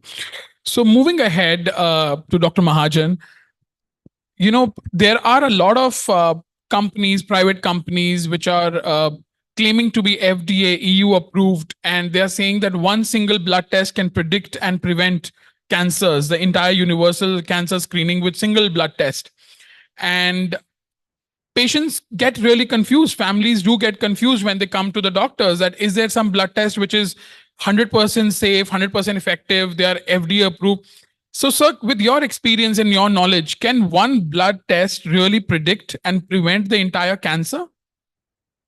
I don't think anything can prevent cancer if it's going to happen, except changing your habits. If you smoke or if you chew tobacco, and so if those factors are taken away, only that can prevent or maybe reduce the likelihood. But definitely there are tests available which can predict some cancers as our knowledge goes today. Genome sequencing has been around for now around 2 decades, and it came into its own in the last 6-8 years. Using that, we can actually look at mutations that happen in genes. And we know that there are some kinds of genetic cancers that can happen. A lady who has breast cancer, her daughter is at higher risk in case she has a certain mutation. Those mutations we can find out. These are called BRCA mutations. And I'm sure many of you will know of the case of Angelina Jolie, the actress in the US, who actually did this same test. And she was told that she has a very high chance of getting breast cancer and or ovarian cancer. So she was told it's 80%. Of course, 20% she may not get it. And when she is going to get it, we don't know. So instead of choosing to do very diligent screening, what is the idea of doing this test? The idea is that those at high risk do screening, like self-breast examination, mammography, ultrasound, for that specific reason, or a colonoscopy for colon cancer. What she decided, she says, I have 6 children. I cannot afford to get breast cancer or ovarian cancer. So she actually went in and did preemptive surgery, which to many may have sounded extreme, but each person is his own master. And she chose to do that because she said, with 6 children, I can't afford to die early. And she went ahead and she actually did yeoman service for cancer awareness in the world. And, we all thank her for it. So there is this predictive test that's available. The second test, and there are a lot of claims made, and I hope that we will sometime reach a situation where with a single blood test, we are able to 100% or 99% certainty be able to pick up circulating cancer cells in the body, based on which we cannot prevent, but we can actually diagnose early that there is cancer somewhere in the body. So this is circulating DNA, which even today we are able to pick up, but the sensitivity and the specificity have still not reached a stage where it can be used for screening purposes. Two, it is also very, very expensive at the present point of time. And it's hoped that, it may come to such a stage that you can actually screen a population which is at higher risk for cancer and be able to pick up early. So to answer your question, and there are claims that are made, every day, that there's this test which is 97% accurate. But when done in a large population, where out of 1,000 you're supposed to pick up one, if you miss that also, it seems that it's okay. You only missed 1 out of 1,000, but that's the one that you were supposed to pick up. But a lot of work, a lot of research, a lot of innovation happening in this field to pick up, if not at population at large, but at least in those who are at high risk, and then to be able to screen using radiology and nuclear medicine techniques to be able to localize the cancer. In fact, I call PET-CT in such a situation like a Brahmastra, where you know that there is some cancer in the body, but you don't know where it is because there are no symptoms. There, FTG PET, with its high sensitivity, is able to localize if it is of a certain size. And now with the newer PET CTs that are coming, we are able to pick up very small and early lesions as well. Thank you so much, sir. So moving on to Dr. Anand, my question to you will be, sir, and we'll be a little fast since we are moving, already time. How relevant do you think is the tumor board setting in not only in multi-specialty corporate hospitals in metropolitan cities, but providing such service virtually to other cities and providing a holistic management to a patient? Do you see any kind of scope in that? And how do you see doing that in current scenario? I think it's very, very essential to have a tumor board, and for the knowledge of our people who are not near the hospitals, it means that the surgeons, medical oncologists, radiation oncologists, radiologists, and sometimes pathologists, they sit together and decide what is the best treatment for a particular patient. The quality of tumor board, I suspect, is quite variable in different hospitals. So it is not top of the line, I would say, in many hospitals, but in many hospitals, very good.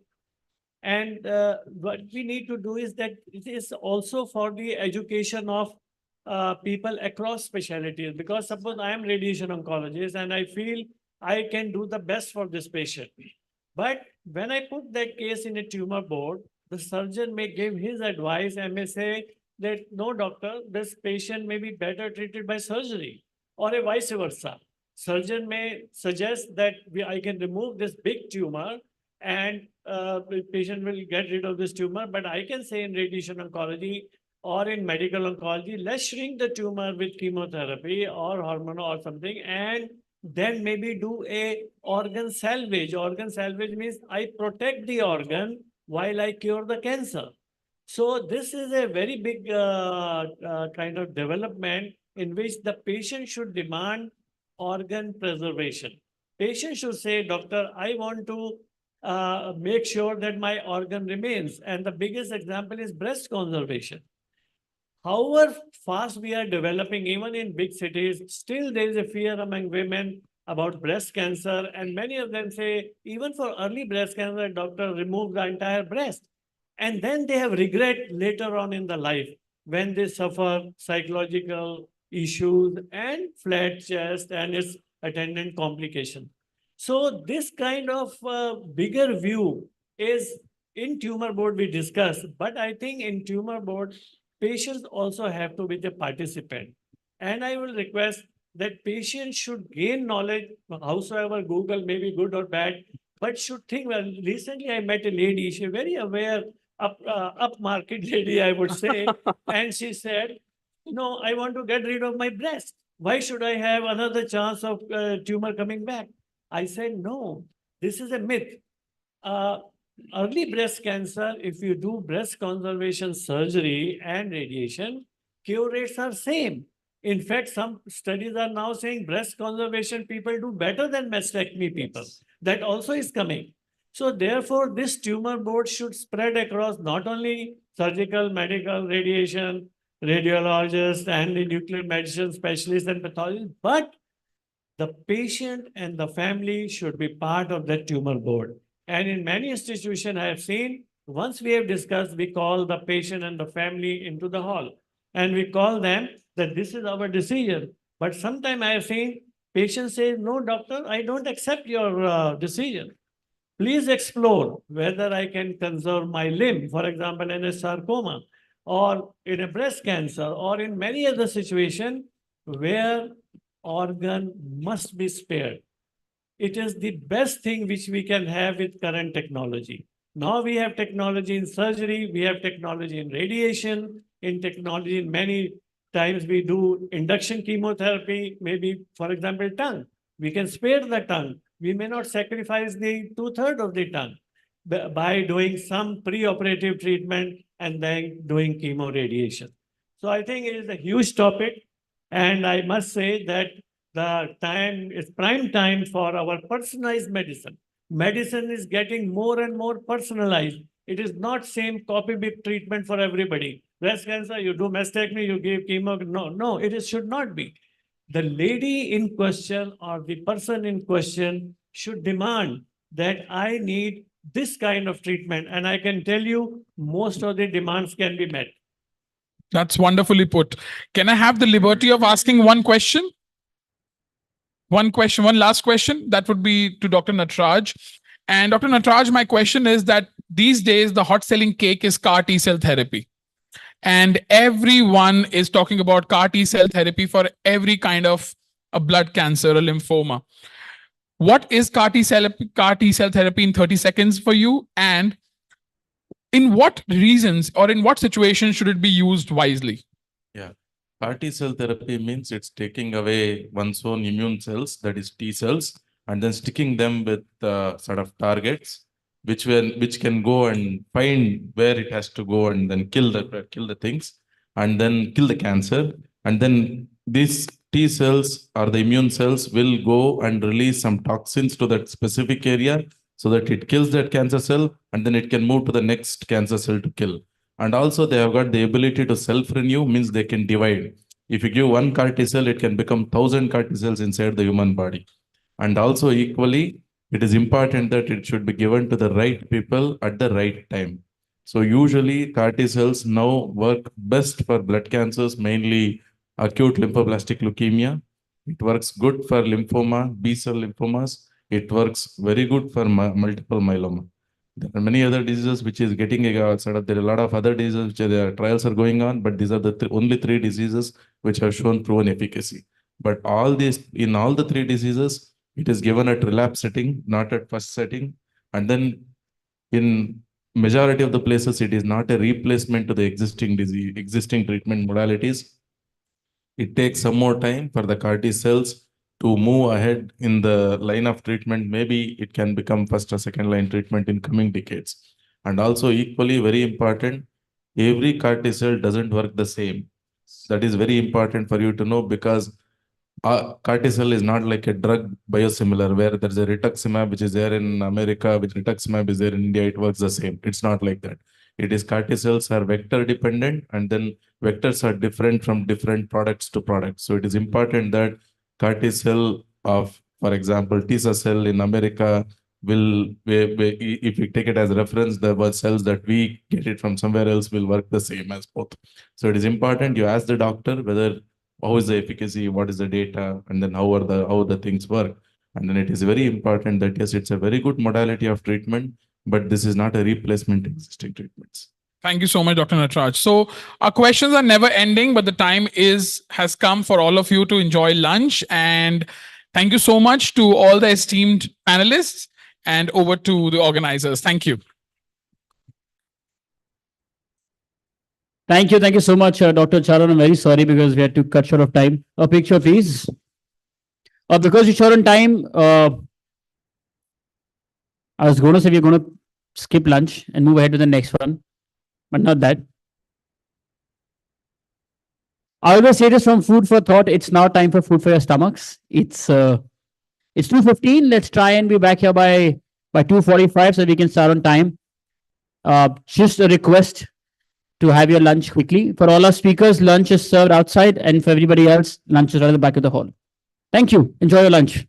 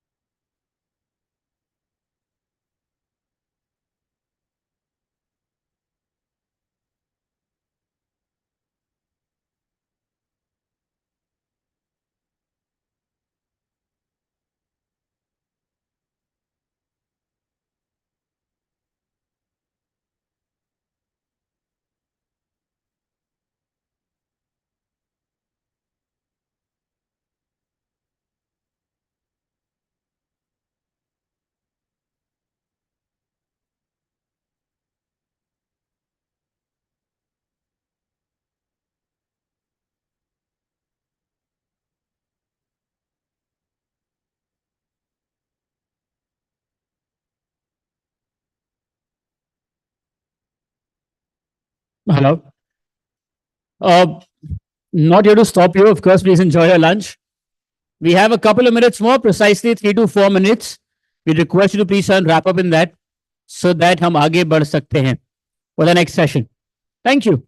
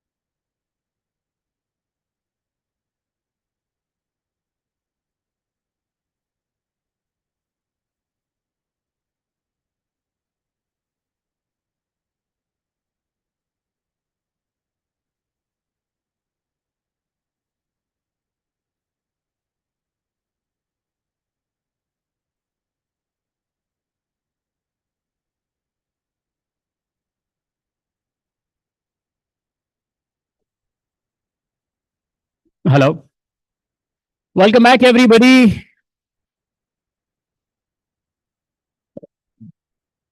थोड़ा light कम करेंगे अभी. Light.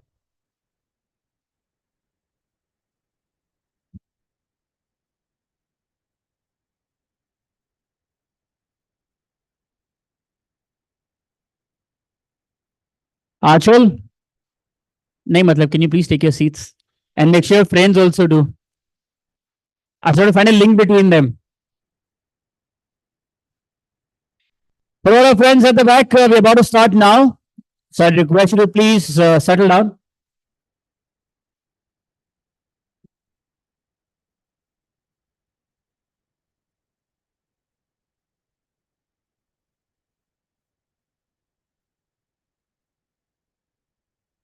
Okay, first questions first. Everybody had lunch. If you have, you can raise your right hand.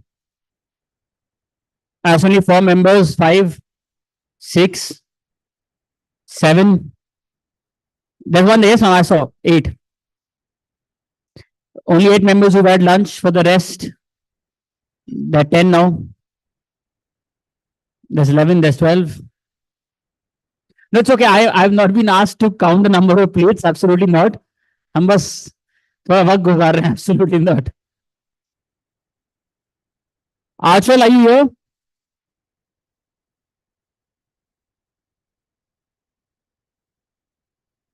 Sanjana, can you ask them to settle down, please?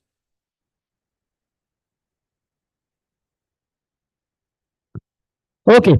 Now, before we begin with the next one, a humble request, please turn your mobile phones to silent mode. It's just a request because that sort of disturbs speakers on the stage. And जिसके भी ये phone में गाना बज रहा है, please वो भी. Thank you. Okay, next was supposed to be a tug of war, cancer champions versus doctors. We will have that, but after a couple of sessions, we've been advised by doctors कि खाने के बाद खेल कूद नहीं करना है immediate बाद. We'll take a break from that. We'll come back that to later. But now, up for our next panel discussion on the impact of technology on cancer care.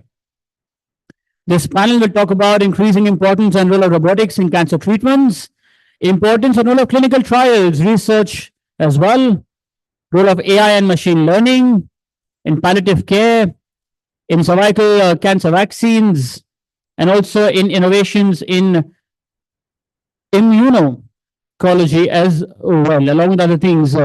And to share the views on the same, now that you've had lunch, I'm sure आप में energy वापस आ गई है. Please join me in welcoming on stage Dr. Kanika Gupta, Senior Director, Surgical Oncology, Gynae and Robotic Surgery, Max Hospital, Delhi. Joining them is Dr. Pooja Sharma, founder, CEO, Apar Health, Patient-Centric Research, Gurgaon. Joining them is Dr. Dipanjan Panda, Senior Consultant, Medical Oncology, Indraprastha, Apollo Hospitals, New Delhi. Joining them is Dr. Shushma Bhatnagar, Professor and Head, Department of Anesthesia and Palliative Care Medicine, Dr. B. R. Ambedkar Institute, Rotary Cancer Hospital, AIMS, New Delhi.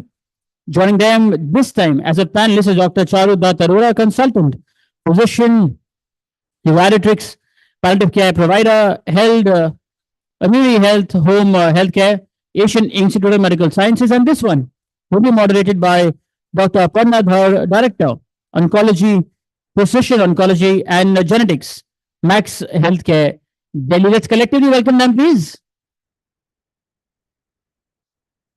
और इससे हमको मालूम पड़ता है कि आप लोगों ने लंच बिल्कुल नहीं किया है. वैसे कोशिश करते हैं एक बार. Thank you so much, ma'am. All right, thank you. Good afternoon, everybody. First session after lunch, so we'll try and keep it light, entertaining. So I think the whole context has been since morning. We've been hearing a lot about how cancer care, cancer treatment has evolved. We've been hearing a lot about oncology, precision medicine. We've been hearing a lot about research, CAR T cells, immunotherapy, a host of things. And I thought we've got a really phenomenal panel over here, experts. So we're going to pick their brains and we're going to try and understand how this has evolved and what are the new technologies that are available and how cancer care in general has changed. So the common complaint is we always start with the medical oncologist in our so we're going to today start with the surgeon for a change. So Dr. Kanika, I think my main question is we've been hearing a lot about कि once upon a time जब हम surgery करते थे तो सब कुछ खोलना होता था, बड़े scars होते थे. So a lot of our patients would be very concerned कि surgery नहीं करनी है, करनी चाहिए. But we know in the last 10, 12 years, there's been a lot of changes in surgery, precision surgery, robotic surgery. तो आप please थोड़ा उस पे. पहले हम कैंसर सर्जन के लिए ये बोला जाता था कि जितना बड़ा स्कार उतनी अच्छी सर्जरी, लेकिन अब कंसेप्ट ये है कि आप क्या कर रहे हैं वो प्रिसाइजली वो ही होना है, लेकिन क्या आप उसको और बेटर तरीके से दे सकते हैं. So the answer is we switch from laparotomy to laparoscopy, which we call minimal invasive, and now the technology has further advanced. So we are shifting towards robotic. So is some robot is coming and going to do the surgery? Madam, robot karega to aap standby pe honge? Yeah, you are on call that time. So no, it's a high-end laparoscopy surgery, which has been given the name of robot. No robot comes and do the surgery. This only the way we are doing is shifted. Laparoscopy, if we see, is two-dimensional, and in robot, today only itself, in the morning, I have done one more robotic in a cancer surgery. So the advantages of robotic surgery is, because we see 3D, almost like pain में उतर कर आप surgery कर रहे हैं. Instruments उसके इतने powerful हैं, उनके movements more than my fingers are there. Zoom is there. Camera is with me, the surgeon. So you're not dependent on much on your assistant. You can do whatever you feel like. You can do it with laparoscope also, but you are more not dependent on your assistant and can do a better surgery. You can zoom it. You can see precisely. So complication rates goes down. Bleeding goes down.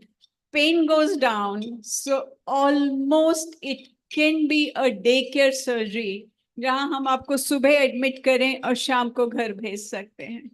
किसमें सबसे ज्यादा इसका advantage है? Cancer में, क्योंकि precisely बड़ी surgery, बड़ा scar जो होता है वो सब इसमें हट जाता है. And results are same. अगर मैं उनकी लॉन्गिविटी को या रिकरेंस को या टिश्यू हिस्टोपैथ को कंपेयर करूं, it is precisely same whether I do it lap, I do it open, or I do it robotically.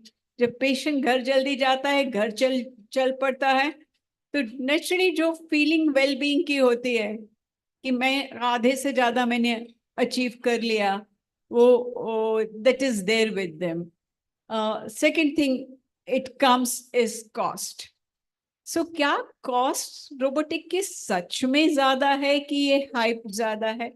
Yes, एक एडवांस टेक्नोलॉजी है, जब हम यूज कर रहे हैं थोड़ा सा कॉस्ट ज्यादा है. पर हम में से यहाँ जितने बैठे हैं सच में दिल पे हाथ रख के बताएं कि जब हम एक वेडिंग के लिए अपनी, चाहे B it sister in law और फ्रेंड के लिए, उसकी वेडिंग के लिए हम खुद अपने लिए ड्रेस खरीद रहे होते हैं, एक एक लहंगा 1.5-2 लाख के नीचे का नहीं आता. So this is my body. Even if I'm spending 1.5 lakhs extra for robotic, which is not 1.5 lakhs because you go early, there is less complication. So you're not paying for those complications. You are going pain-free. You are going home early. So the cost of the days you are occupying in the hospital are all cut down. So I think nothing is like robotic surgery when surgeon is also comfortable and you are also pain-free. So I think modern days are going to be with robotic surgeries. And as we are going to advance further, I think more and more the number of companies are going to pitch in and that cost is going to go down. Absolutely and हम देख भी रहे हैं हमारे clinics में कई बारी जो प्रिवेंटिव तौर के लिए भी होते हैं ना, जो है जिनका हाई रिस्क होता है ओवेरियन कैंसर के लिए, तो कई लोग ऑप्ट भी करते हैं ये रिस्क रिड्यूसिंग सर्जरीज के लिए जो रोबोटिक है। हर कोई तो सर्जरी के लिए नहीं जाएगा कहीं और। Are there any other preventive measures that a patient can take और their family members can take?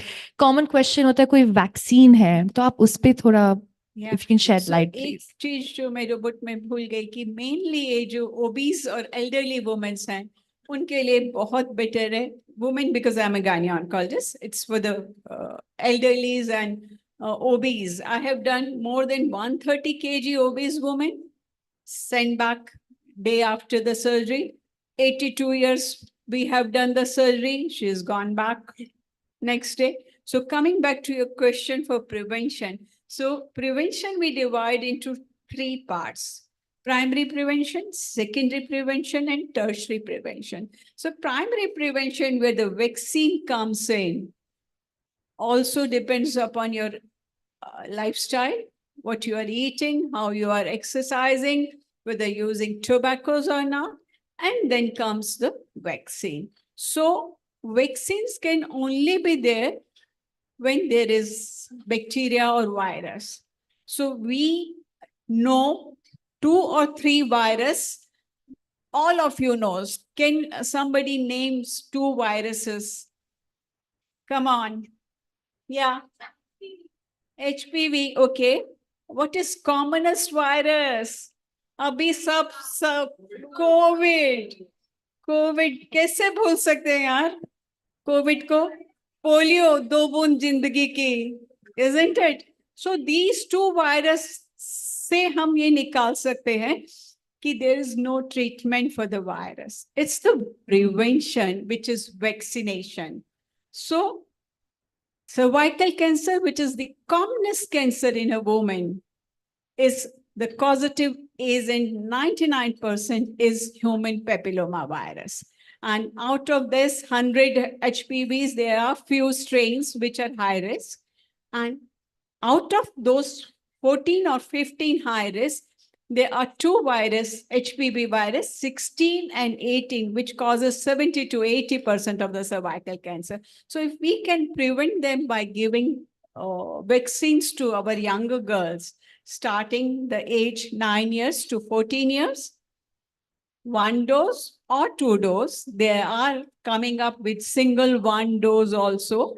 And from 15 to age 25 years in 3 doses or 2 doses, 6 months apart, you can prevent these 80% of the cancer, right? But there are nanovalent vaccines also where 7 high-risk viruses are there. Still further remaining viruses is there. So if I'm vaccinating my young girl or my young lady, still the secondary prevention, which is liquid pap plus HPV, we have to keep on doing starting from the age 21 years till 30 years, conventional every 3 years. And from 30 to 65 years, every 3 to 5 years, if I'm taking HPV virus also in that. So pap smear is taking a fluid from your body, from your vagina and the cervix, and it's not painful, it's not costly, and it should be done. So we can diagnose in a pre-cancerous condition and can prevent it into developing into the cancer. Thank you, Dr. Kanika. So, Dr. Dipanjan, we were just discussing robotic surgeries, we're discussing prevention. I think a common question that you also must be getting in your clinic is, what is the role of CAR T cell? Every patient wants to do CAR T cell. Every patient's like, can I do immunotherapy? Can we monoclonal antibody conjugates are there? They're like, there's so much evolution in the way we treat. And because we get these little, very happy, positive stories of a patient being cured from cancer, or the intervention of AI, which is, fast becoming, it's quite rampant in the way it's coming to our clinical practice. For you as a treating medical oncologist, what are your thoughts on all of this? And if you could just help us understand, where do we stand with all this information in our clinical setup in India? So first of all, I would like to say we doctors have a tendency to use medical jargons and obfuscate people. So we do it almost like voluntarily. So I'll consciously try to avoid from that. So you see, science always changes. I mean, for 2000 years, Aristotle prevailed upon scientists and we thought that Earth is static and sun rotates. And when Galileo and Kepler says, no, it's not Earth-centric, the charts really tortured them. Then Galileo and Newton challenges some of the Galileo's ideas. Einstein challenges the whole gravitational idea. And when quantum science came, even the Einstein theories. So that's how science progresses. So cancer therapy also has evolved over time, started with Röntgen, with X-rays. The anti-cancer drug initially, which post Second World War, started with all those chemical drug gases like nitrogen mustard, which was try to kill people, and people found that these things also can cure cancer, kill cancer cells. For almost 50 years, we have very few anti-cancer drugs, and they are like artilleries that they used to kill all the rapidly dividing cells.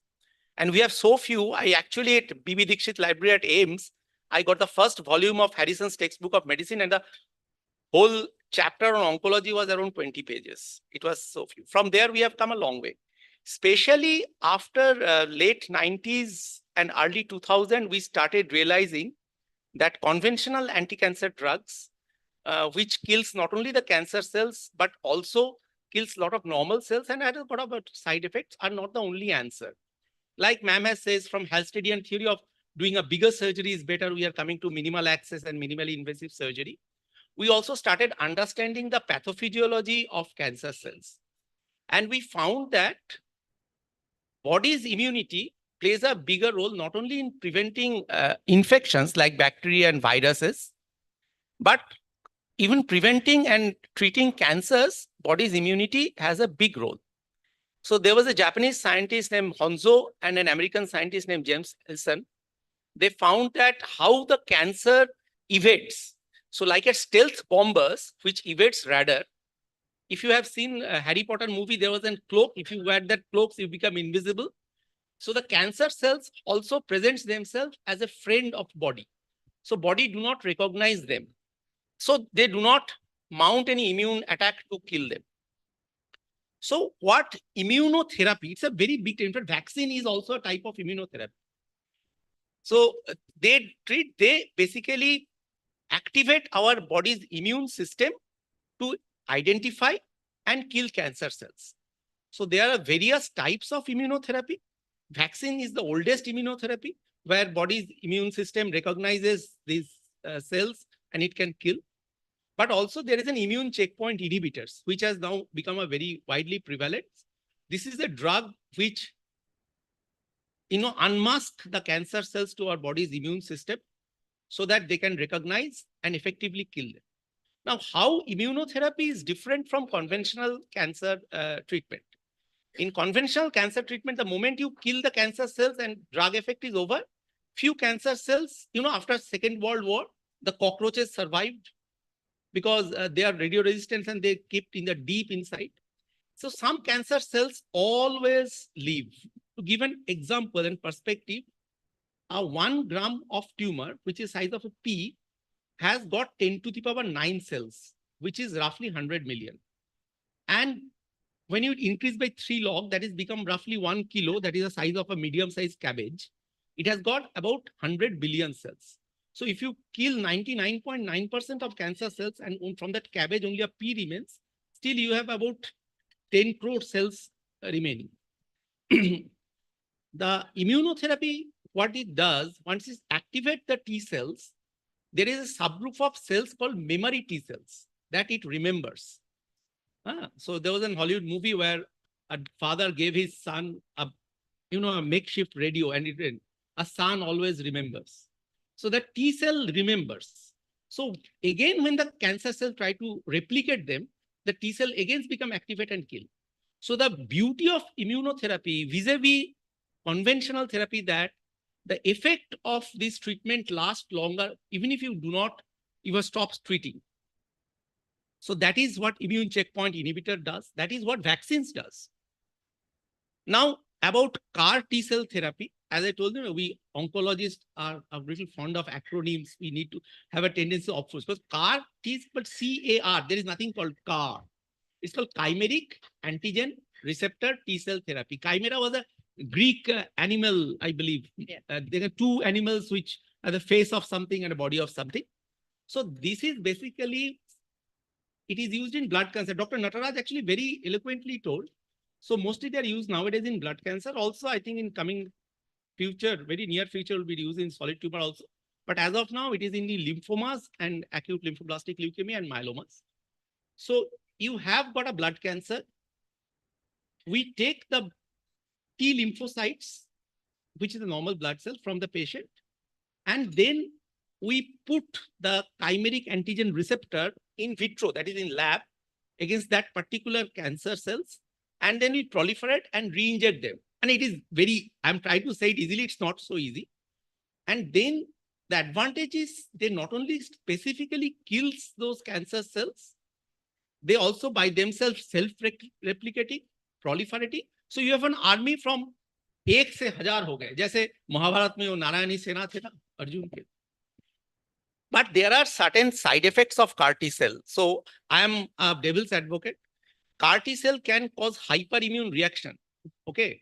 So there is, and it can be sometimes even be fatal also. So how much to give, how to give, when to give, that is a decision which only your oncologist or your hemato-oncologist can take. Normally, we try to give CAR T cell therapy in a refractory disease when the disease is at its smallest. And secondly, it is a very expensive therapy as of now, approximately 4 to 5 crore rupees. But in India, it is heartening that at least 3 centers are trying to develop it by own. IIT Mumbai with Tata Memorial Hospital is trying to develop their own CAR T cell therapy. Biocon, Kiran Majumdar Shaw, I think with Siddharth Mukherjee's team, and there is another centers which are trying to develop. Already the cost for Indian patient is coming to around, I think, somewhere 50 lakhs to 60 lakhs. And I'm sure in a couple of years, it will come under 25 lakhs. It's still a pretty expensive therapy, but it is not for everyone. It is only for a particular subset of refractory disease. So let your oncologists decide, but we are living a great time in India, Aparna, as you know. We have really got this extra therapy, which is available in USA yesterday and available in India. Absolutely. And I think what I can see is that we have evolved. Like we're barely 1-2 steps behind the West. And that's what Dr. Pooja and I were just discussing a little bit earlier, that, you know, there's a lot of research that is happening. And I know you're a prolific researcher, but I also know that you're a patient advocate. And what becomes a very important question is when we start discussing this, so patients research and come, they say, doctor, are you making us a guinea pig? Are you experimenting on us? There's a lot of, there's some blemishes around this whole area of research. So, you know, as a patient advocate, as a researcher, what would be your takeaway to this audience with considering there's so much happening? Dr. Pooja. So my message is not only to the audience, which is patients, but also to the audience, which is doctors. So आज जो doctor दीपंजन ने कहा कि doctors ना बहुत ही confusing भाषा में बात करते हैं, आधी चीज तो समझ ही नहीं आती. So I am a gynecologist. When I was in my doctor avatar, I actually did speak like, you know, he said, in a very, very more technical manner. फिर मेरी बिटिया fell sick.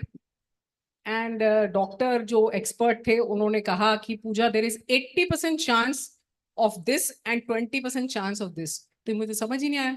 मैंने कहा मेरा बच्चा किस वाले पढ़ रहा है, 80 में पढ़ रहा है कि 20 में पढ़ रहा है, ये मुझे क्या समझ आएगा, right? And I am a doctor. I couldn't make out what 80-20 means, right? So it's very important how we speak to the patient, how the patient understands. There are 2 messages I want to leave the patients with and the doctors with. That आप जो भी decision लेते हैं, चाहे आप clinical care decision लें, चाहे आप clinical research decision लें, एक तो जान समझ के लें, right? वो एक सर्फ की ad में आती थी ना मैडम, बहुत पुराने हमारे टाइम में, है ना, ललिता जी, कि जानकार बने. तो please be aware. आपको पता होना चाहिए आप किस चीज में हिस्सा ले रहे हैं, कौन सी दवाई ले रहे हैं. अगर दीपंजन जी समझा रहे हैं और आपको नहीं समझ आ रही, आप उनसे फिर से पूछिए कि आप इसको और भी सिंपल करके समझाएं, ये मुझे नहीं समझ में आया. It is very important for the patient to understand कि उसके पास एक वॉइस है, तो उसको यूज करें। एक बड़ा अच्छा स्टेटमेंट है, nothing about me without me. मेरे बारे में जो भी कर रहे हैं मुझे इन्वॉल्व करके करना पड़ेगा, आपको मेरे बिना नहीं कर सकते। डॉक्टर बेटर जानता है, ऐसा नहीं होता, राइट? हम रिसर्च करते हैं, रिसर्च में एक मैं वर्क कर रही थी with a doctor in oncology on oral cancers. मतलब उसमें डॉक्टर का इंटरेस्ट रहता है कि कितना सर्वाइवल होगा, कितना प्रोग्रेशन फ्री सर्वाइवल होगा, दीज आर टर्म्स डॉक्टर समझते हैं। पेशेंट को उसमें इंटरेस्ट नहीं है। पेशेंट को इंटरेस्ट है जब मेरे को रेडिएशन होगा तो मैं स्वॉलो नहीं कर पाऊंगा, मैं खाना नहीं खा पाऊंगा, मेरे को टेस्ट नहीं होगा, मैं बात नहीं कर पाऊंगा, मेरे को नींद नहीं आएगी, मेरे को पेन होगा। उसको ये इंटरेस्ट नहीं है कि मैं 5 हफ्ते जीऊंगा कि मैं 6 हफ्ते जीऊंगा। उस 1 हफ्ते से उसको कोई फर्क नहीं पड़ता। It's a very different perspective. And मेरा पैशन ये रहा है कि मैं ये मैसेज जितने लोगों तक पहुंचा सकूं कि पेशेंट ओरिएंटेड एविडेंस, जो भी चीज हो पेशेंट ओरिएंटेड हो। पेशेंट का क्या प्रायोरिटी है वो जरूर पूछें, राइट? कई पेशेंट्स के लिए कॉस्मेसिस बड़ी प्रायोरिटी होती है, ब्रेस्ट कैंसर पेशेंट्स के लिए, हम कंचन बोलेंगे बाद में। कई लोगों के लिए जरूरी नहीं होता कि ब्रेस्ट है कि नहीं है, राइट? कई लोगों के लिए बहुत जरूरी होता है कि ब्रेस्ट इक्विवेलेंट दिखना चाहिए। तो पेशेंट से पूछें उसके लिए क्या इम्पोर्टेंट। एंड गिनी पिग्स जो आपने कहा, ये मैं हरविंदर जी से भी बोल चुकी हूँ कि ये एक स्टोरी बहुत पहले 20-25 साल पहले स्टार्ट हुई थी, क्योंकि बाहर की कंट्रीज की रिसर्च इंडिया में आती थी। हम गरीब मुल्क थे उस समय, तो उस समय होता था कि भाई we are now becoming guinea pigs of foreign big pharma, और वो हमारे पे रिसर्च कर रहे हैं। बट आपको ये समझना जरूरी है कि डिजीजेस भी इंडिया में बहुत ज्यादा है। अगर कोई डायबिटीज पे रिसर्च नहीं करेगा तो हमें कैसे दवाई मिलेगी? कोई कार्टी सेल नहीं बनाएगा तो कैसे हमारे को कार्टी ट्रीटमेंट मिलेगा?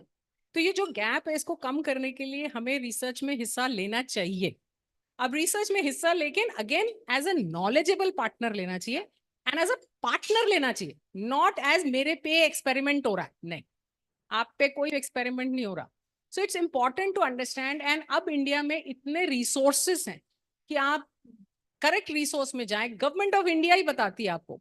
Clinical trial registry of India is a very nice website. Many patients who don't know कि मेरे को क्या ट्रीटमेंट, अब मेरे सामने कोई और ट्रीटमेंट नहीं है तो टाटा मेमोरियल में रिसर्च हो रही है। सर को कैसे पता है, कैसे पता है इनको कि यू नो कौन सा आपने दूसरा बताया था, नहीं टाटा मुंबई, किरण मजुमदार शॉ की बायोकॉन की यूनिट में हो रहा है, क्योंकि ये clinical trial registry of India में रजिस्टर्ड रिसर्च होगी। कई हॉस्पिटल्स होते हैं कहते हैं जी हम स्टेम सेल लगा देंगे, स्टेम सेल लगा देंगे। स्टेम सेल कई जगह गलत भी लगा रहे हैं, राइट? कई जगह सही चीज में भी नहीं लगा रहे। तो आपके पास एक गवर्नमेंट ऑफ इंडिया वेबसाइट है, उस पे जाके देखिए वैलिडेटेड रिसर्च, डॉक्टर का नाम, उसका फोन नंबर। अगर आप अवेयर होंगे तो आप ये चीज you can actually follow up on it and do the correct thing. Absolutely. Thank you. I think no one could have said it better than you. And actually taking off from what she said, right? Keeping the patient in the center. I think one aspect, one vertical that we have in cancer care is this vertical of pain and palliative care. और सबसे बड़ा misconception होता है कि आप अपने pain palliative specialist से तब मिलेंगे जब वो end of life में होता है. And I think this is one of the biggest misconceptions. What do you think, Dr. Charu? How does your role fit in right at the beginning of this journey of a patient, no matter how early or how late stage the cancer is? Thank you so much. Thank you so much. Post lunch session talking about palliative care. सबको लगता है बड़ा depressing है, but palliative care actually means hope, and palliative care means keeping the patient and the family at the center. And जैसा ma'am ने बोला, it's never about last stage of the any kind of a treatment, last stage of any kind of a disease, pre-terminal stage. No, the doctors who are sitting right to me, they're talking about artificial intelligence. They're talking about robotic surgeries, CAR T-cell therapy. But what we practice, what we do, is actually humanizing the entire medicine. I still believe in holding my patient's hands and just telling them that we'll be able to do it. Not giving you an unrealistic hope, but understanding कि quality of life matters the most. और सिर्फ आपकी quality of life नहीं, आपकी family की quality of life भी बहुत जरूरी है.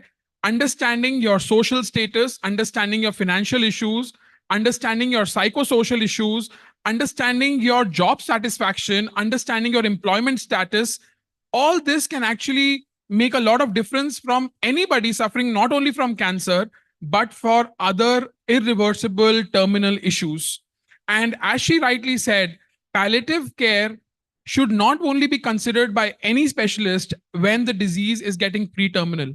It can be started at any stage of the disease, at the early stages of the disease, even in a patient with CKD, chronic kidney disease, or obesity, or metabolic syndrome, or a patient who is suffering from any form of cancer, multiple organ dysfunction. Don't wait that the patient lands till the critical end, and then you involve the palliative care when you become hopeless. At that time, it is called as end of life care, which is hospice care, which is not palliative care. So understanding जैसा ma'am ने बोला, understand, be aware. And palliative care का सबसे important जो होता है वो होता है adding life to the years, not adding years to your life. So जब तक आपकी चाहे 1 day of pain free life, that's what we practice as 1 day of pain free life is much better than 10 years of painful life.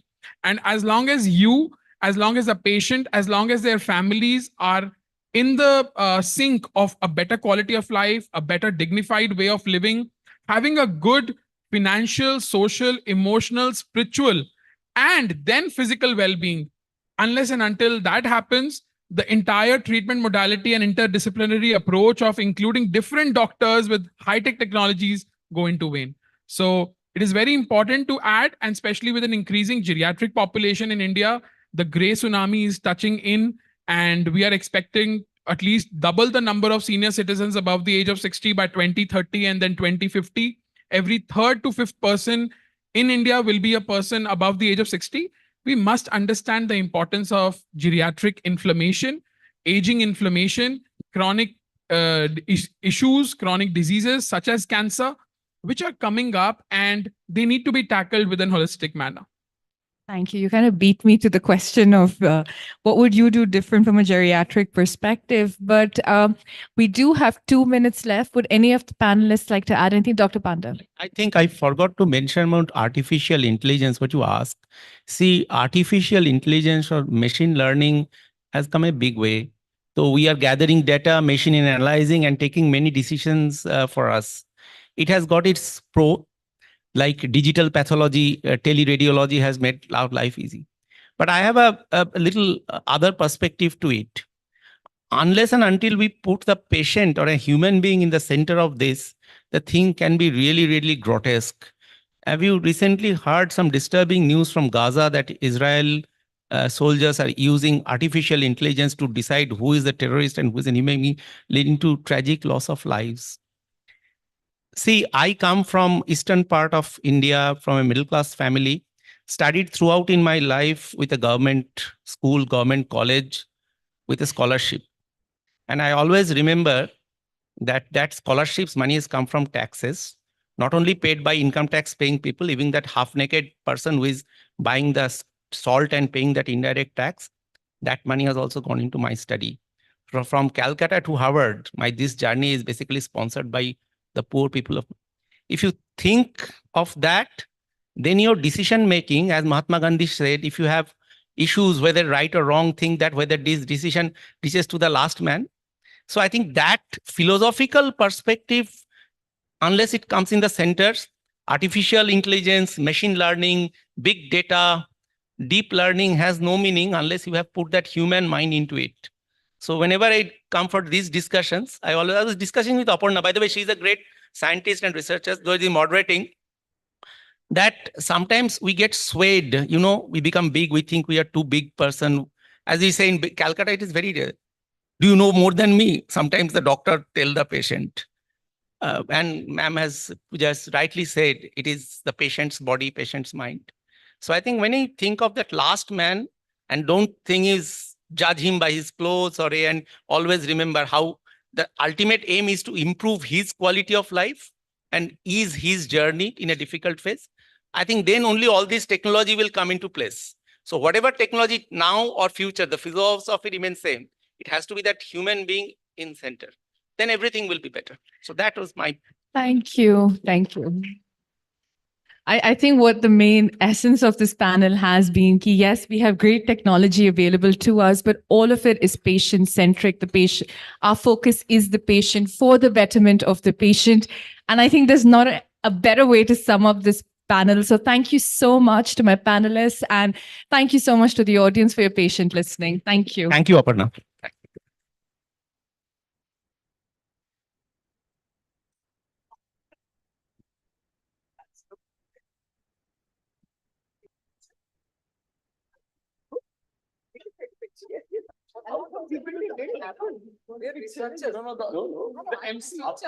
Anything not documented. No, the MC was not there. That's why. Let's come to center.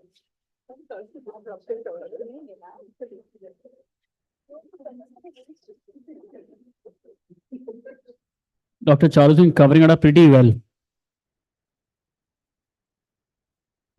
Thank you so much. No, absolutely not, man. So you can host the second half if you want now. Hi. Thank you so much.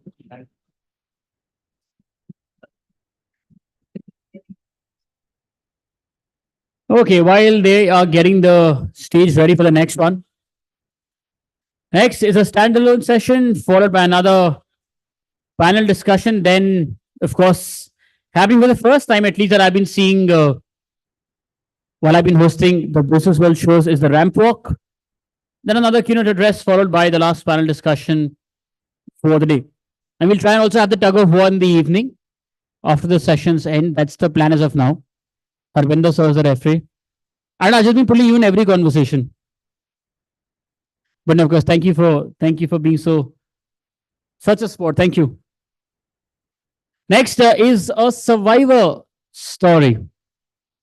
Life and expectations of a cancer survivor. And to talk on the same, please join me in welcoming the director of Niti Aayog, Dr. Urvashi Prasad, everybody. I thought we had had lunch and our morals were high. Just saying. You understood the assignment, so thank you so much.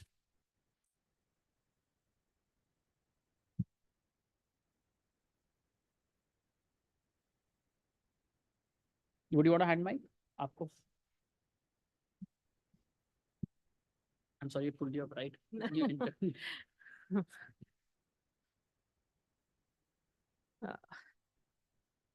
Yeah, thank you, and I'm glad I reached just in time. I know, I think post-lunch sessions, but this is more than you already had something post-lunch. So, but hopefully people are still enthused for the rest of the day, because I think there's some very exciting things on the agenda as well. So I'm here to, I'm not here in speaking right now in my capacity, as a policy person, but that's something I'll do on a later panel. But here I'm speaking as somebody who's living with this condition. I was diagnosed 2 years back with a very rare condition, which I think many of you would maybe never have even heard of, called ALK positive lung cancer, which is a very rare lung cancer, which predominantly, actually, interestingly, affects young people, affects non-smokers, contrary to what we always associate lung cancer with is tobacco. But this is something that affects mostly non-smokers. And women of Southeast Asian descent are, for some unfortunate reason, also at a higher risk of getting this cancer. But what is the worst part of this is that in over about 90% of the cases, it's diagnosed at what we call a stage 4 or metastatic. So it's already spread, considerably, which means that as of now, it's an incurable condition. And when I was first diagnosed, I was told that I would be lucky in quotes, if I got 5 to 7 years. And I was only 35 then. I'm only 37 now. And you can imagine hearing that when you're 35, that you would be lucky if you got 5 to 7 years. So, so I think, because I don't think there's anything lucky about that, and I'm sure you'd all agree with me, and that'll come to the broader points I want to make in terms of the language, etc., that we also use around cancer. So, so I think, I want to just highlight 2-3 aspects, and it's really through my own journey. As I said, I'm not speaking right now as a policy person. That's something I'll do later. But one is that naturally, when you get this kind of a sort of a death sentence handed out to you and you're such a young person, there's a huge, overwhelming, feeling that you have, and your emotions are completely unmanageable. And I don't think that we have very many trained people who really are able to help you manage those. I think we have a huge shortage of that. So I think, and oncologists, of course, are too busy doing their bare minimum job, and they're also not necessarily trained to handle the whole, psychological, emotional well-being of a person, somebody who's just been diagnosed, and what they go through. So I think we do need, I needed a lot of support, but a lot of that was support I had to find on my own. And I had to kind of go out and tell doctors that, listen, I'm in trouble beyond the cancer, the psychological aspects, the mental health and well-being aspects. So that's something I had to do. And so I feel that that is something that should naturally come to all people living with cancer. And it's not something they should have to seek so much. I think the second thing, I would say is that stage 4 clearly needs more. I think we celebrate all the advancements we've made, rightly so. In many cases, for many people, even a cure is very much possible with cancer. But there's still many, many, many people like me who don't have that cure in sight, who are told, like I said, it was almost like a charity or a handout that I was being given, that, you were lucky if you get 5 to 7 years, which was shocking to me, to even hear something like that for someone so young. You're not speaking to someone who's 60, 70, 80, when, this might sound even a little more okay then. So I think, given that a number of people are diagnosed, unfortunately, at later stages, or there are certain types of cancers, which, like I said, in this case, there are absolutely no symptoms, and suddenly one day, you realize that you have this kind of diagnosis. And that's how I went. I went from absolutely fit to diagnosis in less than 2 months. I had absolutely nothing before that. So, and you're a non-smoker, you're a young person, so you're not really going for any kind of screening of that kind, right? It's not the typical, what you might do for breast, cervical, or for other issues. So I think given that we do have these type of cancers and we do have people diagnosed at later stages, it's not good enough to say to them that, hey, listen, if you get a few years, be happy. We need to do better. So as I say, stage 4 needs more. It needs better drugs. It needs better treatments. We need to be able to give people longer and better quality lives. And hopefully, eventually, of course, work towards a cure, because that should be the goal of any treatment that we provide. So I think that is a very important point that I do want to make. And I think, from my own experience, I would also say that, and I know I'm speaking about caregiving, etc., later on, so I won't really get into the technical aspects of that. But I think from my experience, I realized that a lot of my, even my own family, friends, people are very unprepared, to deal with somebody who has something like this if they've never experienced it. And fortunately, all my friends, without exception, have never, seen somebody even close to them who's had to go through something like I'm going through. So nobody could really relate to me, and I don't think they relate to me even today. So it becomes very important, to have people who are also professionals who can provide that kind of help and support, because it's not necessary that a friend and family will always be able to step in. They themselves might, in fact, need a lot of support and a lot of sort of training, in a sense, almost, that how do you deal with somebody who's just got this life-shattering diagnosis. So I think that is something that we need to focus on. But like I said, I'll talk more of the technical aspects from my public health training and from my policy training subsequently. So I think in the end, I would just say that, for me as a survivor, often people will come to me and say, "Oh, you're so strong and you're so inspirational." And I can tell you, I sometimes get very irritated hearing these words, to be honest, because it's what do you mean by strong? I'm as human as anybody sitting here, right? I'm just as human. It's just that fate, destiny, luck, whatever you might call it, has handed me out something that I have no choice but to live with, right? So this whole thing of strong is, I think we need to stop using this word, at least in my opinion, because it really puts me off. And there's nothing very glorious about the life I live. It's a very tough life. I'm standing here in front of you. I'm wearing this sari. I've made a very special effort, but that's not how my everyday life looks. That's not how my everyday struggle looks. So there's a fine line between being positive and giving hope and, what we call toxic positivity or just glorifying somebody's suffering.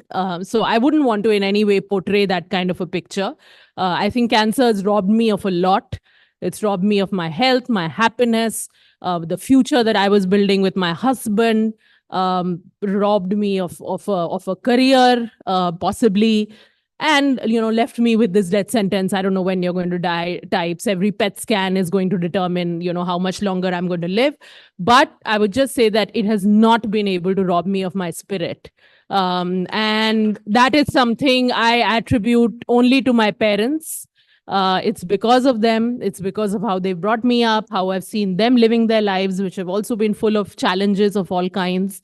I would say it's because of my parents that the one thing this disease hasn't been able to rob me, and I'm pretty sure it will not be able to rob me of this till the very last moment, is my spirit. So I'll leave you with that. Thank you very much.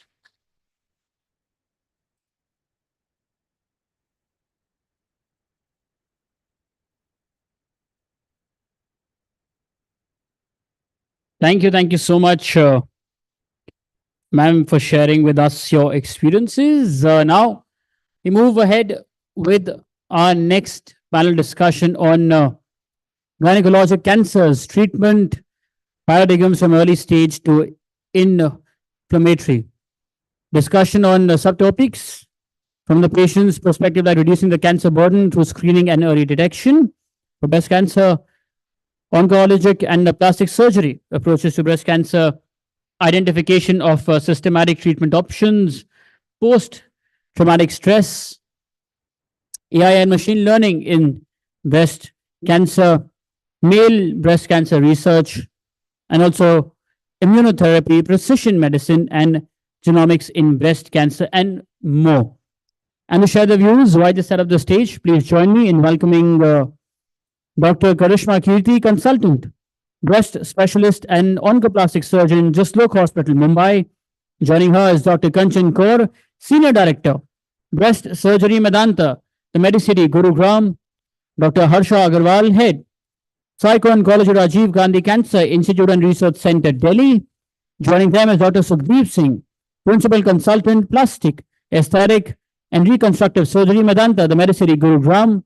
And this one will be moderated by Dr. Swati Bhatt, MD, and senior consultant, intervention pain, RPSC pain, and spine hospital, Bangalore. Let's please welcome them collectively now.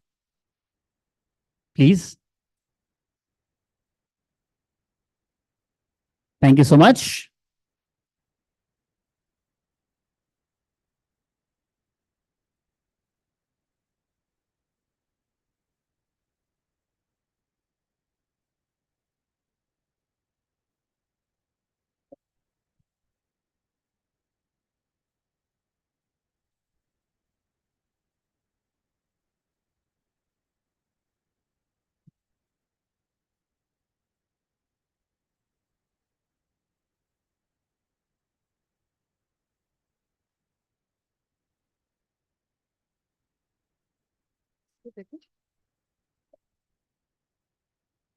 So I welcome you all to this panel. We'll remain more confined on breast cancers per se. So I think without much ado about it, I'll just delve into the topics straight away. So my first question would be, how do we detect early breast stage, early stage breast cancer? So how do we investigate, or what are the guidelines for a common man, for common population? So how do we go about? So, a very good afternoon to everyone. Thank you for having me here. We are starting with the most pertinent question because breast cancer, even though it is one of those cancers in the body which has very high cure rates, sadly in India, we still see 80% or in excess of 80% patients presenting in late stages. So early detection, I think, yes, on one way we talk about AI and, advanced treatments. But in India, we are still at the bottom of the ladder, so to say, where we are still fighting to get our women to come to clinic early. So the breast, as I say, luckily or unluckily, is an external organ. And hopefully women see and touch it every day. And there is huge power in self-detection. Even in countries which have regular screening programs, a lot of women come to clinics after having had detected a lump, even though their mammogram a few months ago was normal.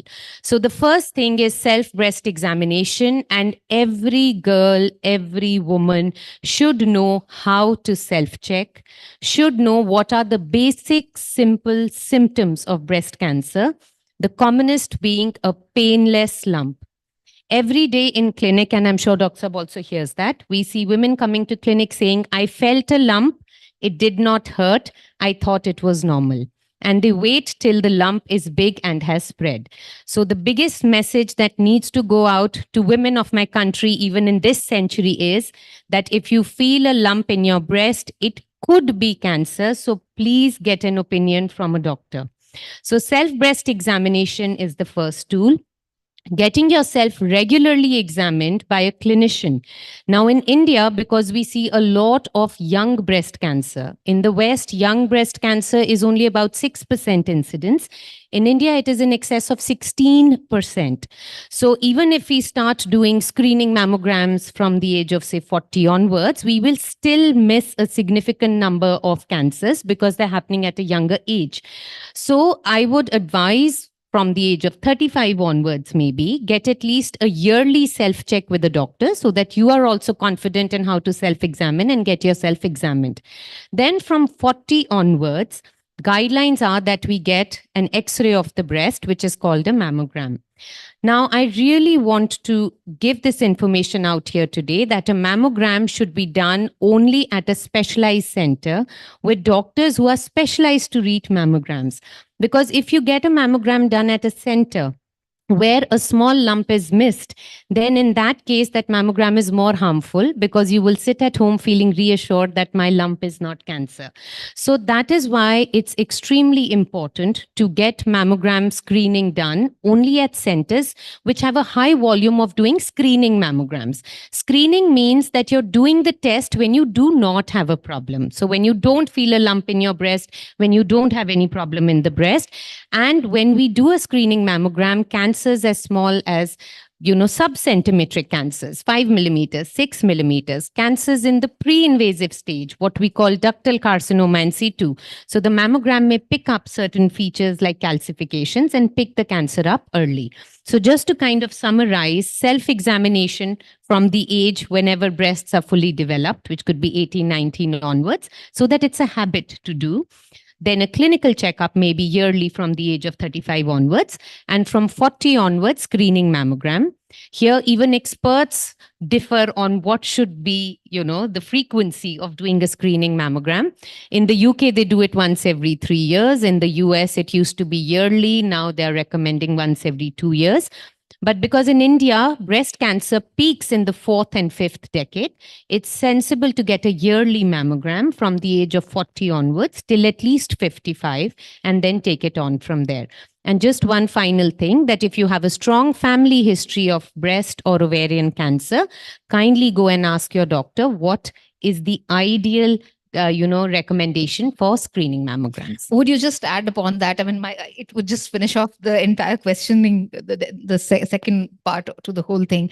So, is there a role of genetic testing and counseling regards to the guidelines or treatment decisions for patients with the hereditary breast cancer syndrome, such as BRCA mutations, etc.? I was trying to look for a Parna in the audience. I think she's not sitting here. So see, only about 10 to 15% cancers have a strong family history risk. And if we were to do genetic mutation testing in them, we will be able to identify an actionable mutation in only about 20%. Now, this has to be taken with a pinch of salt. If you have a strong family history, I really want to caution everyone, please, because this is India and you can go and buy yourself a test anywhere you want to. Please do not get genetic testing done unless you have gone through a genetic counselor, because first of all, you need to understand whether that test is important for you to do or not. Number two, the genetic counselor will make a proper what is called a pedigree chart. They will look at all the different cancers in your family and they will advise you on to which type of genes need to be tested. Then every patient should do what is called a pre-test counseling. What if your report comes back positive? So if a 35-year-old has a BRCA positive and is now told remove your breasts and ovaries even though you're normal, that's a very, very big and strong diagnosis to take on board. So it has to be rooted through a genetic counselor. I am also not a genetic counselor. No clinician is a genetic counselor. So it should ideally go through a genetic counselor and we should have a plan in action in place. So if it is positive, what am I going to do? If it is negative, what am I going to do? And very importantly, certain tests come back as what is called VUS, which means variation of unknown significance, which means there is a problem, or there could be a problem. We don't know whether it is enough for us to action upon right now. And those kind of reports can really unsettle patients because it's a sword dangling on their head. It's a clinician telling them, I don't know whether, this test report is important or not. So, in a country like ours where we believe in Janam Patris, there are tests known as genome patris that came out and everybody just randomly went and did a lot of these tests, and our clinics started to become full of women who were coming with tests which even we couldn't interpret. Random reports saying you have a 30% lifetime risk of developing cancer because some gene was detected. So this has to be done in a very, very sensible fashion, must be rooted through a specialist breast clinic, must be rooted through a genetic counselor. Plus, I think what the patient understands out of this information and whether wants to take it one step further or not, that also has to be very much. Absolutely. We have patients who have extremely strong family histories who refuse to get the test done. And there are those who we call the worried well, who want to do the test irrespective, even if it is not going to be of value to them, so. That was very informative. Thank you so much. Dr. Karishma, would you discuss the latest advancements in surgical techniques such as breast conservative surgery and sentinel lymph node biopsies, etc.? And how would they impact the overall treatment decisions in this early stage? So thank you, BW, for having me today. And you would call it a recent advancement, but breast conservation surgeries have been around for decades now. And even sentinel lymph node biopsy has been there for at least a decade. And we were doing even conservative axilla surgeries before that. So the first studies that started for breast conservation, or what is also known as lumpectomy, which means that you save the breast, remove only the lump with the margin, and address the axilla, which is the armpit nodes, started in the 70s. And now we have very good, robust data of 25 years of follow-up, which tells us that it is equivalent to having a whole breast removal, which is a mastectomy, as long as you also take radiation therapy along with it. In fact, we had some very exciting data that came out 2 years ago from Norway and Sweden, which told us that it may actually be better in early cancers to have a breast conservation rather than removing your entire breast. Now, honestly, a breast is an organ which is very personal to women. As a doctor, I can give you options and tell you whether you are a patient who can have a breast conservation, or in some patients, when we have more than one tumor or calcifications, which are pre-cancer sort of dots that are seen on a mammogram, which are widespread, and you may need a mastectomy. So there are some patients who are conservable and some patients in whom mastectomy is the way to go.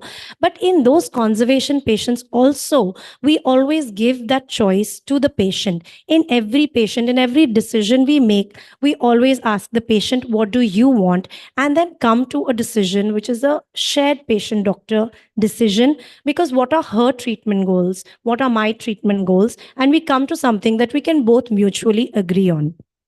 So as I said, breast conservation surgery saves the breast by removing the lump with a margin and also doing the axillary surgery. Now, what this does is obviously you save the breast, but it has very long-term effects on body image, on confidence, on self-esteem, on sexual well-being. And these need to come to the forefront, especially so because women with breast cancer, with the newer treatments, whether it's immunotherapy or the advancements in chemotherapy and very good radiation machines and techniques, are living longer and are living good lives. So it is very important to focus on these survivorship issues and discuss them and keep them in mind. The other thing that we are talking about is sentinel lymph node biopsy. And that basically means that when breast cancer spreads, the first place where it spreads using the lymphatics is to the axillary lymph node or the regional lymph nodes. And when we do a breast surgery, whether it is a mastectomy or a breast conservation surgery, we always address the axilla. We stage the axilla, which is that we pick up a few nodes as biopsy to see has the cancer spread to the armpit nodes. If it has spread to the armpit nodes, sometimes we may choose to clear all the nodes from that area to reduce chances of recurrence in that area. Now, how do we know which are the most important nodes to pick up? So we have some dyes and we have some radiocolloids, which are given in the nuclear medicine department. They are injected in the breast, and during surgery, just before 5 to 10 minutes before, we also give a dye in the breast, and then we open up a small incision in the armpit to see which are the nodes which have picked up these radiocolloids and these dyes. So we look for these blue or green nodes. We look for what are known as hot nodes, which are the radioactive nodes, and we take that out and we check it during the surgery. What this does is, earlier we used to remove all the nodes, all the fat from that, and it used to cause a lot of side effects: shoulder mobility, shoulder pain, something known as lymphedema, which is a collection of lymph fluid under the skin. It used to make the arms, swelling in the arms. The skin changes, there was fibrosis. So when we do a conservative treatment in the axilla as well, we are able to avoid these long-term sequelae. And I mean, it circles back to the same thing with women surviving longer and longer. We really need to focus on quality of life. So that was really explained very well. I just, me and Dr. Sudeep work together for our patients. And for those patients in whom sentinel node is not possible and all lymph nodes need to be removed, to reduce the risk of swelling in the arm, there is a procedure called lymphovenous anastomosis, in which the lymphatics coming from the arm are anastomosed to blood vessels. And in fact, before we came, we just finished a similar case before we came here. So I just thought I'd mention that as well. Dr. Sudeep can elaborate on it later. Yeah. So thank you so much for that. So I think, Dr. Sudeep, having you here, we'll straight away move on to the next question. So how can you explain where exactly does this reconstruction fit into the whole paradigm of this management of breast cancer? So first of all, thank you to the organizers for including reconstruction as a topic for discussion. I think this is something which is generally not discussed or talked about enough. So, take this one. Okay, no. So one of my professors used to say that breasts are life for a child, pride for a woman, passion for a man, and an enigma for the surgeons. So I think when a woman undergoes a mastectomy, so a very big symbol of the femininity has been taken away. It has a psychological impact. It has a social impact. They don't feel comfortable wearing certain type of clothing. Their daily activities may be limited. So what reconstruction does is it tries to restore that.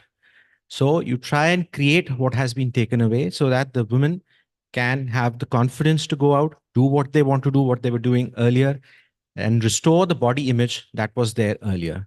I think another part, as Dr. Kanchan mentioned, reconstruction is generally considered to be just reconstruction of the breast mound.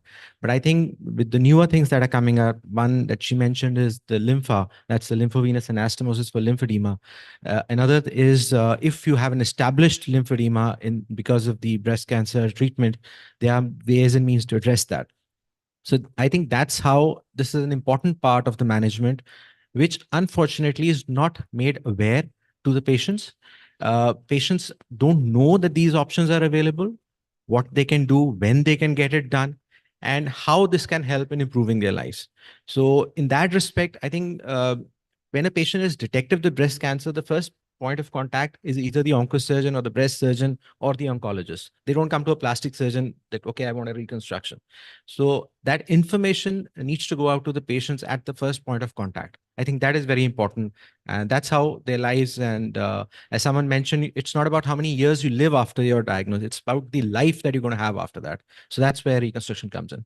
So could you just briefly touch upon like what are the options of reconstruction that we have? So broadly, you can categorize them into two parts. First is the autologous, that is you're using your own body's tissue to reconstruct the breast mound. Second is an implant based. So in autologous, you have flaps, which is you take out the tissue from either the abdomen or the back or from somewhere, and you bring it into the area where your breast is and create the breast mound. Now, either it could be a pedicle flap where you do not detach the blood supply of the tissue that you're bringing in, or it could be a microsurgical reconstruction where you've taken the piece of tissue with its blood vessels or the blood supply, and then you restore the blood supply over the chest where you create the breast mound. That is one part. Second is the implant based. Now, in implant based, depending on whether the patient is going to require radiation or not, you can either first put in what is called as an expander, which is basically a silicone balloon. You gradually inflate it and create the space. And finally, you replace that expander or the balloon with a breast implant, a silicone breast implant. So that's another way of reconstruction. And as I mentioned earlier, third, which is not normally considered as a reconstruction, but should be mentioned, is taking care of lymphedema. A preventive approach where once you've done an axillary dissection, you join the lymph vessels to the blood vessels so that you provide an alternative pathway to the lymph fluid and treatment of the established lymphedema. Yeah, thank you. Thanks for that. So I think, Dr. Kanchan, I would extend this question to you. So what do you think? How can this, as reconstruction, how can we integrate these services and how can this be made more available to the less needy, to the less or the deprived? So, as patients are becoming more aware, as women are becoming more and more confident, initially what used to happen, but sadly still happens a lot of times, it's not the woman who is the patient who is taking the decision. She is generally sometimes the last person to talk to the treating doctor. She's hidden behind, not just her own relatives, but also neighbors and neighbors' relatives. So we go to that extent. So I think this conversation about cancer diagnosis and treatment options has to be a two-way communication between the doctor and the patient, and only the patient. I even tell the patient's husband or the patient's kids that this is not a decision for you to take. She has to live with her body. She has to decide whether she's comfortable or not. So I think any good breast unit now in the country has good reconstruction options available. But we have two major challenges. One, definitely, now we come from private hospitals, the cost. And I know at least 7 out of 10 patients don't get reconstruction done because of the cost issue. And a very sad thing in India, which is quite strange also, is that if you do primary reconstruction, the insurance company covers it. But if the patient decides, let me complete all my treatments and I want to come back a year later to do the reconstruction, at that time, the insurance company puts it purely under cosmetic and will not cover it. So, I think that really needs to change and we need to make a noise about that because a lot of patients do have insurance now. But because they're coming out of chemo and are going to undergo major surgery, they have to have radiation 3 weeks post the surgery. A lot of women at that time are not up to getting a reconstructive procedure done. So I think that narrative around, the insurance companies paying for reconstruction even at a later date, if that happens, I know so many more women would opt for Which it. is unlike what happens in the West. Yeah, which is It gets completely covered unlike, completely, yeah. even after a year or Yes, so. absolutely. Because the procedure is still the same. It is still reconstruction. It is not cosmetic. It is reconstructing. You're making the new organ again.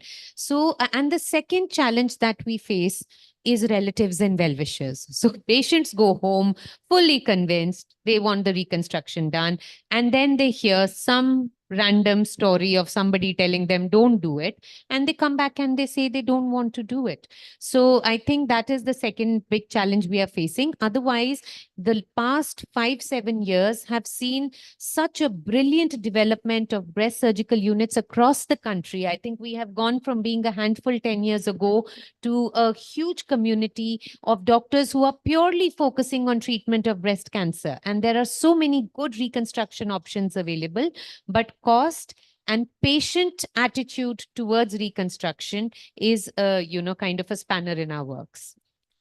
Dr. Let me Sudhir, add- would you like to add upon that? Yeah. So as you mentioned, in the US, there is a law. As per that law, the insurance companies are mandated to address breast reconstruction. And not just that, even the symmetrization procedures on the opposite breast, they have to honor those claims. And regarding the access to care, I think there's another aspect to it. Now, a lot of mastectomies happen in smaller centers. So, of course, we are in a metro city where we have good hospitals, where we have a integrated team, we have the reconstruction. But a lot of mastectomies can happen in standalone centers, small setups, where reconstruction may be difficult. So, I think capacity building to get the reconstruction reach the people in smaller towns, smaller cities, not so affording patients. So that's where capacity building is important. Secondly, as financial aspect is there, I think a lot of these schemes, the central government schemes, they don't cover all aspects of reconstruction, like CGHS, ECHS. I think a few weeks back, we had a patient, a CGHS patient, where we had to do this lympha. There was no code for lympha. So first we had to get a code mapped, get the permission, and then do it. So, and another aspect, I think a lot of NGOs fund breast cancer treatment. So they should also look at funding reconstructions. Exactly. So it's just limited to the mastectomy, but reconstruction generally overlooked. Yeah, but the problem is nobody gives funds to NGOs. Am I right? Very few people contribute to NGOs. So when I was in the West, I remember every person used to have one favorite NGO or one favored NGO to which they would donate a little. So we'll give lakhs in our mandirs and gurdwaras, but we won't give to NGOs that are working towards, So I think that is also something that really needs to change. Yeah. So, Dr. Harsha, I think I would come to you. What do you think are the challenges a breast cancer survivor may be faced with after the treatment or ongoing treatment? And are they prone for certain syndromes more? And how do you, first of all, address right from the beginning that breaking the news to the patient and thereafter going through the treatment and then following the treatment? What are the challenges that they may be posed with? Thank you so much for the question, ma'am. First of all, I would like to thank you, VW, for having me here and addressing the psychological and psychosocial concerns, which is one of the most important part we have been hearing since morning about all the psychological aspects. Everybody is talking about it. So yes, when we are talking about psychological aspects, it does start from the very first step a patient or a caregiver steps into a oncological setup, even if they are coming for a opinion or for the, let's say, testing purpose, because there are so much myths around this disease and the complete trajectory as well, that if we are diagnosed with, then what? Because nobody, even till date, deals with cancer as a treatable disease or can be treated if diagnosed at the right time. They still consider cancer is equals to death, whether it's a breast cancer or any cancer. And when it is about a women, and majorly in Asian women or Indian women per se, I would say we do not want to prioritize ourselves first. We want to prioritize everybody on Mother Earth other than us. We don't want to look at ourselves. So when we are talking about breaking the diagnosis, so it has to be done in a very standardized manner, which as a psychologist, we have spikes per se. But even when we are doing it in a clinical setting, we must have patient to be there so that a informed and a shared decision making can be done. Just like ma'am said that we must inform to the patient. Patient should have a say in it. Patient should be able to decide for themselves that what do they want for themselves as a treatment. Just like we have in genetic testing also, that whether we should go for the genetic testing or not, whether we are eligible for the genetic testing or not, because there are a lot of things available on internet which are there but may not be applicable to us as a patient. So we must consider that as well, that every information is not the right information which we must have.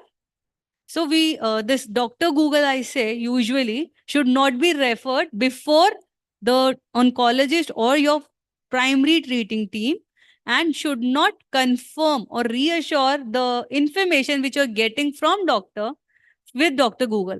It would be rather preferred to consider another doctor or an oncologist than Dr. Google, because it is providing very generalized information which is not applicable on everybody. And if it is for just for an example, siblings, we are not having same likes and dislikes, we are not having same kind of thought process, then how are we similar to the person mentioned in on Dr. Google? Let's say we can have similarities, but we can have dissimilarities as well. But we do not consider dissimilarity because I particularly am looking for negative information to associate myself with. Because of the stigma attached, cancer is equals to death. So to destigmatize the disease, one, a proper psychoeducation has to be done with the patient. Patient must be informed about why you're getting tested.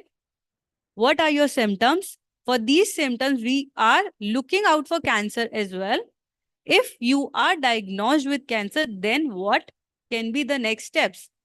Post the diagnosis is done, let's say, then this is the diagnosis has to be told to the patient with the primary caregiver, and an informed decision like this is your current status and what we can look out for, as in what are the line of treatment you can get.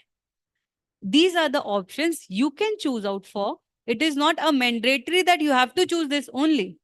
For example, when a patient is coming positive with, let's say, genetic testing BRCA1, BRCA2, they have good treatment options with prophylactic surgeries and with chemotherapy and with targeted and immune therapies. So they have got good options that what they can choose out for.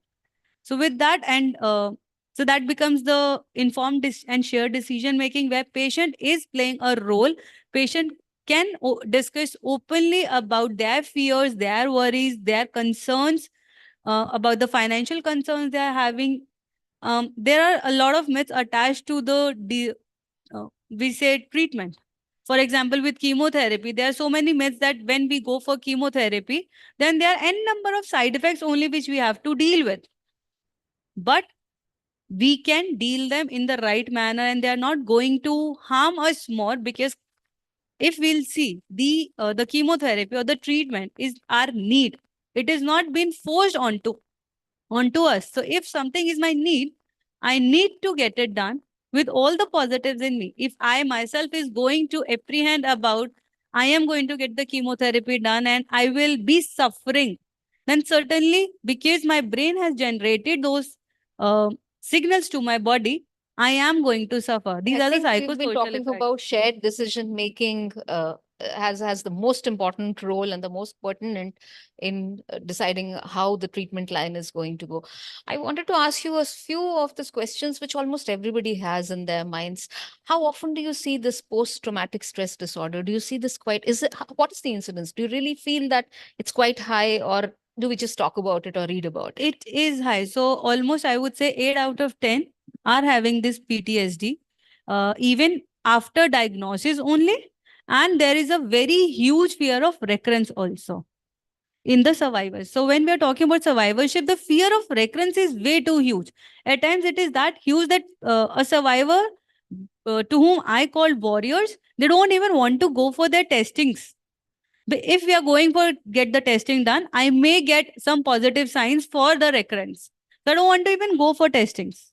So yes, fear of recurrence is very high. 8 out of 10 survivors do have this PTSD, and even after the breaking of the news that they are going to get into the treatment with cancer, they do suffer. And not only PTSD, clinically we have depression as well.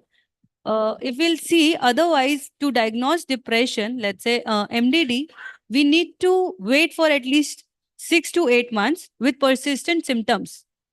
But with oncology, I have seen patients showing symptoms of MDD, which is a mood disorder, basically, pervasive mood disorder. They are showing exact symptoms, and the medications are working on them even within a week of diagnosis. Okay.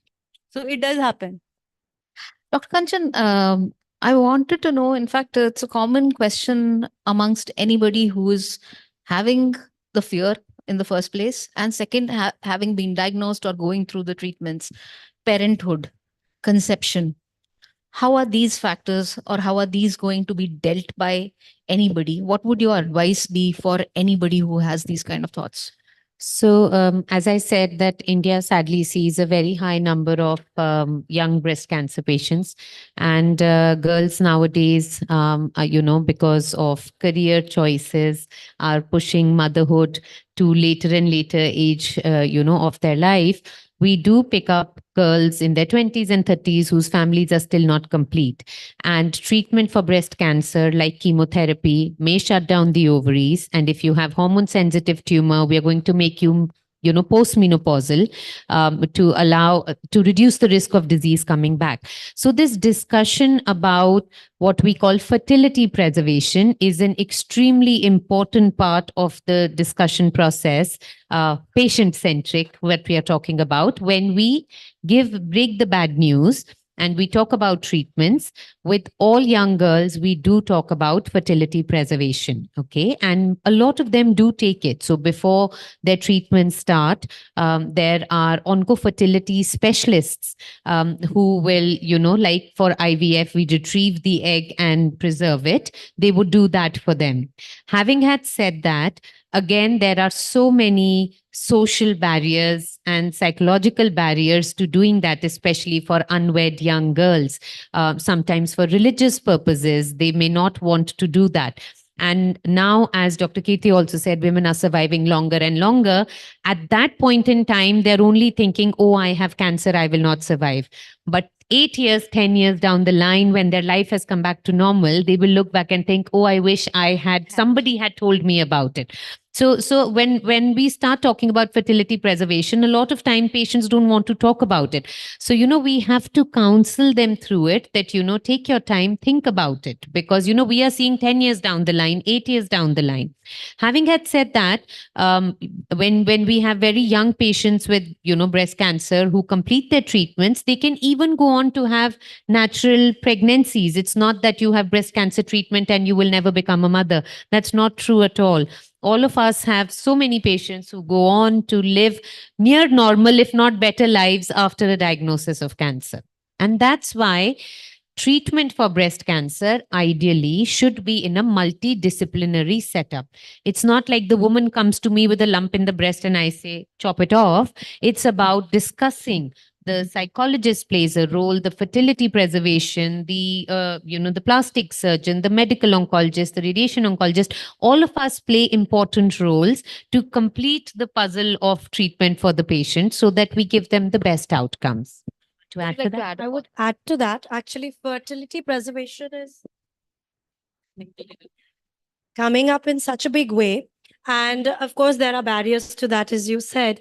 But there is something known as PGT, which is that they can now test the embryos that you make And if you're a young patient, which are higher likelihood of having a genetic mutation, and if you have a genetic mutation, if you make 8 embryos, you can choose the embryos which don't have that genetic mutation and implant those to make sure that that genetic mutation is not passed on to the next generation, and they don't have that higher risk of developing the cancer that you have. So that is one of the big points that that should also be discussed, and it's quite available in most of the fertility centers now. Yeah, thank you. I think we've almost discussed about everything. And my last question, Dr. Sukhdeep, to you. How common is male breast cancer, and how to identify the symptoms? I think I'm not the right person to answer that question. I think Would anybody want to take that? So, male breast cancer is what we call 1% of all diagnosed breast cancers, which means, and we would say that very often, was that on the days we see a male breast cancer on follow-up, that means I've seen 100 follow-ups today when we were working at Tata Hospital. So it's rare, but it's not unheard of. It's more related to genetic mutations again.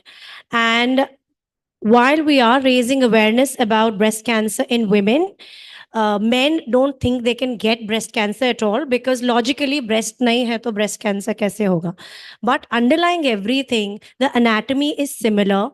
And it's very important for men to also know the symptoms. To also, if you have a lump, if you have discharge from the nipple, you do need to go see at least your GP or your, an oncologist if you can. Because there's very little tissue. Breast cancer in men very easily invades the skin or the underlying muscle, which upstages it.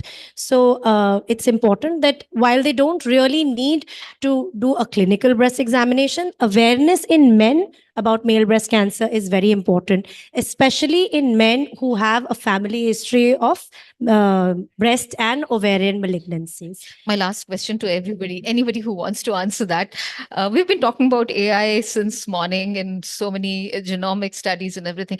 Do you think it's going to change the face of how breast cancers are being dealt with right now, or it's going to impact it?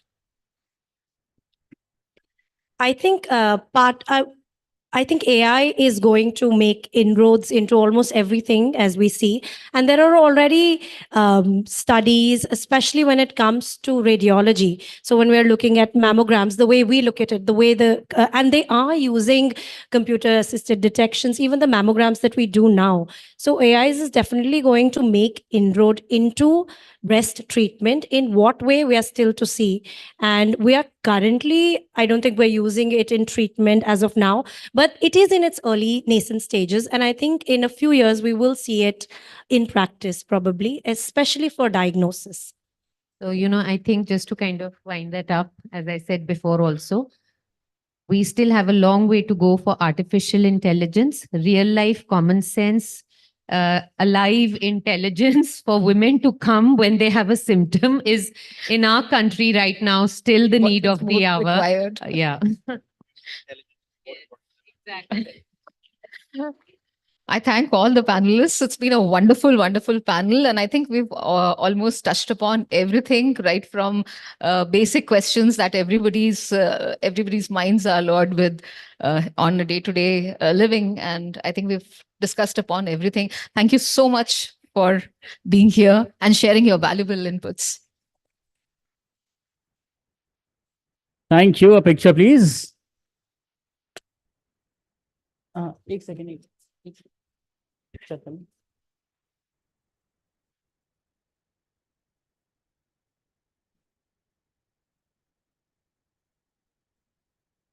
Thank you. Thank you so much.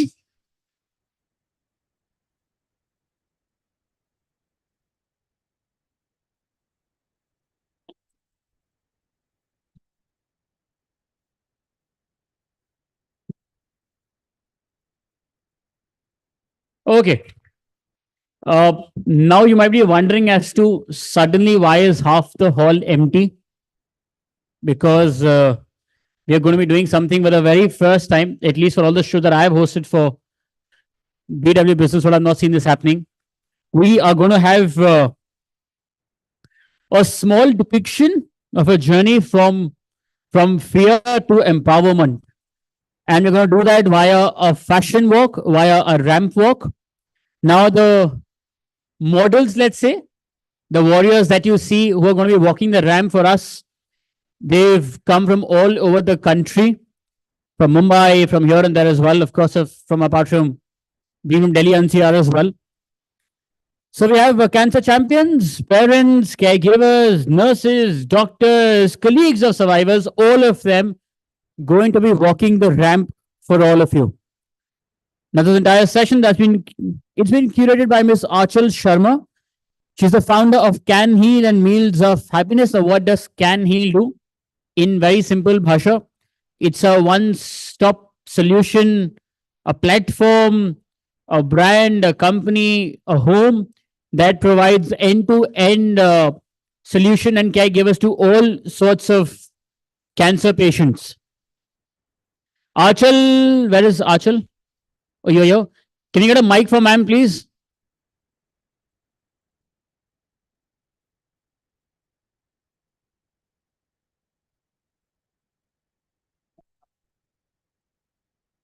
So Achal is going to be doing my job as well for the next few minutes. You'll charge for that? Yeah. Or even I get paid. Can you charge? No, but all the best, please, ma'am.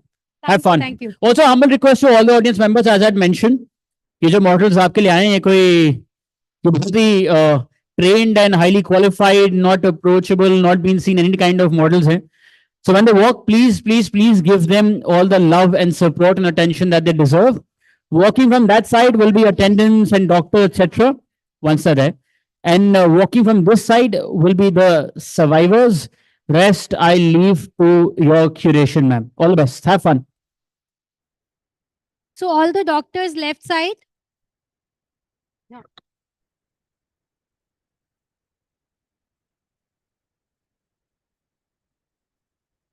All the doctors left side.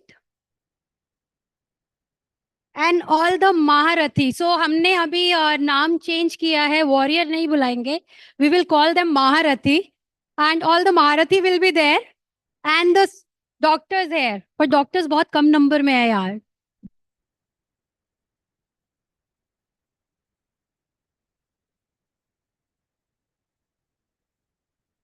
Perfect. आप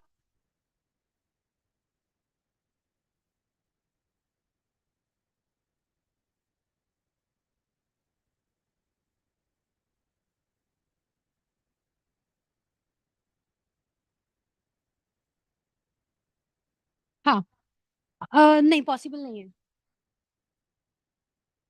All the doctors queued up. पक्का? अच्छा, कौन सबसे ज्यादा आवाज निकालेगा तभी पता चलेगा कौन सबसे ज्यादा एक्साइटेड है.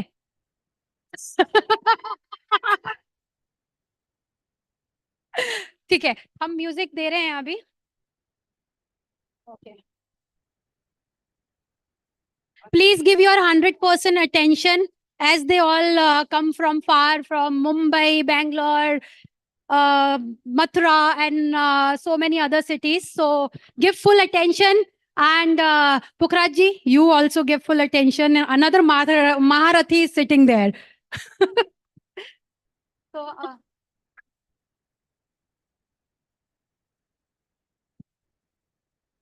Manisha, take the lead. Manisha, take the lead. ठीक है?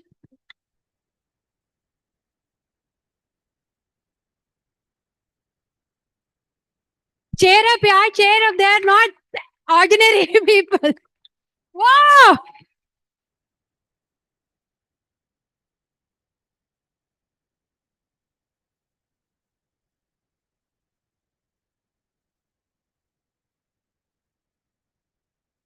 That's beautiful.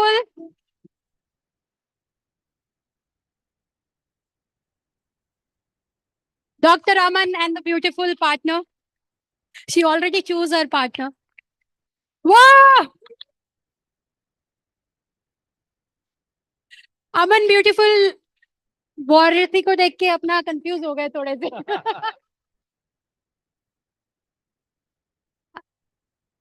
ये here is another pair. Please do not stop.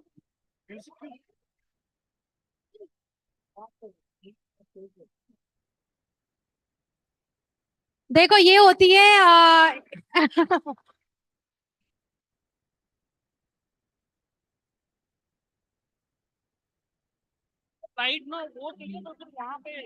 cheer up yaar. They have so much of energy in the room. Woohoo! हाँ चलो ना आगे चलो.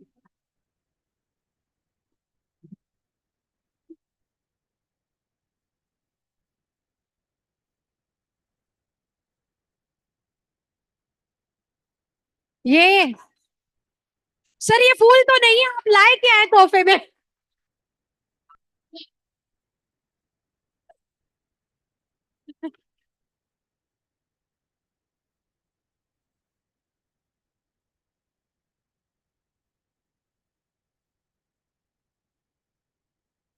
Another one.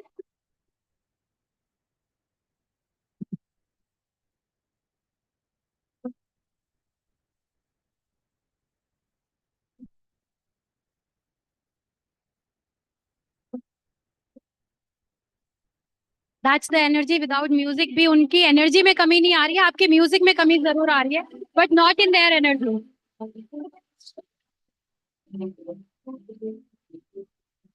Yeah,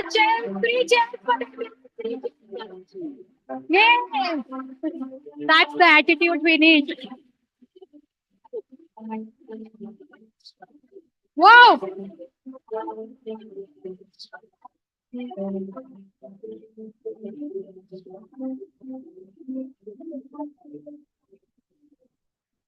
Yeah.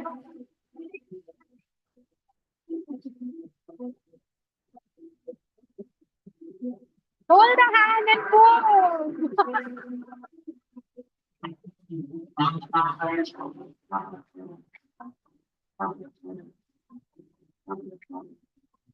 वो छोड़ दो आंचल.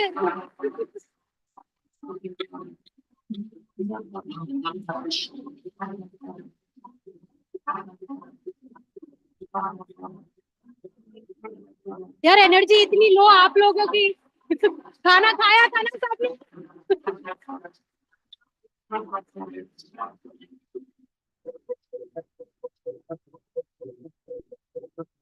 एटीट्यूड की कमी नहीं है हमारे पास. ये that's the way, that's the way.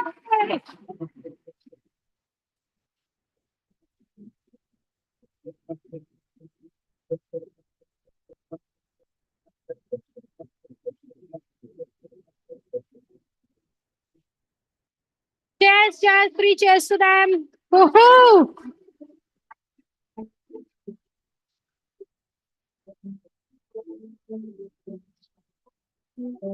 देखो स्टेज छोटा है लेकिन लोग बड़े हैं हमारे स्टेज के ऊपर. ये artist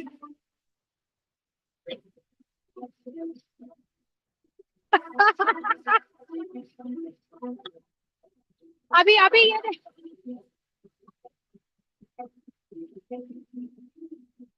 next.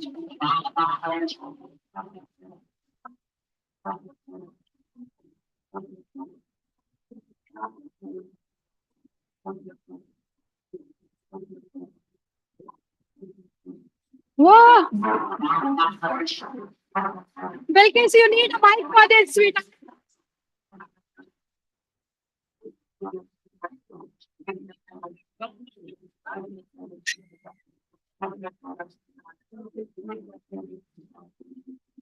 Mother-daughter duel, I must say the energy they both have, both the mother-daughter actually creating magic right now on the stage. So three cheers. Woohoo!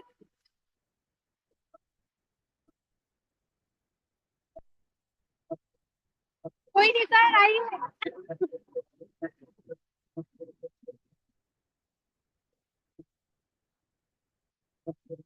Sir हमारी तरफ भी देखिएगा थोड़ा. ये ब्यूटीफुल लेडी.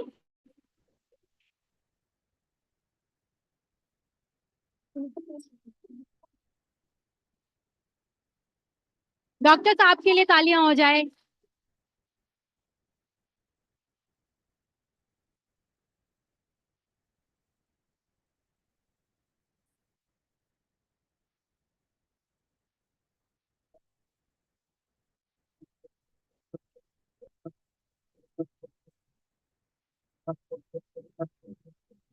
बिल्कुल सीटियां रुकनी नहीं चाहिए सीटियां रुकनी नहीं चाहिए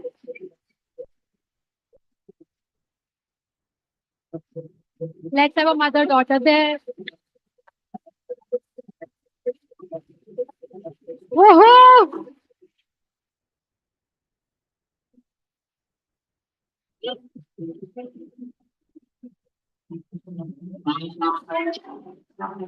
Who else?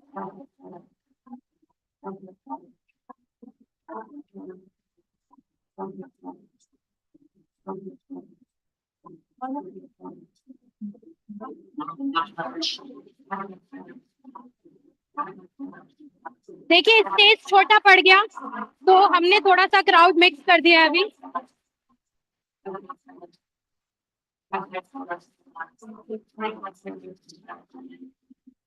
He is not well. इसके पैर में अभी लगी हुई है but after that also the energy is another level.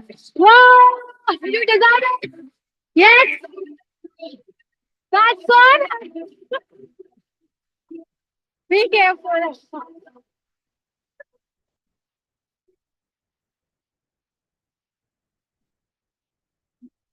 यार मोटिवेशन कैसे मिलेगी अगर आप लोग एंजॉय नहीं करेंगे तो मोटिवेशन कैसे मिलेगी सबको आप लोगों का एंजॉय करना बहुत जरूरी है they have done all this for you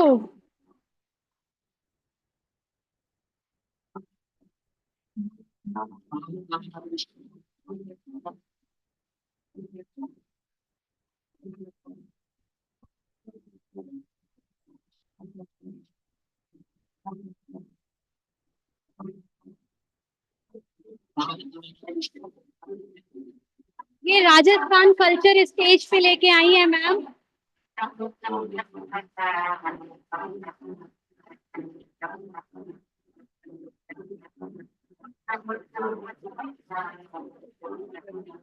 okay bye ये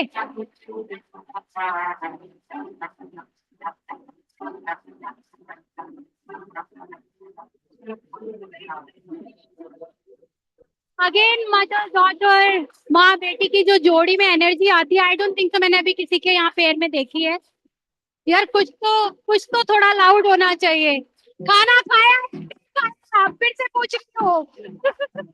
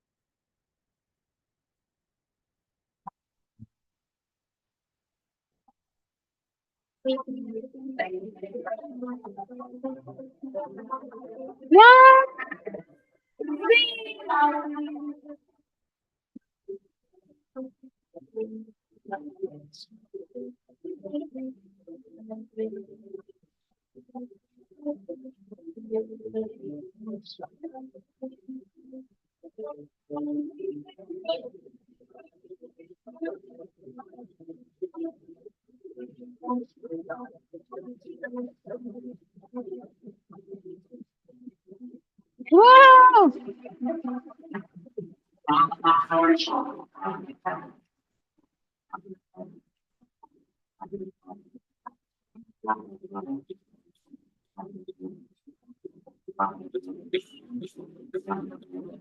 You all are amazing, amazing.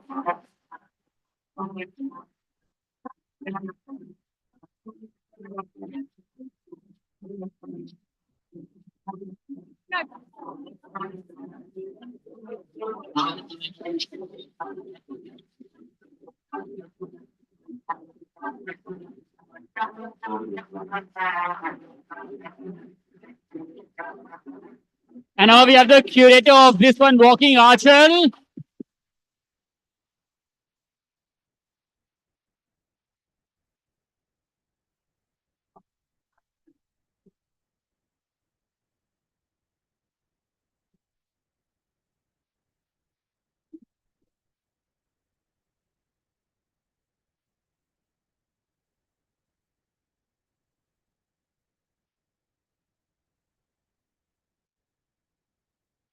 Yeah, we'll do one picture and then it's a request कि आप लोग please अभी कहीं जाइएगा मत to change. We request you to please stay back here itself so that you can move ahead to the next session. Yeah, yes, a picture please.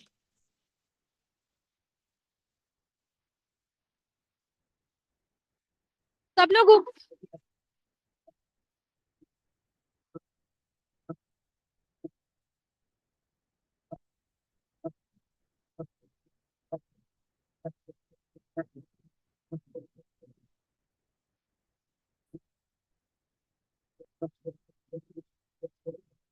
अच्छा, one request to everyone after this picture, please आप लोग change मत कीजिएगा. There is something interesting is coming up, so please be here and so that we can continue with the event, right?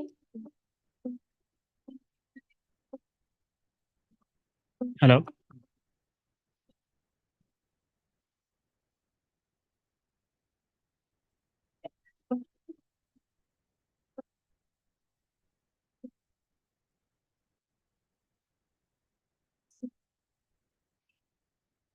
We have the showstopper Harbinder ji as well entering the frame.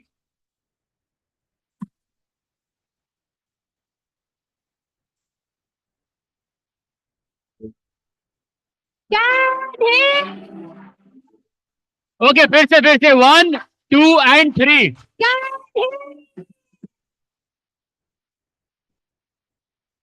Not left Paro behind. It just means that कि आप सब लोग vote देके आए हैं. So many paparazzis. Yes. Thank you so much. इनके लिए जोरदार तालियां प्लीज. हालांकि पूरी ऑडियंस स्टेज पे ही है, फिर भी we request you please stay back here. Everyone, ताकि हम please stay back here. आप अपनी seats ले लो. Don't change now. We love to see you, gorgeous women, till the time the event continues.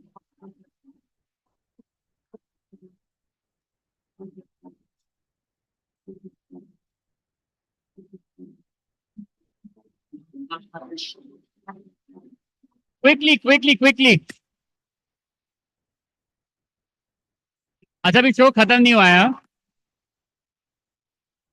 Actually only at 30 seconds. Okay. आप तो free में छोड़ के आ गई. Okay, last picture.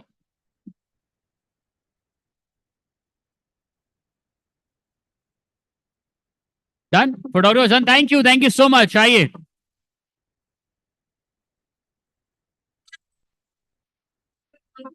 After this, yes. Pictures अभी खत्म नहीं हुई. Keep taking more. After this. आइए.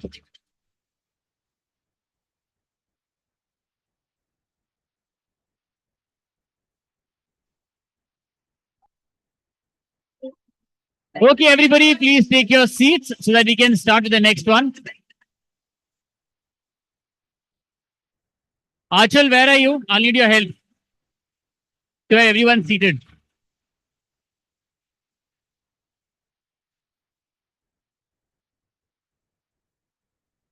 ये लीजिए. Everyone, we will get you water inside only. अगर आप लोग बहुत thirsty और बहुत थोड़ा सा ऐसा कुछ भी feel कर रहे हैं, don't go outside so that we'll continue session and the event with the same flow. So आप सब लोग अपनी seats पे बैठ जाइए. You can change dress later on. Trust me, you all are looking gorgeous and it's so around. आप सब लोग अभी ऐसे continue कर सकते हैं. Okay. देखो, मुझे ये लोग भगा देंगे अगर आपने मेरी बात नहीं मानी तो. एंड आई कांट अफोर्ड कि मैं आप सब लोगों को अभी छोड़ के यहाँ से बाहर जाऊं. तो बच्चे चलिए. Done. Thank you so much. एक बार आई थिंक क्योंकि आप सब ऑलरेडी स्टेज पे थे, बट एक बार अपने लिए और आंचल के लिए एंड फॉर द कॉज एक बार जोरदार तालियां. I think thank you everyone. ये जो आपकी जर्नी थी from fear to empowerment, thank you for doing that. I think more than anything just thank you for showing us your strength, your unity and of course the love that you have for everybody. Thank you. क्योंकि आप लोगों ने हमें quality of life दिखाई है, let's put it that way. हमारा जो अगला सेशन है That's on quality in cancer care. And to talk about that, please join me in welcoming on stage the Director General, Association of Healthcare Providers India, Dr. Girdhar Gyani, everybody, please.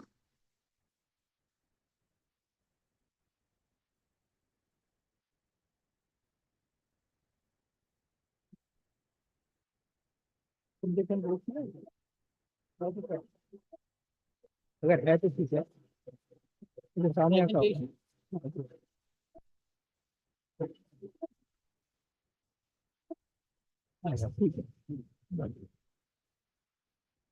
Yeah, namaskar, good morning, good evening. देखिए, it was amazing for me to see this kind of doctor-patient union or reunion, you can call it. I think I pray God कि ये जितने भी survivor हैं हमारे, I think they have long, happy and healthy lives. But I think ये सारी जो conference हुई है आज, I think this was the prime show what I have experienced first time. लेकिन मैं आपको आज थोड़ी सी छोटी मोटी छोटे तरीके से बात बताऊंगा कि ये क्वालिटी इन कैंसर केयर या क्वालिटी इन हेल्थ केयर ये क्या सब्जेक्ट है और ये कैसे फॉर्मल हमारे कंट्री में हुआ है। तो मैं बहुत ही ब्रीफली आपको पहले दिखाता हूं कि हेल्थ केयर इस समय बहुत ही चैलेंजिंग पीरियड से जा रही है। I don't know how many of you know that at the time of independence the average life of expectancy was only 32 years. 1947 में 32 years और आज जो है it is 72 years. You have to thank to the doctors, nurses of our country who have taken the big jump to bring the average life expectancy from 32 years to 72 years. That is number one. At the same time, हमारी जो population है community है वो भी बहुत aware हो गई है। We have got good technology diagnostic ये तमाम चीजें मिलके जो है वी हैव कम टू 72। अभी मैं 2 हफ्ते पहले सिंगापुर में था और we had leading doctors from 9 Asian countries and we found that Japan was having the maximum life expectancy average life expectancy which was 84 years. तो हमें अभी 72 से 84 में जाना है and I think this will again come by way of qualified doctors, nurses, hospital technology and above all the participation from the community. तो हमारे जो कुछ चैलेंजेस आपको नजर आ रहे हैं आपके सामने, तो आज क्योंकि मैं क्वालिटी के ऊपर थोड़ा सा ज्यादा बोलूंगा, तो क्वालिटी एंड पेशेंट सेफ्टी जो है वन ऑफ द चैलेंज है। अगर आपको मैं बताना चाहूंगा कि क्वालिटी जो फॉर्मल तरीके से इंडिया में कब आई, actually it was in 2005 when a question was raised in parliament that many people want to come to India for advanced treatment from developing countries. For example, अगर यूके में बात करें आप, तो उस समय कैटरेक्ट सर्जरी जो है उसके लिए 3-3 महीने का वेटिंग हुआ करता था। बाईपास के लिए तो 7-7 महीने का वेटिंग लिस्ट हुआ करता था। तो ये तमाम बातों की वजह से many patient wanted to come to India and by the time 2005 we had close to 300 hospitals which were having the state of art infrastructure. So the question which was raised by these people who wanted to come to India to the government of India, that how do we select a hospital? Do you have any accreditation system by which hospitals are accredited for quality and patient safety? That question in Parliament was referred to the Quality Council of India, which I was heading at that point of time. And we then started working on developing the quality accreditation system for hospitals. तो ये actually अगर आप मेरे से पूछे तो quality की जो जर्नी है वो शुरू क्यों हुई, because of the foreign patients और जिसको हम कहते हैं मेडिकल टूरिज्म। और anyway we took about 8 to 9 months time to develop the standard and structure and 2006 February we launch. तो ये जो जर्नी है अगर आप देखें, ये क्वालिटी का जो मतलब है, let me tell you first the patient safety. Quality and patient safety में कोई बहुत ज्यादा फर्क नहीं है, ये एक ही कॉइन के दो साइड्स है. You know, whatever you do, quality in healthcare or patient safety in healthcare, this thing हम कोई भी चीज होती है, कोई ना कोई एरर्स होती है. नोइंगली तो कोई एरर नहीं होती है हमारे मेडिकल प्रोफेशन में, but unknowingly lot of errors can happen. These can be medication error. This can be error can come from the hospital acquired infection. This can come from some negligence or some, let us say, error in the medical equipment which we are using if the equipment is not calibrated. ये तमाम बातें हैं. तो अगर हम ये preventive measures use करें by developing the standard of operation procedure, protocol, system, training of the people, ये सारी चीजें मिलके अगर हम एक सिस्टम बनाएं, उसी सिस्टम का नाम है हमारा accreditation. So when a hospital is accredited by the board which we call National Accreditation Board for Hospital and Healthcare Providers, NABH. अगर आप कभी गए होंगे हॉस्पिटल में तो आपने देखा होगा एक बड़ा राउंड में एक लोगो लगा रहता है NABH. आज हमारे कंट्री में अगर आप टोटल काउंट करें करीब 20,000 हॉस्पिटल पूरे कंट्री में ऐसे हैं जिनके पास या तो एक्रेडिटेशन है या छोटा सा एक सर्टिफिकेशन है. टोटल हॉस्पिटल हमारे कंट्री में करीब 60,000 है. तो उसमें से 20,000 हॉस्पिटल्स के पास हमारा ये क्वालिटी एक्रेडिटेशन है. तो ये जो चीज पेशेंट सेफ्टी का ये चालू हमारे यहाँ हुआ है, तो this is what I was telling you कि हॉस्पिटल एक्रेडिटेशन क्यों जरूरी है. Now if you see hospital accreditation का जो फोकल पॉइंट है वो है patient safety. And patient safety की जो प्राइमरी रिस्पॉन्सिबिलिटी है वो होती है हमारे फिजिशियन के ऊपर या फिर सर्जन के ऊपर. इनको सपोर्ट कौन करता है? नर्सिंग स्टाफ सपोर्ट करते हैं. आप देखिए करीब एक डॉक्टर के पीछे हमें कम से कम 3 नर्सेस होती हैं average. I am talking, otherwise तो ratio can vary from 1:1 to 1:6, लेकिन एवरेज अगर हम एक निकालने की कोशिश करें तो 1:3 डॉक्टर. एक डॉक्टर के पीछे 3 नर्स होनी चाहिए, एक नर्स के पीछे 3 राइट हेल्थ केयर वर्कफोर्स होने चाहिए. तो इस तरह से हमारी हेल्थ केयर इंडस्ट्री चलती है. Let me tell you one thing with my long experience in the healthcare. Hospital चलाना आज के तारीख में, I am talking of let us say 200-300 bed hospital, is much more difficult. ज्यादा मैं कहूँगा सबसे ज्यादा डिफिकल्ट है एक हॉस्पिटल को चलाना. आप एक ऑटोमोबाइल इंडस्ट्री चला सकते हैं, रॉकेट इंडस्ट्री चला सकते हैं, लेकिन हॉस्पिटल को चलाना बहुत मुश्किल हो गया है क्योंकि बहुत रीजन है उसके पीछे. वो अब मैं आपको थोड़ी देर के बाद में बताऊंगा. तो ये जो सारी चीजें कवर करते हुए हमारा एक एक्रेडिटेशन बनता है सिस्टम. अब आप देखिए, ये भी मैं छोड़ देता हूँ स्लाइड अभी तो फिलहाल. ये हमारा स्टैंडर्ड है NABH का. इसमें हमारे 10 चैप्टर्स होते हैं. अगर आप देखेंगे इसमें everything is covered. Because if you really see that जो यहाँ पे डॉक्टर्स बैठे हैं, they of course understand that all the various aspects. First 5 chapters are concerning clinicians. Next 5 chapters are concerning these, you can say, general management of the hospital. So this is the way accreditation standard बनाया गया है. And we try to educate our hospital management that they should work in the inverted pyramid. Inverted pyramid में क्या होता है कि जो हम कहते हैं कई बार कि डॉक्टर बहुत इंपॉर्टेंट है, नर्स बहुत इंपॉर्टेंट है, दे आर इम्पोर्टेंट, बट कई बार हम लोग भूल जाते हैं. अगर आपने देखा होगा एज ए पेशेंट जब आप हॉस्पिटल में जाते हैं तो आपको बहुत परेशानियां होती है. फॉर एग्जाम्पल सबसे बड़ी परेशानी होती है जैसे डिस्चार्ज के टाइम आपको 6 घंटे 7 घंटे वेट करना पड़ता है.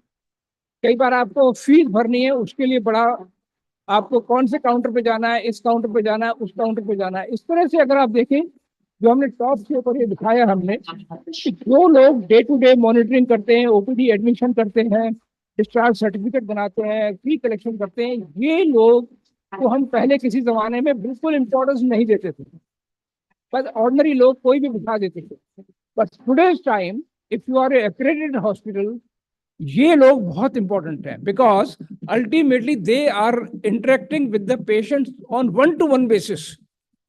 और इसलिए इस इन्वर्टेड पिरामिड में जो बॉस कौन है, अगर आप देखेंगे बॉस जो नीचे बैठा हुआ है सीईओ, उसको हम बॉस नहीं मानते। बॉस कौन है? पेशेंट बॉस है, क्योंकि we are actually working in the hospital for these patients. So this is the way a hospital functions. दूसरा हम क्या करते हैं कि हम एक हॉस्पिटल के अंदर, अभी पहले होता था डॉक्टर की अपनी एक, तो मान लीजिए doctor used to work within themselves, nurses used to work within themselves, paramedical staff used to work within themselves.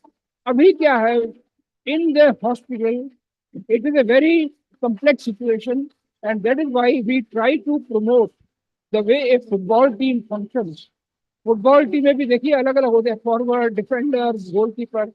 उसी मॉडल को हम हॉस्पिटल में प्रमोट करते हैं, so that it works like a complete team. So this is what. अब एक और चीज आई है हमारे यहाँ कि एक्रेडिटेशन की वजह से क्लिनिकल क्वालिटी बहुत इंप्रूव हुई है। आप देखिए मेडिकेशन एरर्स बहुत कम हो गई है, इन हॉस्पिटल पार्ट इन्फेक्शन बहुत फर्क पड़ गया, बहुत इन चीजों में तमाम इम्प्रूवमेंट हुआ है with the help of accreditation.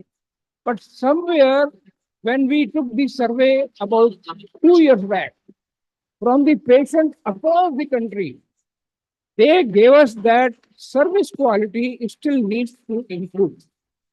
In fact, let me tell you, ये हालांकि कहने की बात नहीं है, between south and north, मैं ईस्ट एंड वेस्ट की बात नहीं कर रहा हूँ अभी, between south and north, the empathy factor कि कहाँ डॉक्टर्स और स्टाफ एम्पैथी फैक्टर अच्छा दिखाते हैं, तो साउथ की लीड ओवर द नॉर्थ। तो अभी उसके लिए हम कोशिश कर रहे हैं कि नॉर्थ इंडिया में भी हम कैसे इसको प्रमोट करें, क्योंकि patients are complaining that they do not get that empathy, and so that हमारी जो हेल्थ केयर क्वालिटी के जो कंपोनेंट है, clinical quality which has improved vastly, but the service quality also needs equal emphasis. So this is the clinical quality which I told you, इसमें काफी सुधार आ गया है। Now, second thing is that so far our doctors used to be very much preoccupied in their own work. The accredited hospital nowadays works on a model that each specialty के अंदर जितने भी doctors हैं, they meet once in 15 days and they share the respective procedures done, so that the younger surgeon, younger physician, they learn from the experience from the senior doctors. So this is जो हम कहते हैं बहुत important चीज है ये। Otherwise each doctor used to work in silos और वो किसी के साथ शेयर नहीं करते थे। तो accredited hospital में ये एक बहुत important फर्क पड़ गया है इसके आने से। Now, ये जो कैंसर के बारे में हम बात करते हैं, अगर आप देखेंगे कि इसमें जो है सबसे ज्यादा important, let me tell you one by the way, कि हमारे जो नॉन कम्युनिकेबल डिजीजेस हैं, इसमें हम हमेशा कार्डियोवैस्कुलर डिजीजेस को नंबर 1 किलर मानते थे, लेकिन अभी अनफॉर्चुनेटली या जो भी कहे आप, cancer has taken the number 1 position. अब यहाँ पे इसलिए गवर्नमेंट का फोकस भी इसके ऊपर जा रहा है कि how do we really improve. अगर आपको पता होगा कि हमारा जो आयुष्मान भारत स्कीम है सरकार की, उसमें 1.5 lakh health and wellness centre बनाए गए हैं, जिसमें से almost I think 95,000 are functioning at this point of time, and all these centres are supposed to have the screening. Now cancer की स्क्रीनिंग अगर हमारी टाइम से हो जाए, I think we have today the doctors, we have the technology by which we can cure the cancer patient once for all. तो ये जो cancer के बारे में क्वालिटी की जो है, हालांकि I will not be talking on the treatment of the cancer here, I am not from the oncology, but आप ये देखिए कि हम इसके ऊपर आर्टिफिशियल इंटेलिजेंस को हम बहुत बड़े तरीके से यूज कर रहे हैं।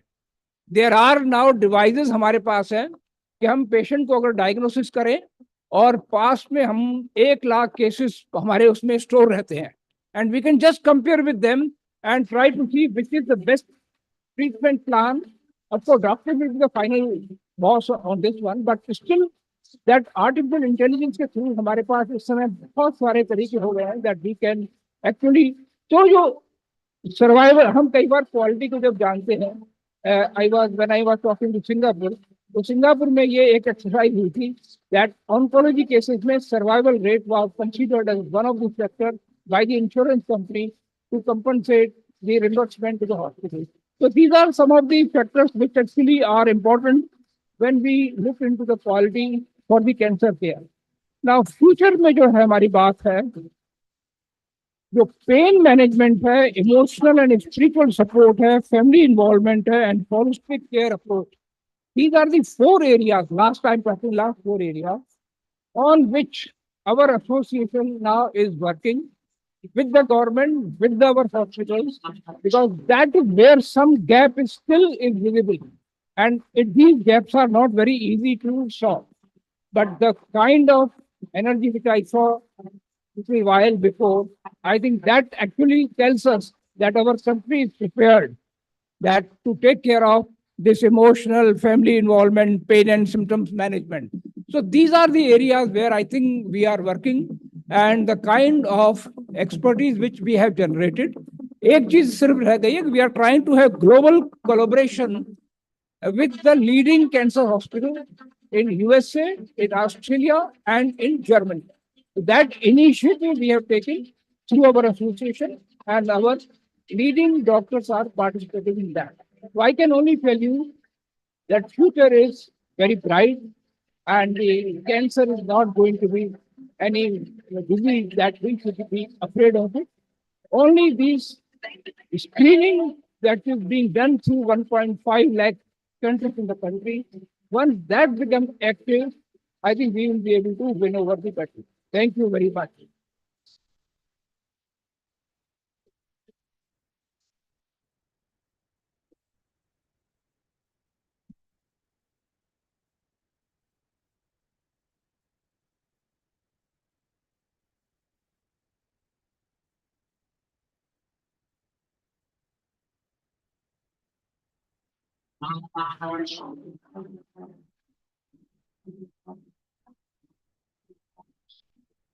You know what? I don't know if you guys even realized who you were listening to.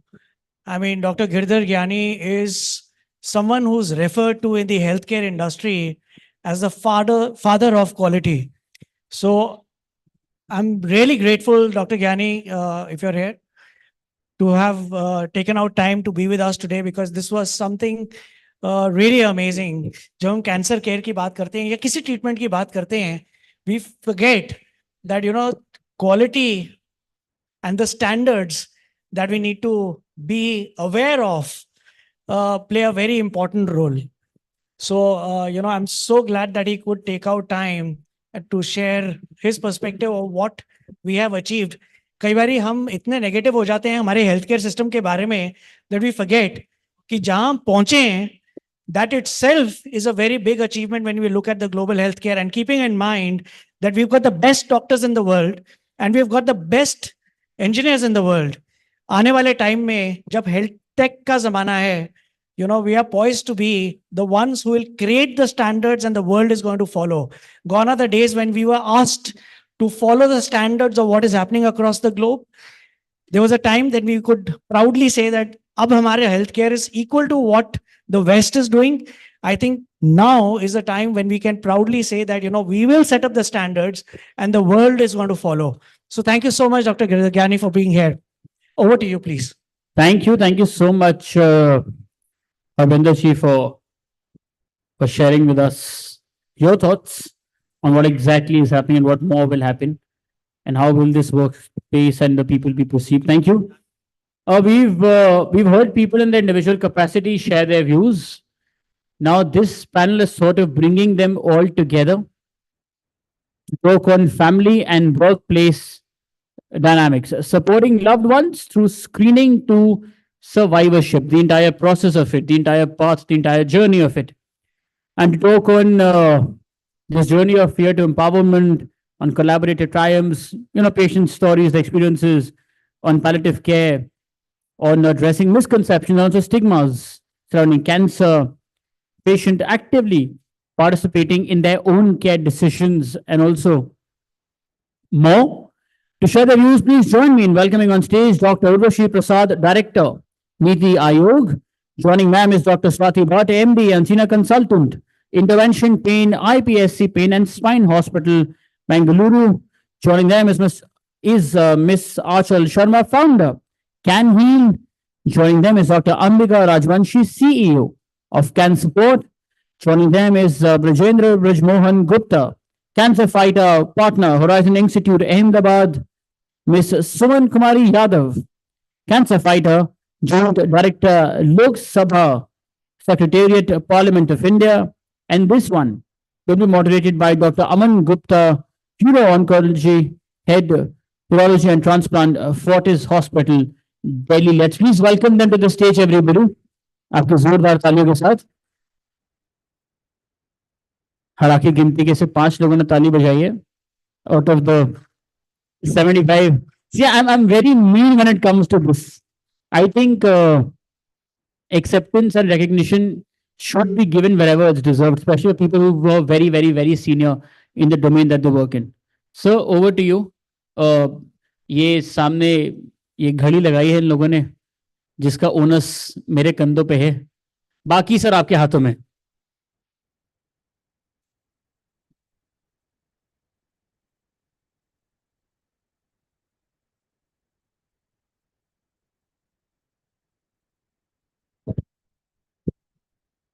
Hello. Hello.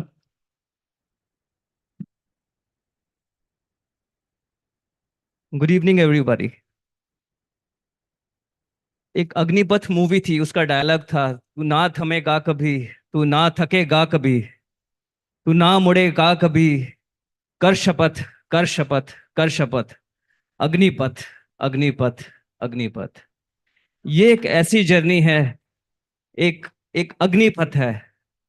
Cancer एक सिर्फ एक शब्द है, लेकिन जिस दिन वो सुनने को मिलता है एक पेशेंट को, उस दिन उनकी जिंदगी बदल जाती है. आइए जानते हैं इन सबसे, यहाँ एक्सपर्ट पैनलिस्ट से, कि कैसे उन्होंने अपनी जर्नी कैसे कवर की, कैसे उन्होंने दूसरों को इंस्पायर किया और कैसे बाकियों को वो हेल्प कर रहे हैं इस जर्नी को कवर करने में. So let's start with Urvashi ma'am. Ma'am, you yourself are a policy maker. आप एक पॉलिसी मेकिंग साइड पे हैं. तो आज हम जितने लोग यहाँ बैठे हुए हैं, all of us are, I would say we are lucky enough that we could afford the best of the treatment and we had the best of the facilities and support systems, right? So how can, as an organization, as a public organization, we can make some changes to help patients who are not so fortunate, जिनके पास उतने means नहीं हैं, जो government hospitals में जा रहे हैं, उनकी जर्नी हम कैसे स्मूथ कर सकते हैं? क्या पॉलिसीज हम डेवलप कर सकते हैं मैम? Thank you. ये बहुत ही इम्पोर्टेंट सवाल है. और गवर्नमेंट हॉस्पिटल्स की खास तौर से बात करें तो जैसे हम सब जानते हैं, बहुत एनीवे उन पे काफ़ी हद तक प्रेशर है.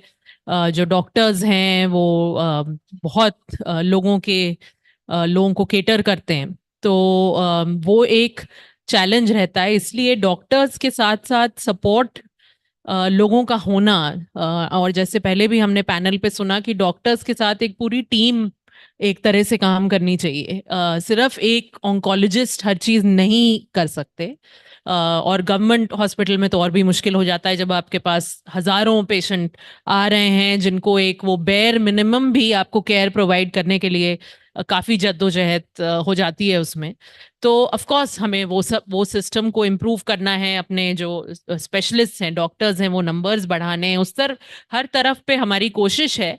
लेकिन जो अभी भी डॉक्टर्स हैं, मुझे लगता है कि वो टीम एक होनी चाहिए. जो पेशेंट, जैसा आपने कहा कि जब किसी को ये डायग्नोसिस मिलती है तो किस तरह से उसकी जिंदगी इम्पैक्ट होती है, उस बहुत अलग अलग तरीकों से होती है. वो सिर्फ एक उसको कीमोथेरेपी या रेडिएशन देने से नहीं हो जाता है. उसके सारे पहलू देखने पड़ते हैं. चाहे आप न्यूट्रिशन देख लीजिए, चाहे आप उसका मेंटल वेलबींग देख लीजिए, चाहे उसके फैमिली में रिलेशंस कैसे अफेक्ट होते हैं, उसकी अगर कोई यंग पर्सन है, शादीशुदा है, उसकी शादी शुदा जिंदगी कैसे अफेक्ट होती है. कितनी चीजें हैं जो नेचुरली आई डोंट थिंक हम एक्सपेक्ट भी कर सकते हैं कि एक डॉक्टर, एक ऑन्कोलॉजिस्ट हर चीज एड्रेस कर पाए. So I think having those kind of teams, multidisciplinary professional teams बहुत इंपॉर्टेंट हैं ऑल्सो, बिकॉज आई फील कि जैसे मैंने अपनी पहली स्टोरी में कहा कि जहाँ पे फैमिली भी हो, फ्रेंड्स भी हो, वो आपको सपोर्ट भी करना चाहें, लेकिन कई बार उनके लिए खुद बहुत मुश्किल होती है, जो कि उनको खुद पता नहीं कि ये कैसी सिचुएशन है, एकदम से ऐसी सिचुएशन उनकी भी लाइफ में कई बार पहली बार आई होती है। सो उनको भी सपोर्ट चाहिए होता है एक तरह से। तो I think that kind of going beyond just the doctor, the oncologist, having a multidisciplinary team, वो मुझे लगता है कि उन चीज़ों पे हमें ध्यान देना, एंड स्पेशली जो मेंटल, साइकोलॉजिकल, इमोशनल वेलबींग है किसी भी पेशेंट की, और उनके जो और पहलू हैं उनके हेल्थ के, उनके वेलबींग पे, उन पे भी ध्यान देना बहुत जरूरी है। Thank you, Ushi ma'am. Dr. Swati, this question goes for you. We are talking about teamwork. We have all, as doctors and healthcare providers, we have all evolved from a journey when we were in medical college. At that time, pain management was not a core concept. That was not on the top of the priority. Like, we were struggling to give basic treatment to the patients. उनके पास pain management का system उन दिनों evolve नहीं हुआ था. आज वो कैसे better हुआ है? Now you are leading a journey for pain management for many patients. That's a very important part of the journey, right? And often it is forgotten that that is one of the most important. How do you make their journeys better in terms of pain management? How it is evolved? घर पे जब हम patients को pain management के लिए बोलते हैं, तो आप कैसे उनकी हेल्प करते हैं, और उनके जो केयर गिवर्स हैं उनको कैसे आप टीच करते हैं कि वो पेन मैनेजमेंट में हेल्प कर पाए?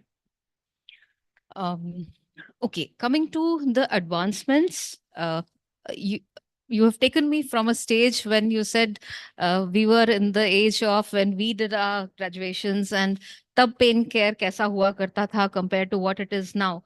So gone are the days when about 2 decades back, when we only used to talk about pain medicine in terms of just giving relief by opioids or some pain relief medications like NSAIDs, etc., the painkillers. उनके अपने side effects होते हैं। उन side effects के कारण, एक tablet लेने के कारण पेशेंट को और 4 साइड इफेक्ट्स होते हैं, जिसके लिए और 4 मेडिसिन लेना पड़ता है। एक कैंसर पेशेंट जो ऑलरेडी अपनी कैंसर पर से डिजीज प्रोसेस से जूझ रहा है, जिसके लिए खाना डाइजेस्ट करना या इंजेस्ट करना वैसे ही बहुत डिफिकल्ट हो चुका है, उसके लिए ओवर एंड अबव दिस दवाइयां लेना और उसके साइड इफेक्ट्स झेलना और मुश्किल हो जाता है। It is not the cancer which kills the patient, it is the इमैसिएशन, जब पेशेंट खाना ही नहीं खा पाता है, जब डाइजेस्ट ही नहीं कर पाता है, कॉन्स्टिपेशन, ये सब इश्यूज हो जाते हैं, सो नहीं पाता है, जिसकी वजह से लाइफ और क्वालिटी ऑफ लाइफ इतनी डिटीरियोरेट हो जाती है कि the patient doesn't want to, it's not the, there so many numerous stories which we read where the patients have said it is not cancer which is killing me, it is the pain arising out of it which is killing me. So the latest concept of pain interventions or pain management has evolved to that stage where we are trying to, we know what the definitive end stage of this cancer is going to be, whether it is going to be days or years in terms of time period, but giving life to those days is what is paramount and which is most important. So quality of life has to be there at every step of life.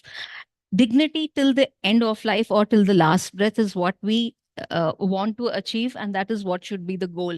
To achieve this goal, we have made certain advancement, tremendous advancements in terms of interventions, which means आज की date में हमारे को दवाइयों की जरूरत, opioids की जरूरत नहीं है. Step away from them, and interventions have played a major role. So interventions, whichever there exist all over the world, are what we have now as a specialty in our own country. There are people who are trained into it, though the number may be less, but still we have a lot of intervention people who are interventionists and are giving utmost care to such patients, utmost relief to such patients. Some of the very advanced procedures and which can give tremendous relief to these patients.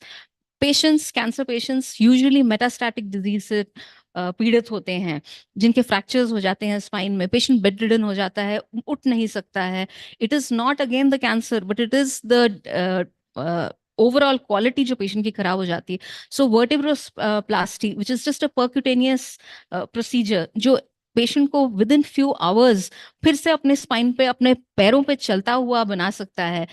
gives a lot of relief to the patient, adds immediate quality of life to the patient, and of course the dignity to the patient. Intrathecal placements of drug devices जो आपकी body के अंदर ही रखे जाते हैं, उनको implant किया जाता है आपकी स्पाइनल कॉर्ड के अंदर, so that they deliver continuous medications. These are just hardly some miniscule of the dose which we otherwise give अगर हमें ओरली लेना पड़ता है. With the result tremendous pain relief आता है और साइड इफेक्ट्स बिल्कुल अवॉइड किए जाते हैं. So these are some of the procedures जो ऑल ओवर द वर्ल्ड किए जाते हैं और आज हमारी कंट्री में भी हो रहे हैं.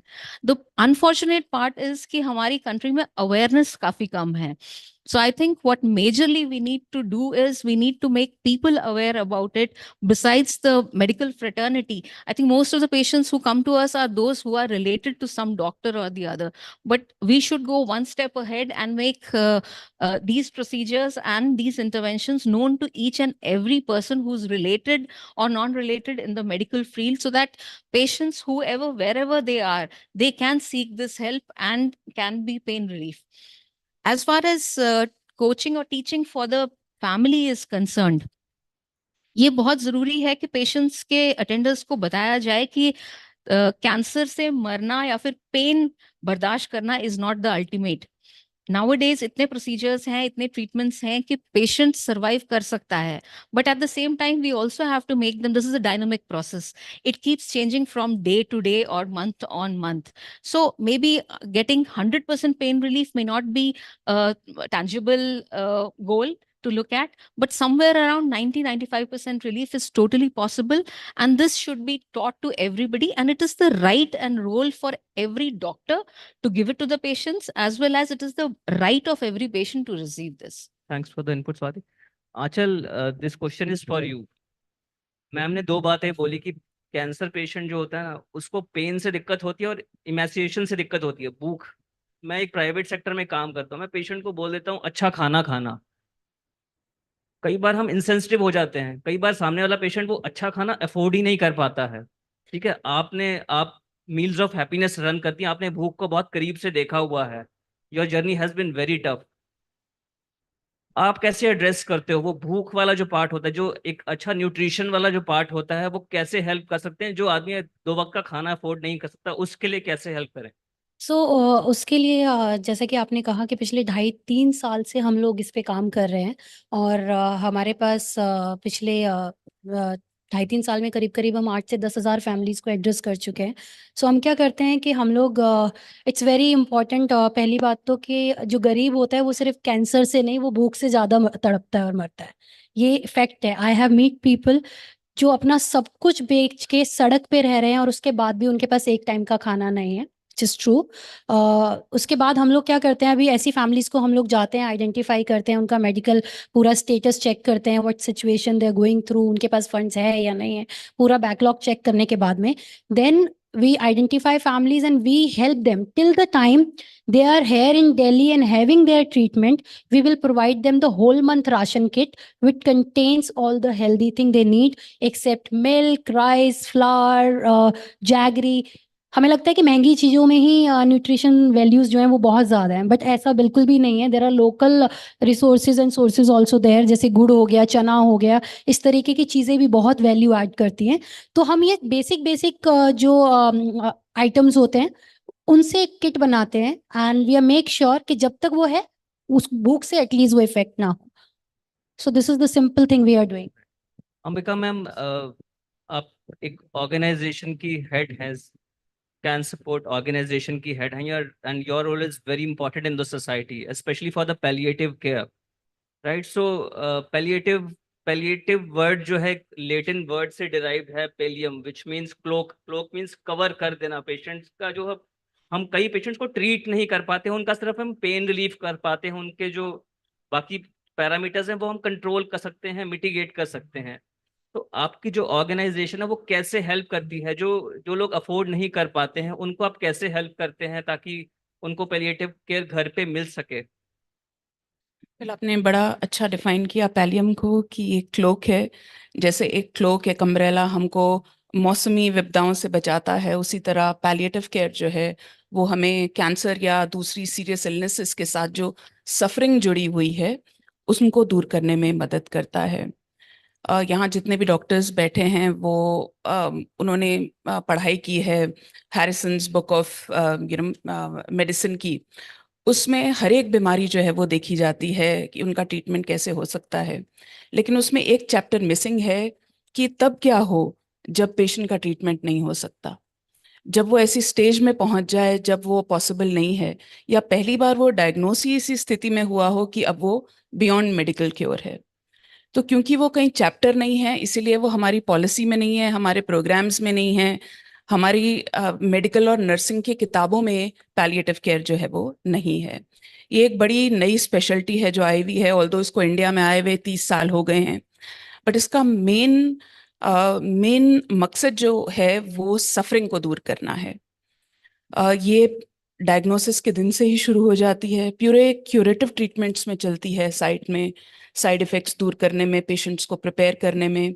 लेकिन सैडली हमारी कंट्री में करीब 70%, मैं कम कह रही हूँ शायद, लेकिन इससे भी ज़्यादा पेशेंट्स लास्ट स्टेज में पहली बार डायग्नोस होते हैं।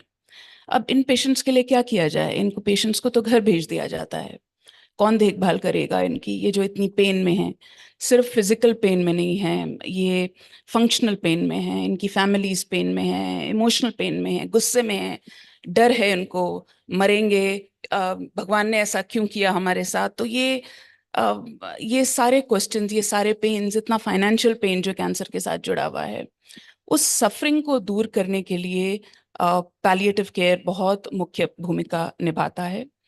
तो हमारी ऑर्गेनाइजेशन का जो फ्लैगशिप है वो होम बेस्ड पैलिएटिव केयर है, यानी कि हमारी टीम्स जो हैं वो पेशेंट्स के घर जाके उनकी देखभाल करती हैं, क्योंकि अब उनमें इतनी शक्ति नहीं है कि वो अस्पताल आ सकें।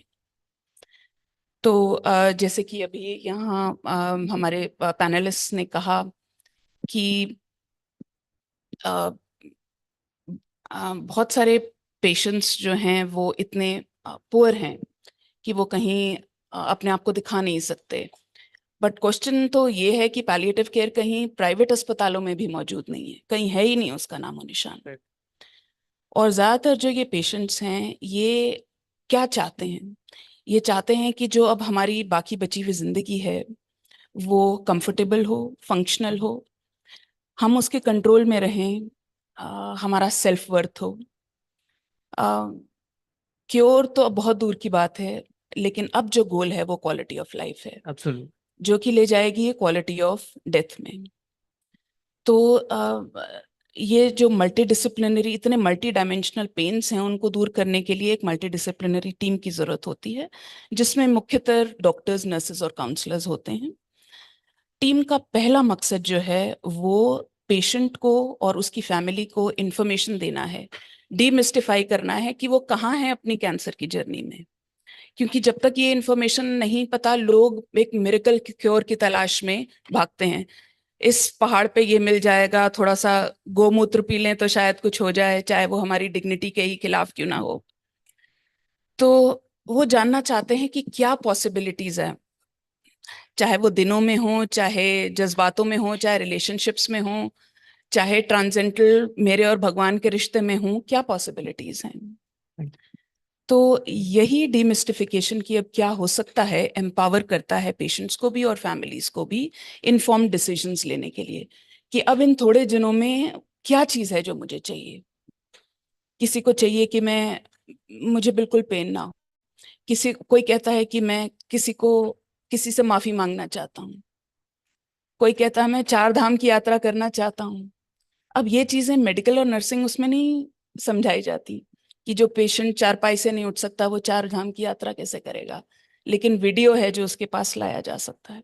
तो उस वक्त उसको क्या मीनिंग है, उसकी लाइफ का क्या मीनिंग है डेथ के फेस में, वो पैलिएटिव केयर सॉल्व करता है, जिसमें पेन मैनेजमेंट है, खूब सारी नर्सिंग केयर है, उनके जितने भी साइकोसोशल सवाल हैं, फाइनेंशियल कंसर्न्स हैं, उनको इस तरह से ये देखा जाता है कि जो भी अब दिन बच गए हैं वो मैनेजेबल हों, मीनिंगफुल हों और सबके लिए मेमोरेबल हों।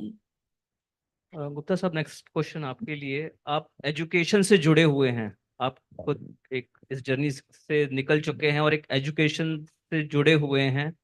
यंगस्टर्स जो हैं, यंगस्टर्स को भी कैंसर होता है, बच्चों को भी होता है, जब उनको पहली बार खुद उनको पता चलता है कि उनको कैंसर हुआ है, एक ऑलरेडी वो उस उम्र में होते हैं जहाँ वो हार्मोनल सर्जेस से गुजर रहे हैं, उनकी अपनी साइकोलॉजिकल चेंजेस हो रहे हैं, उसमें उनको एक झटका लगता है आके कि कैंसर हो गया है।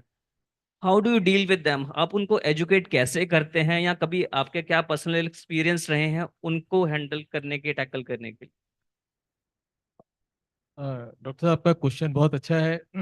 मैं एजुकेशन फील्ड में पिछले 16 साल से हूँ, और चूंकि मुझे ही कैंसर हुआ, 2001 में कैंसर हुआ, रेक्टल कैंसर हुआ, और मेरा इलाज एससीजी अहमदाबाद में हुआ, बहुत अच्छे से हुआ। तो वहाँ जो मैंने देखा कि एक टीम जो है किस तरीके से काम करती है, जैसे मैम ने भी कहा पैलिएटिव केयर की बात की, या फिर मैम ने बोला धूप से भी काफ़ी परेशानी होती है। क्योंकि मैं हॉस्पिटल में था तो मैंने ये सब देखा, अनुभव किया कि इस तरह के भी पेशेंट्स आते हैं जहाँ पैसे की समस्या होती है, बट वहाँ पर काफ़ी अच्छे से ट्रीटमेंट हुआ हमारा। अब ट्रीटमेंट होने के बाद मैं अभी उससे बाहर आ गया। फिर मैंने ये सोचा कि मैं कुछ कुछ ऐसा करूं जिससे कि लोगों में कॉन्फिडेंस है। पहले तो मेरी फैमिली को कॉन्फिडेंस है, मेरी वाइफ को, पेरेंट्स को। तो मैंने चार धाम यात्रा की, 22 में चार धाम यात्रा हमने की, और हमने चल करके की। हम गंगोत्री यमुनोत्री हमने चल करके गया 13 किलोमीटर। फिर उसके बाद मैंने बुलेट राइडर ग्रुप ज्वाइन किया। वो bullet rider group cancer care patients के लिए भी काफ़ी काम करता है। तो पहले मैंने अपने आप को ठीक किया कि मैं खुद विक्टिम ना रहूं, मैं पहले खुद प्रेजेंट करूं। तो ये करने से ये सारी चीज़ें करता रहा। जब मुझे कैंसर था, बच्चों का एग्ज़ाम था, फरवरी में एग्ज़ाम था, मैं दिसंबर जनवरी तक मेरा वो जो लगा हुआ था। आ, तो उसके बाद मैंने उस स्थिति में इंस्टीट्यूट में जाकर के बच्चों को पढ़ाया। तो उन बच्चों को बड़ा कॉन्फिडेंस आया कि हमारे सर जो है हमारे साथ है, हमारा एग्ज़ाम है, और एग्ज़ाम में हमको पढ़ाने आ रहे हैं। मुझे थोड़ी तकलीफ होती थी। तो जब मैंने ये कॉन्फिडेंस गेन किया तो मुझे लगा मैं कर सकता हूँ। उसके बाद मैंने सारे काम करने शुरू किए। तो मेरे स्टूडेंट से मैं शेयर करता हूँ कि ये जो है जिस तरीके से कैंसर को मैं फेस करके आपको पढ़ा सकता हूँ, तो आपकी लाइफ में भी जो आपको पढ़ने से रिलेटेड जो तकलीफें आती हैं कि मैं ये नहीं कर सकता, मैं वो नहीं कर सकता, मैं उठ नहीं सकता, तो आप ये सब चीज़ें कर सकते हैं। उसके बाद मैं चूंकि एससीजी से जुड़ा हुआ हूँ अभी, वहाँ कभी भी कोई अगर कोई भी चैरिटी का काम होता है या कोई भी कार्य होता है तो मैं उसमें उनको सपोर्ट करता हूँ। मैं बच्चों के साथ इसको ये देख रहा हूँ कि आजकल जो मुझे कैंसर हुआ तो मैं अंदर तक गया कि क्यों, क्या, किस वजह से हो रहा है ये। तो मैं पहले एडवोकेट था, बाद में मैंने प्रोफेशन छोड़ा, फिर मैं सेल्स में गया। सेल्स में करीब 15-16 साल मैंने जॉब किया। फिर मैं 16 साल से एजुकेशन में हूँ। मैंने ये देखा कि मैं जो ट्रेवलिंग करता था तो उस समय मेरे को खाने की बहुत आदत पड़ गई थी। तो लाइफ स्टाइल में जो है बहुत बदलाव आ गया था। जंक फूड खाना, ये खाना, क्योंकि घर का खाना होता नहीं था, 20-22 दिन बाहर रहते थे। तो मुझे लगता है कि शायद उसकी वजह से प्रॉब्लम हुई। तो मैंने मैंने अब मुझे लगता है कि ये जो प्रॉब्लम्स हुए, तो बच्चों से आजकल मैं शेयर करता हूँ कि भाई इस प्रॉब्लम की वजह से भी शायद मुझे कैंसर हुआ हो। आई डू नॉट नो ये रीजन था या और क्या रीजन था, कि जंक फूड जो है बहुत हार्मफुल है। इंस्टीट्यूट में जो बच्चे पढ़ने आते हैं 90% बच्चे जंक फूड लेते ही हैं। तो मैं उनको समझाता हूँ कि किस तरीके से आपको हार्म कर रहा है, जंक फूड कैसे हार्म करता है, और ये लेटर ऑन, आज आपको नहीं मालूम पड़ रहा है, आज अच्छा लगता है, कल के दिन ये आपके लिए एक प्रॉब्लम क्रिएट कर सकता है। फिर दूसरा, बच्चे आजकल एक्सरसाइज नहीं करते हैं, साइकिलिंग नहीं करते हैं। आजकल माँ बाप भी जो है उनको बच्चे को घर से बाहर अगर 100 मीटर दूर भी छोड़ना है तो कार से छोड़ने आते हैं। तो मेरा यही रहता है कि आप खुद भी पैदल चलिए और बच्चों को पैदल चलाइए। तो मैंने अपने इंस्टीट्यूट में शुरू किया कि बच्चों को मैं साइकिलिंग कराता हूँ। हर संडे, हर 15 दिन पे उनको साइकिलिंग लेकर के आना है, और संडे के दिन हमको साइकिलिंग करनी है। Absolutely, you have to lead by example. या आई लीड बाई एग्जाम्पल। फिर बुलेट राइड मैंने शुरू किया। तो ये सारी चीजें मैंने, फिर टाइम मैनेजमेंट शुरू किया कि सुबह 4 बजे से लेकर के रात को 10 तक का क्या टाइम होना, मतलब हर बच्चे का अलग अलग होता है, उसके हिसाब से टाइम मैनेजमेंट कराता हूँ। तो उससे ये हो रहा है कि बच्चे को एक तो खाने की जो हैबिट्स, जो जो आदत पड़ गई है वो कम की जाए। दूसरा, उनका जो उठने की हैबिट नहीं, वो टाइम से उठते नहीं, पढ़ाई नहीं करते, तो उसको कैसे किया जाए। तीसरा एक्सरसाइज एंड ये थोड़ा अपने शरीर के बारे में थोड़ा ख्याल रखें। तो अगर ये सारी चीजें की जाएं तो उनमें उनमें फर्क पड़ेगा। अभी ऐसा होने लगा है कि जब मैंने बच्चों के साथ ही किया तो बच्चों के पेरेंट्स, उनके घर में किसी को कोई कैंसर का पेशेंट हुआ तो वो मुझे एज ए साइकोलॉजिस्ट बुलाते हैं कि सर आप आओ, और मेरे पापा को हुआ, मेरी मम्मी को हुआ, वो बहुत डरते हैं अभी, आप इनको ऐसा, ये जरा थोड़ा सा इनको मोटिवेट करो। तो मैं चाहता हूँ वहां पर उनको मोटिवेट करता हूँ। तो यंग जनरेशन के लिए तो मेरा यही कहना है कि एक तो फूड हैबिट्स वो हमको चेंज करनी ही पड़ेगी, उसके लिए हमें अवेयरनेस क्रिएट करनी है। क्योंकि फूड इंडस्ट्री में मेरे काफी दोस्त काम करते हैं, वो बताते हैं कि ऐसी ऐसी चीज डाल ली जाती है जिससे खाना बहुत टेस्टी हो जाता है, लेकिन इट इज वेरी हार्मफुल। आपने जैसे स्पोर्ट्स की बात की, सुमन मैम हैं डायरेक्टर लोकसभा से, वो भी इस जर्नी से गुजर चुकी हैं। वो एक इम्पोर्टेंट चेयर पे भी हैं और एक खुद स्पोर्ट्स पर्सन भी रह चुकी हैं। जब आपको पहली बार पता चला तो आपके मन में ऐसा सवाल आया कि वाई मी, मुझे कैसा क्यों हुआ? इसके सोशल टैबूज भी हैं, इस बीमारी का नाम जैसे ही आता है कई बार लोग आपको जज करना शुरू कर देते हैं, लोगों को मालूम नहीं होता कि पेशेंट के साथ बात कैसे करनी है। आपकी उसके बारे में क्या राय है? आप कैसे आप दूसरों को सेंसिटाइज करते हैं कि कैसे कम्युनिकेशन करें पेशेंट्स के साथ, या फिर जैसे वर्क प्लेस है उस पे लोगों को कैसे आप सेंसिटाइज करते हैं कि अपने कुलीग से कैसे उनको बात करें, किसी को कैंसर डायग्नोज हुआ उनके साथ कैसे डील करें? थैंक यू डॉक्टर साहब। मेरा सिंपल सा मानना है, मन के हारे हार है, मन के जीते जीत। सितंबर 2020 में जब मैं कोविड का टाइम था, बैडमिंटन खेल के शाम को घर पे आई, घर पे कोई नहीं था। मैं शीशा बहुत देखती हूँ, मैंने अपने आप को निहारा, देखा, तो मैंने पाया कि कुछ चेंजेस हैं। एक दिन देखा, 2 दिन देखा, थर्ड डे मैंने अपनी डॉक्टर गीता काद्यप्रथ मैडम को कांटेक्ट किया और इमीडिएटली नेक्स्ट डे मैं गई और मेरे को सारे टेस्ट हुए। कोविड था, मेरी बायोप्सी भी उसी दिन हो गई और विद इन वीक रिजल्ट आ गया और वो डिक्लेयर हो गया कैंसर। अब सुनने में तो, जब आदमी सुनता है तो तब तक फर्क नहीं पड़ता जब तक कि अपने ऊपर नहीं होता। जैसे हम लोग देखते हैं फील्ड में किसी की डेथ हुई, हम ब्रेकफास्ट कर रहे हैं, सब कुछ कर रहे हैं, देखते जा रहे हैं, हमारे इमोशंस कुछ नहीं होते। लेकिन जब अपने ऊपर अपना कोई फैमिली मेंबर होता है तो हमारे हाथ का नवाला वहीं पर रुक जाता है। इसी तरह से जब ये कैंसर का वो हुआ, मेरे हस्बैंड पोस्टेड थे वेस्ट बंगाल में, यूनिट कमांड कर रहे थे। अब कैंसर हो गया, एक बार रोना जरूर आता है, लेकिन फिर लगता है नहीं, जिंदगी को ऐसे नहीं छोड़ना है। मेरे को पहली बार रियलाइज हुआ कि मैंने अपने लिए तो कुछ किया ही नहीं। बच्चे, पेरेंट्स, हस्बैंड, ऑफिस, मतलब मेरी पूरी लाइफ बस गाड़ी, स्कूटर, बच्चों को लेना छोड़ना, ऑफिस का काम। That day I have realise, हे प्रभु एक अपॉर्चुनिटी दे दे, अब जो भी करूंगी मैं सिर्फ और सिर्फ अपने लिए करूंगी।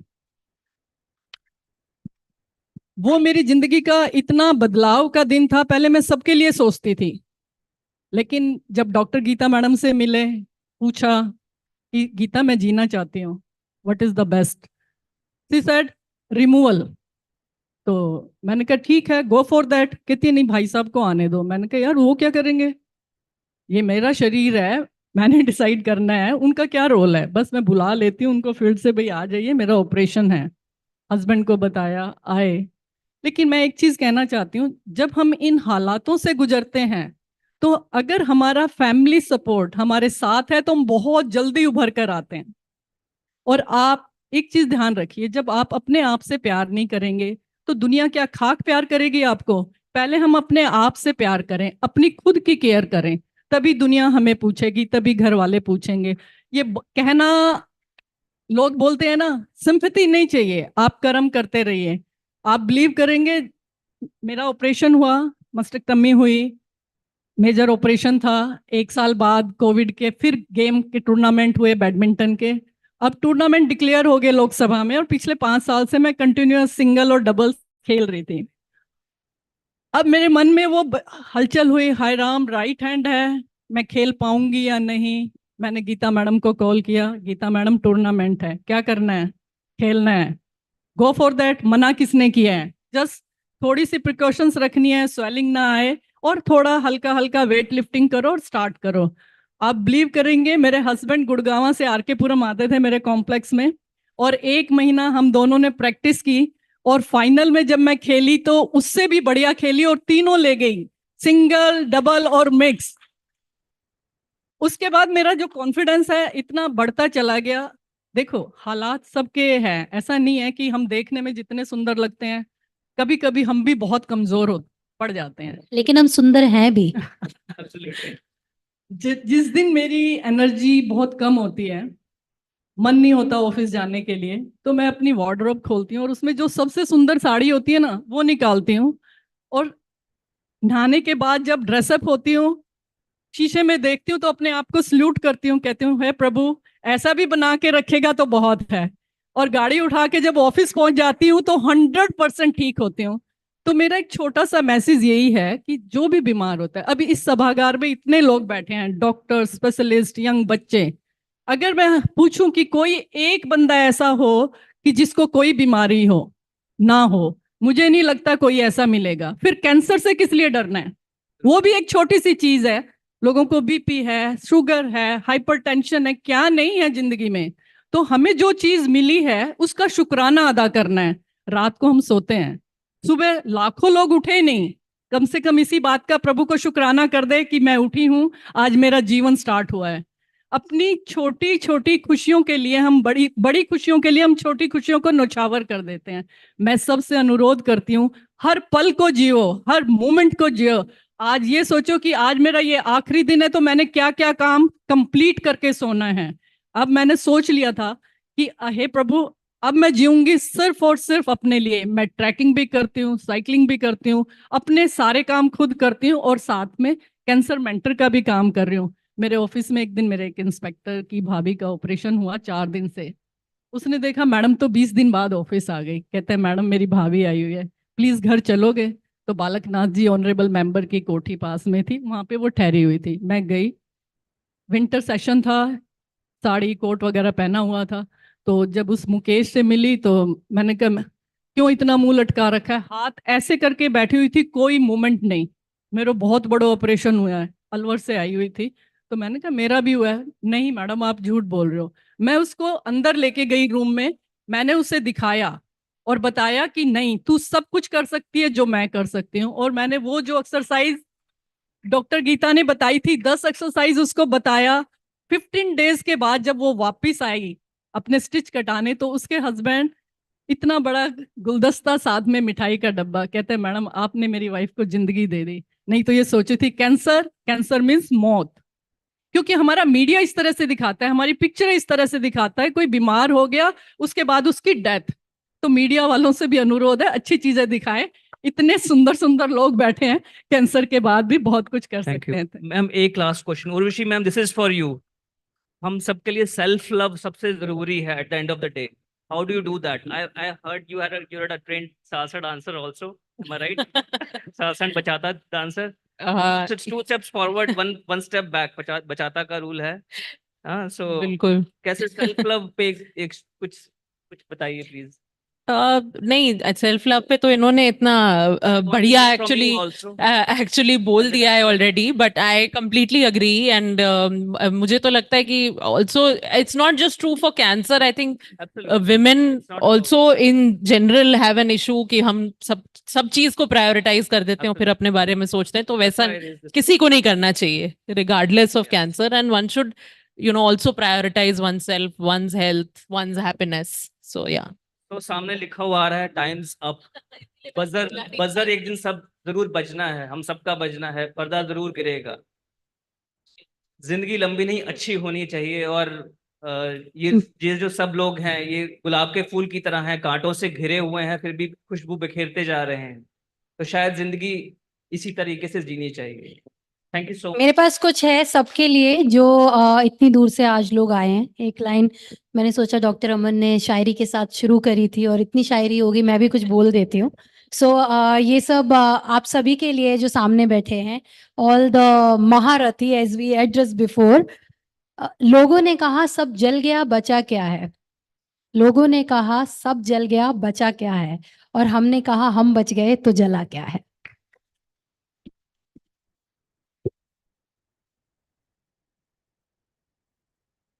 Thank you so much. We will conclude our session here with smiles and positivity from. Thank you so much.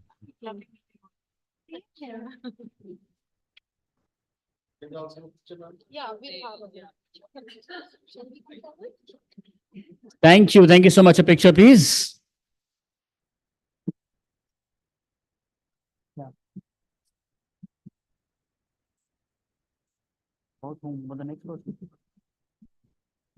Thank you. Thank you so much. Thank you so much, Aman sir. जो आपने मतलब buzzers के साथ शेर व शायरी की है. Thank you. So you should be doing half our job. Absolutely. Yeah. Thank you. Okay, with that, it's now time for the last session. It's a humble request. आप सब please यहाँ पर विराजमान हो जाए because the last one's really interesting. We promise you that. We really want you to listen to sir. आइए. With that, to end the Oncology Summit 2024, let's move ahead with our last keynote address for the day. Now, this is an integrative treatment for cancer. Homeopathy as an alternative medicine treatment. And while they're clearing up the stage, I shall introduce the speaker as well and to share his views on the same. But please welcome on stage Dr. Pradeep Kumar Gupta, Chairman and Principal.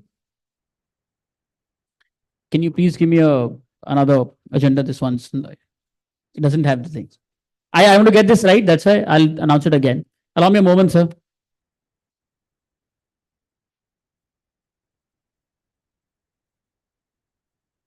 It's here.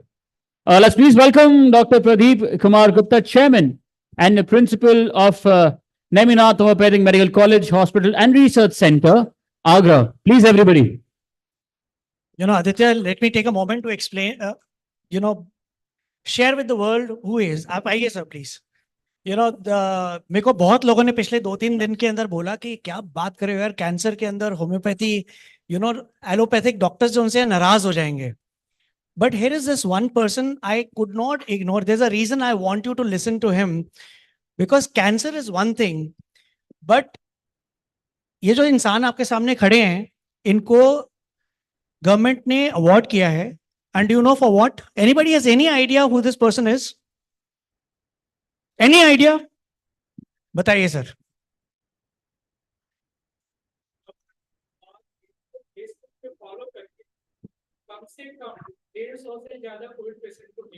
Sir, we are absolutely right.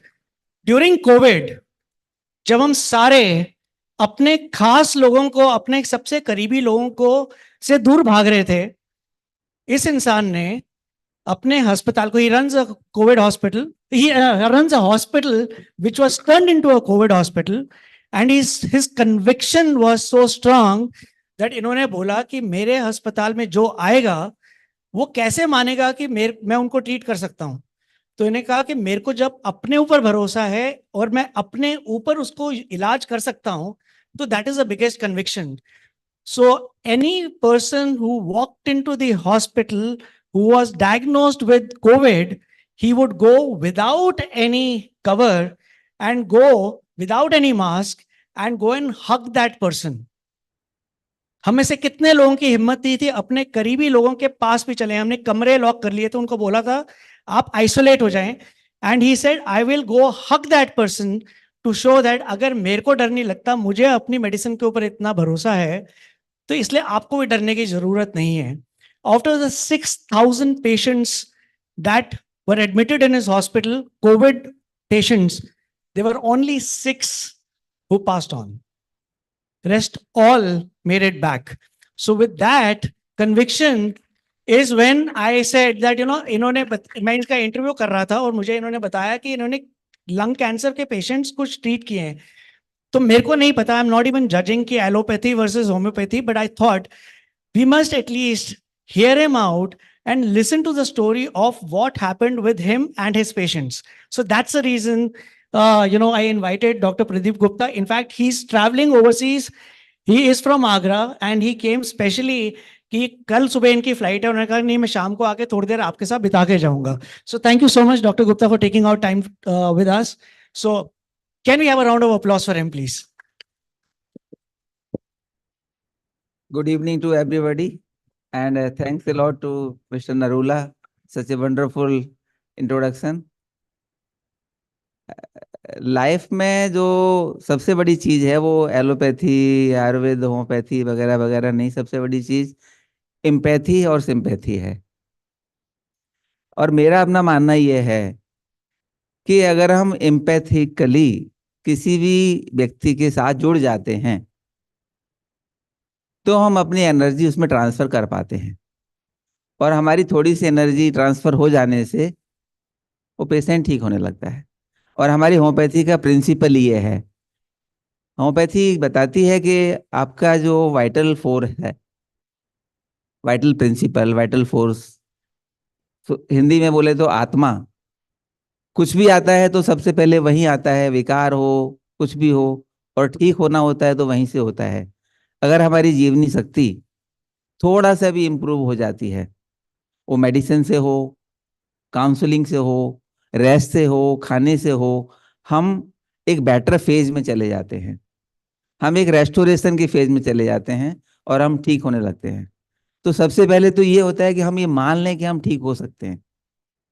तो मेरा एक छोटा सा presentation है, मुझे बोला गया 10 minute है, तो मैं 10 मिनट में ही उसको खत्म करने वाला हूँ।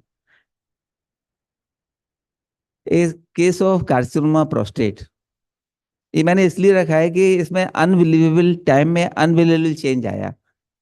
ये डायबिटीज है इनको 20 साल से, हाइपोथायराइडिज्म है 12 साल से, और इनको हाइपरटेंशन है 10 साल से, और साथ में विटिलिगो है। ये इनका रजिस्ट्रेशन था, और ये इनका पीएसए लेवल 3000 था। तो मैं लास्ट 40 ईयर से प्रैक्टिस कर रहा हूँ, 3000 पीएसए लेवल मैंने पहली बार देखा किसी में पेशेंट में। एक वेल डॉक्यूमेंटेड डायग्नोस केस था, सर्जरी कराने वाले थे, किसी ने बोला होम्योपैथी ट्राई कर लीजिए, डॉक्टर साहब के पास जाइए, तो मेरे पास आ गए। आगे क्या हुआ वो, ये इनका रिपोर्ट है किसी पैथोलॉजी का जो एनएबीएल एक्रीडेटेड है, और रिपोर्ट भी मैंने नहीं कराई थी, ये ऑलरेडी लेके आए थे डॉक्टर शेखर वाजपेयी जो कंसल्टेंट यूरोलॉजिस्ट है, उन्होंने कराया था। ये 3000 पीएसए है। ये मेरा मेडिसिन था उनके लिए। बातचीत करने के बाद, होम्योपैथी का एक सिंपल मेडिसिन है, जो भी होम्योपैथी जानते हैं सब जानते हैं, सल्फर एक मेडिसिन है।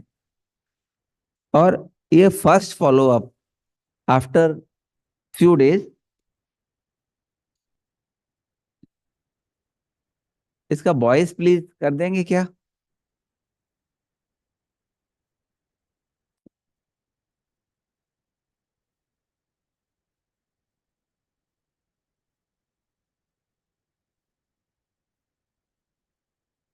जो आपको पीएसए, हाँ, प्रोस्टेट स्पेसिफिक एंटीजन कितना था पहले? 3000 था, अब 154 आया, 154। 154। कितने दिन में इतना आराम आ गया आपको? 1 महीने करीब। 1 महीने में पीएसए 3000 से 154 आ गया। जी ठीक है। और डायबिटीज बिल्कुल ठीक है? डायबिटीज नॉर्मल चल रही है। और टेस्ट सूजन करता हो? था, जो 3 टैबलेट लेता था मैं, अब जी। 1 टैबलेट लेता हूँ। ठीक, तो इसलिए कि मतलब ज्यादा अप डाउन नहीं हो जाए। वो भी छूट जाएगी अगर आप पूरा परहेज करेंगे तो। ठीक है। तो जैसा इन्होंने बोला, इनका पीएसए 3000 से 154 1 महीने के अंदर आ गया, और डायबिटीज भी उसी मेडिसिन से कंट्रोल हो गई।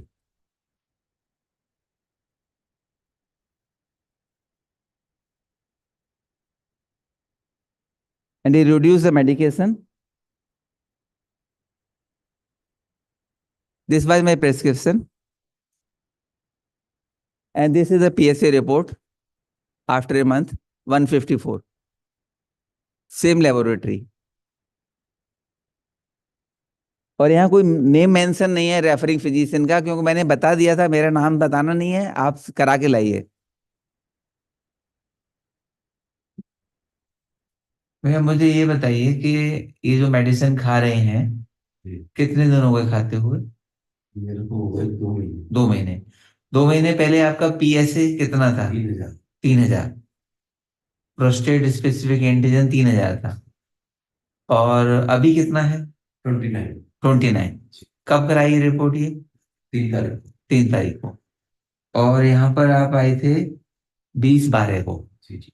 तो 20/12 मतलब लगभग 1.5 महीने में, बिल्कुल बिल्कुल हाँ 1.5 महीने में 3,000 से प्रोस्टेट एंटीजन 29 आ गया। चलिए, जो लोग कहते हैं कि होम्योपैथी बहुत स्लो काम करती है, आप उनको क्या कहना चाहेंगे? अनबिलीवेबल है सर, अनबिलीवेबल। अच्छा, अच्छा है। कई लोग कहते हैं कि डॉक्टर्स को भी यकीन नहीं है कि ये 29 आ गया, 29 वो भी सब चौंक रहे थे, चौंक रहे हैं। सब So this PSA level from 3,000 became 29 in less than 2 months time.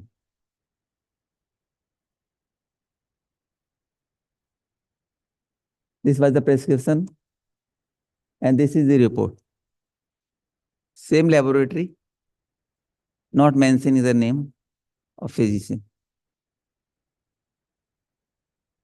मतलब 2 हो गया। ठीक है, शुरू में कितना था? 3,000। 3,000 3,000 से 1.99 मतलब 2। ये है सर, सारी रिपोर्ट है, सारी पीएसए की अब तक की थी। अपना 3,000 से PSA जो है वो 2 पे आ गया। नॉर्मल, कुछ चिंता की बात नहीं। और डायबिटीज भी ठीक ही हो गई। अब आप थायराइड भी ठीक है। थायराइड भी ठीक है, सभी कुछ ठीक है। डायबिटीज की, थायराइड की कोई दवाई खाना मत, ठीक है ना। और बीपी मेरा कंट्रोल में है, बीपी भी ठीक है। कोई अब एलोपैथी दवाई आप खाओ ही मत, ठीक है ना। कोई परेशानी हो आगे मुझे बताओ। So within 3 months, their PSA level from 3,000, it became 1.9, and diabetes controlled, blood pressure controlled, and the hypothyroidism. All the comorbidities are fine now.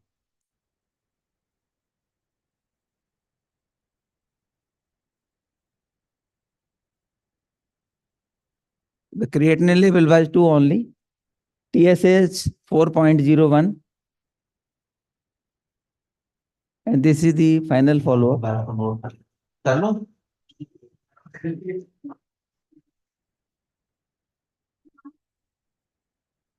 भैया बताइए कैसे हो? बिल्कुल ठीक हो? क्या क्या ठीक है? थायराइड सही है, शुगर सही है, थायराइड सही है, और बीपी भी सही है, शुगर भी सही है, प्रोस्टेट जो था वो भी सही है, प्रोस्टेट कैंसर भी सही है। जी हाँ। अब आप मुझे ऐसे बात बताओ कि दुनिया कहती है कि कैंसर ठीक नहीं हो सकता, आप कह रहे हो प्रोस्टेट कैंसर ठीक है आपका। मेरा तो सही है साहब, आपका सही है, बिल्कुल दवाई रेगुलर ले रहा हूँ जी, और दवाई ले रहे तो बिल्कुल सही है। और एलोपैथिक दवाइयाँ मेरी सारी बन जाए, सारी बंद है, कोई एलोपैथी दवाई नहीं ले रहे। वो एलोपैथिक दवाई अब देखिए, आपने 4 समस्याएं बताई, प्रोस्टेट कैंसर, किसी को बताओ भैया मानेगा कैंसर ठीक हो जाएगा? भैया तो अपने रिश्तेदारों में, अपने मिलने वालों में सब पे तो पूरा पता है इस बात की। अच्छा, मतलब हमें विश्वास जानने की चीज बोली थी कि उनकी दूसरे साल 15-20 साल पुरानी डायबिटीज गोलियां बन रही है, डायबिटीज ठीक हो गई, बिल्कुल ठीक है, 100%। थायराइड भी ठीक हो गया, थायराइड, ब्लड प्रेशर सारी सब बंद है, और सारी दवाई बंद है, सारी टोटल एलोपैथी मेडिसिन थी।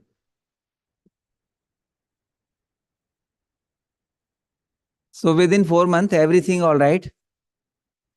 Prostate cancer, diabetes, hypertension, hypothyroidism. And this is the last report. Glucose fasting is 124.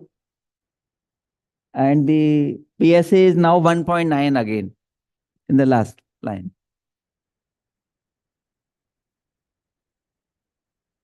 Thank you very much. आप सबसे मेरा एक ही कहना है कि हमारे जैसे देश में और कैंसर जैसी बीमारी के लिए 80% लोग उसको अफोर्ड नहीं कर सकते हैं।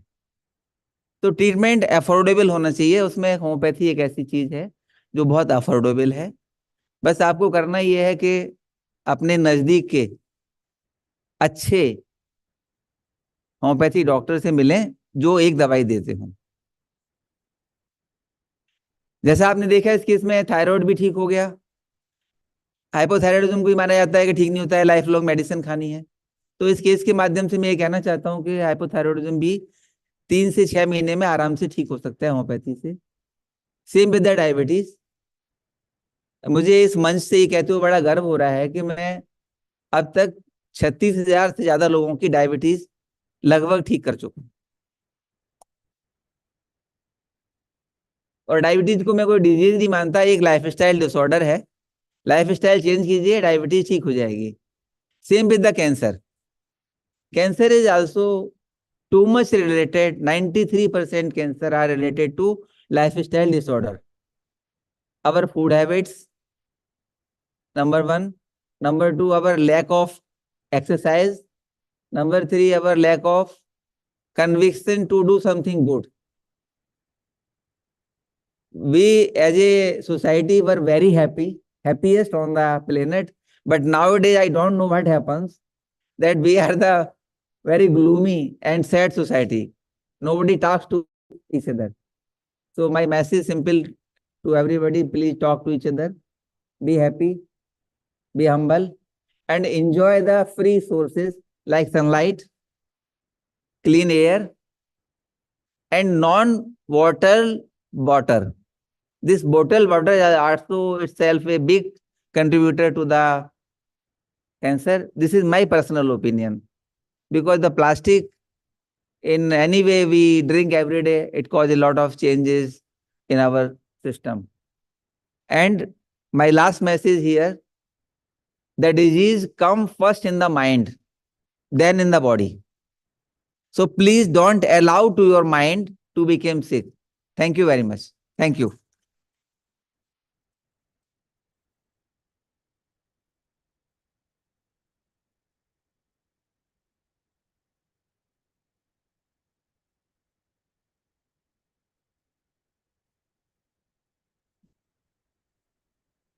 Thank you so much, Dr. Pradeep. That was very, very insightful and gives a lot of hope. I would like to close this summit here, and a big thank you to all the doctors, all the support groups, all the associations, patients, survivors, warriors, colleagues, and friends who have come forward and joined us for this summit. The summit was full of hope. There were shared stories of resilience. There were stories of courage. And there is a bigger and better sense of togetherness now. Let us continue to share knowledge, offer support, and celebrate victories, both big and small.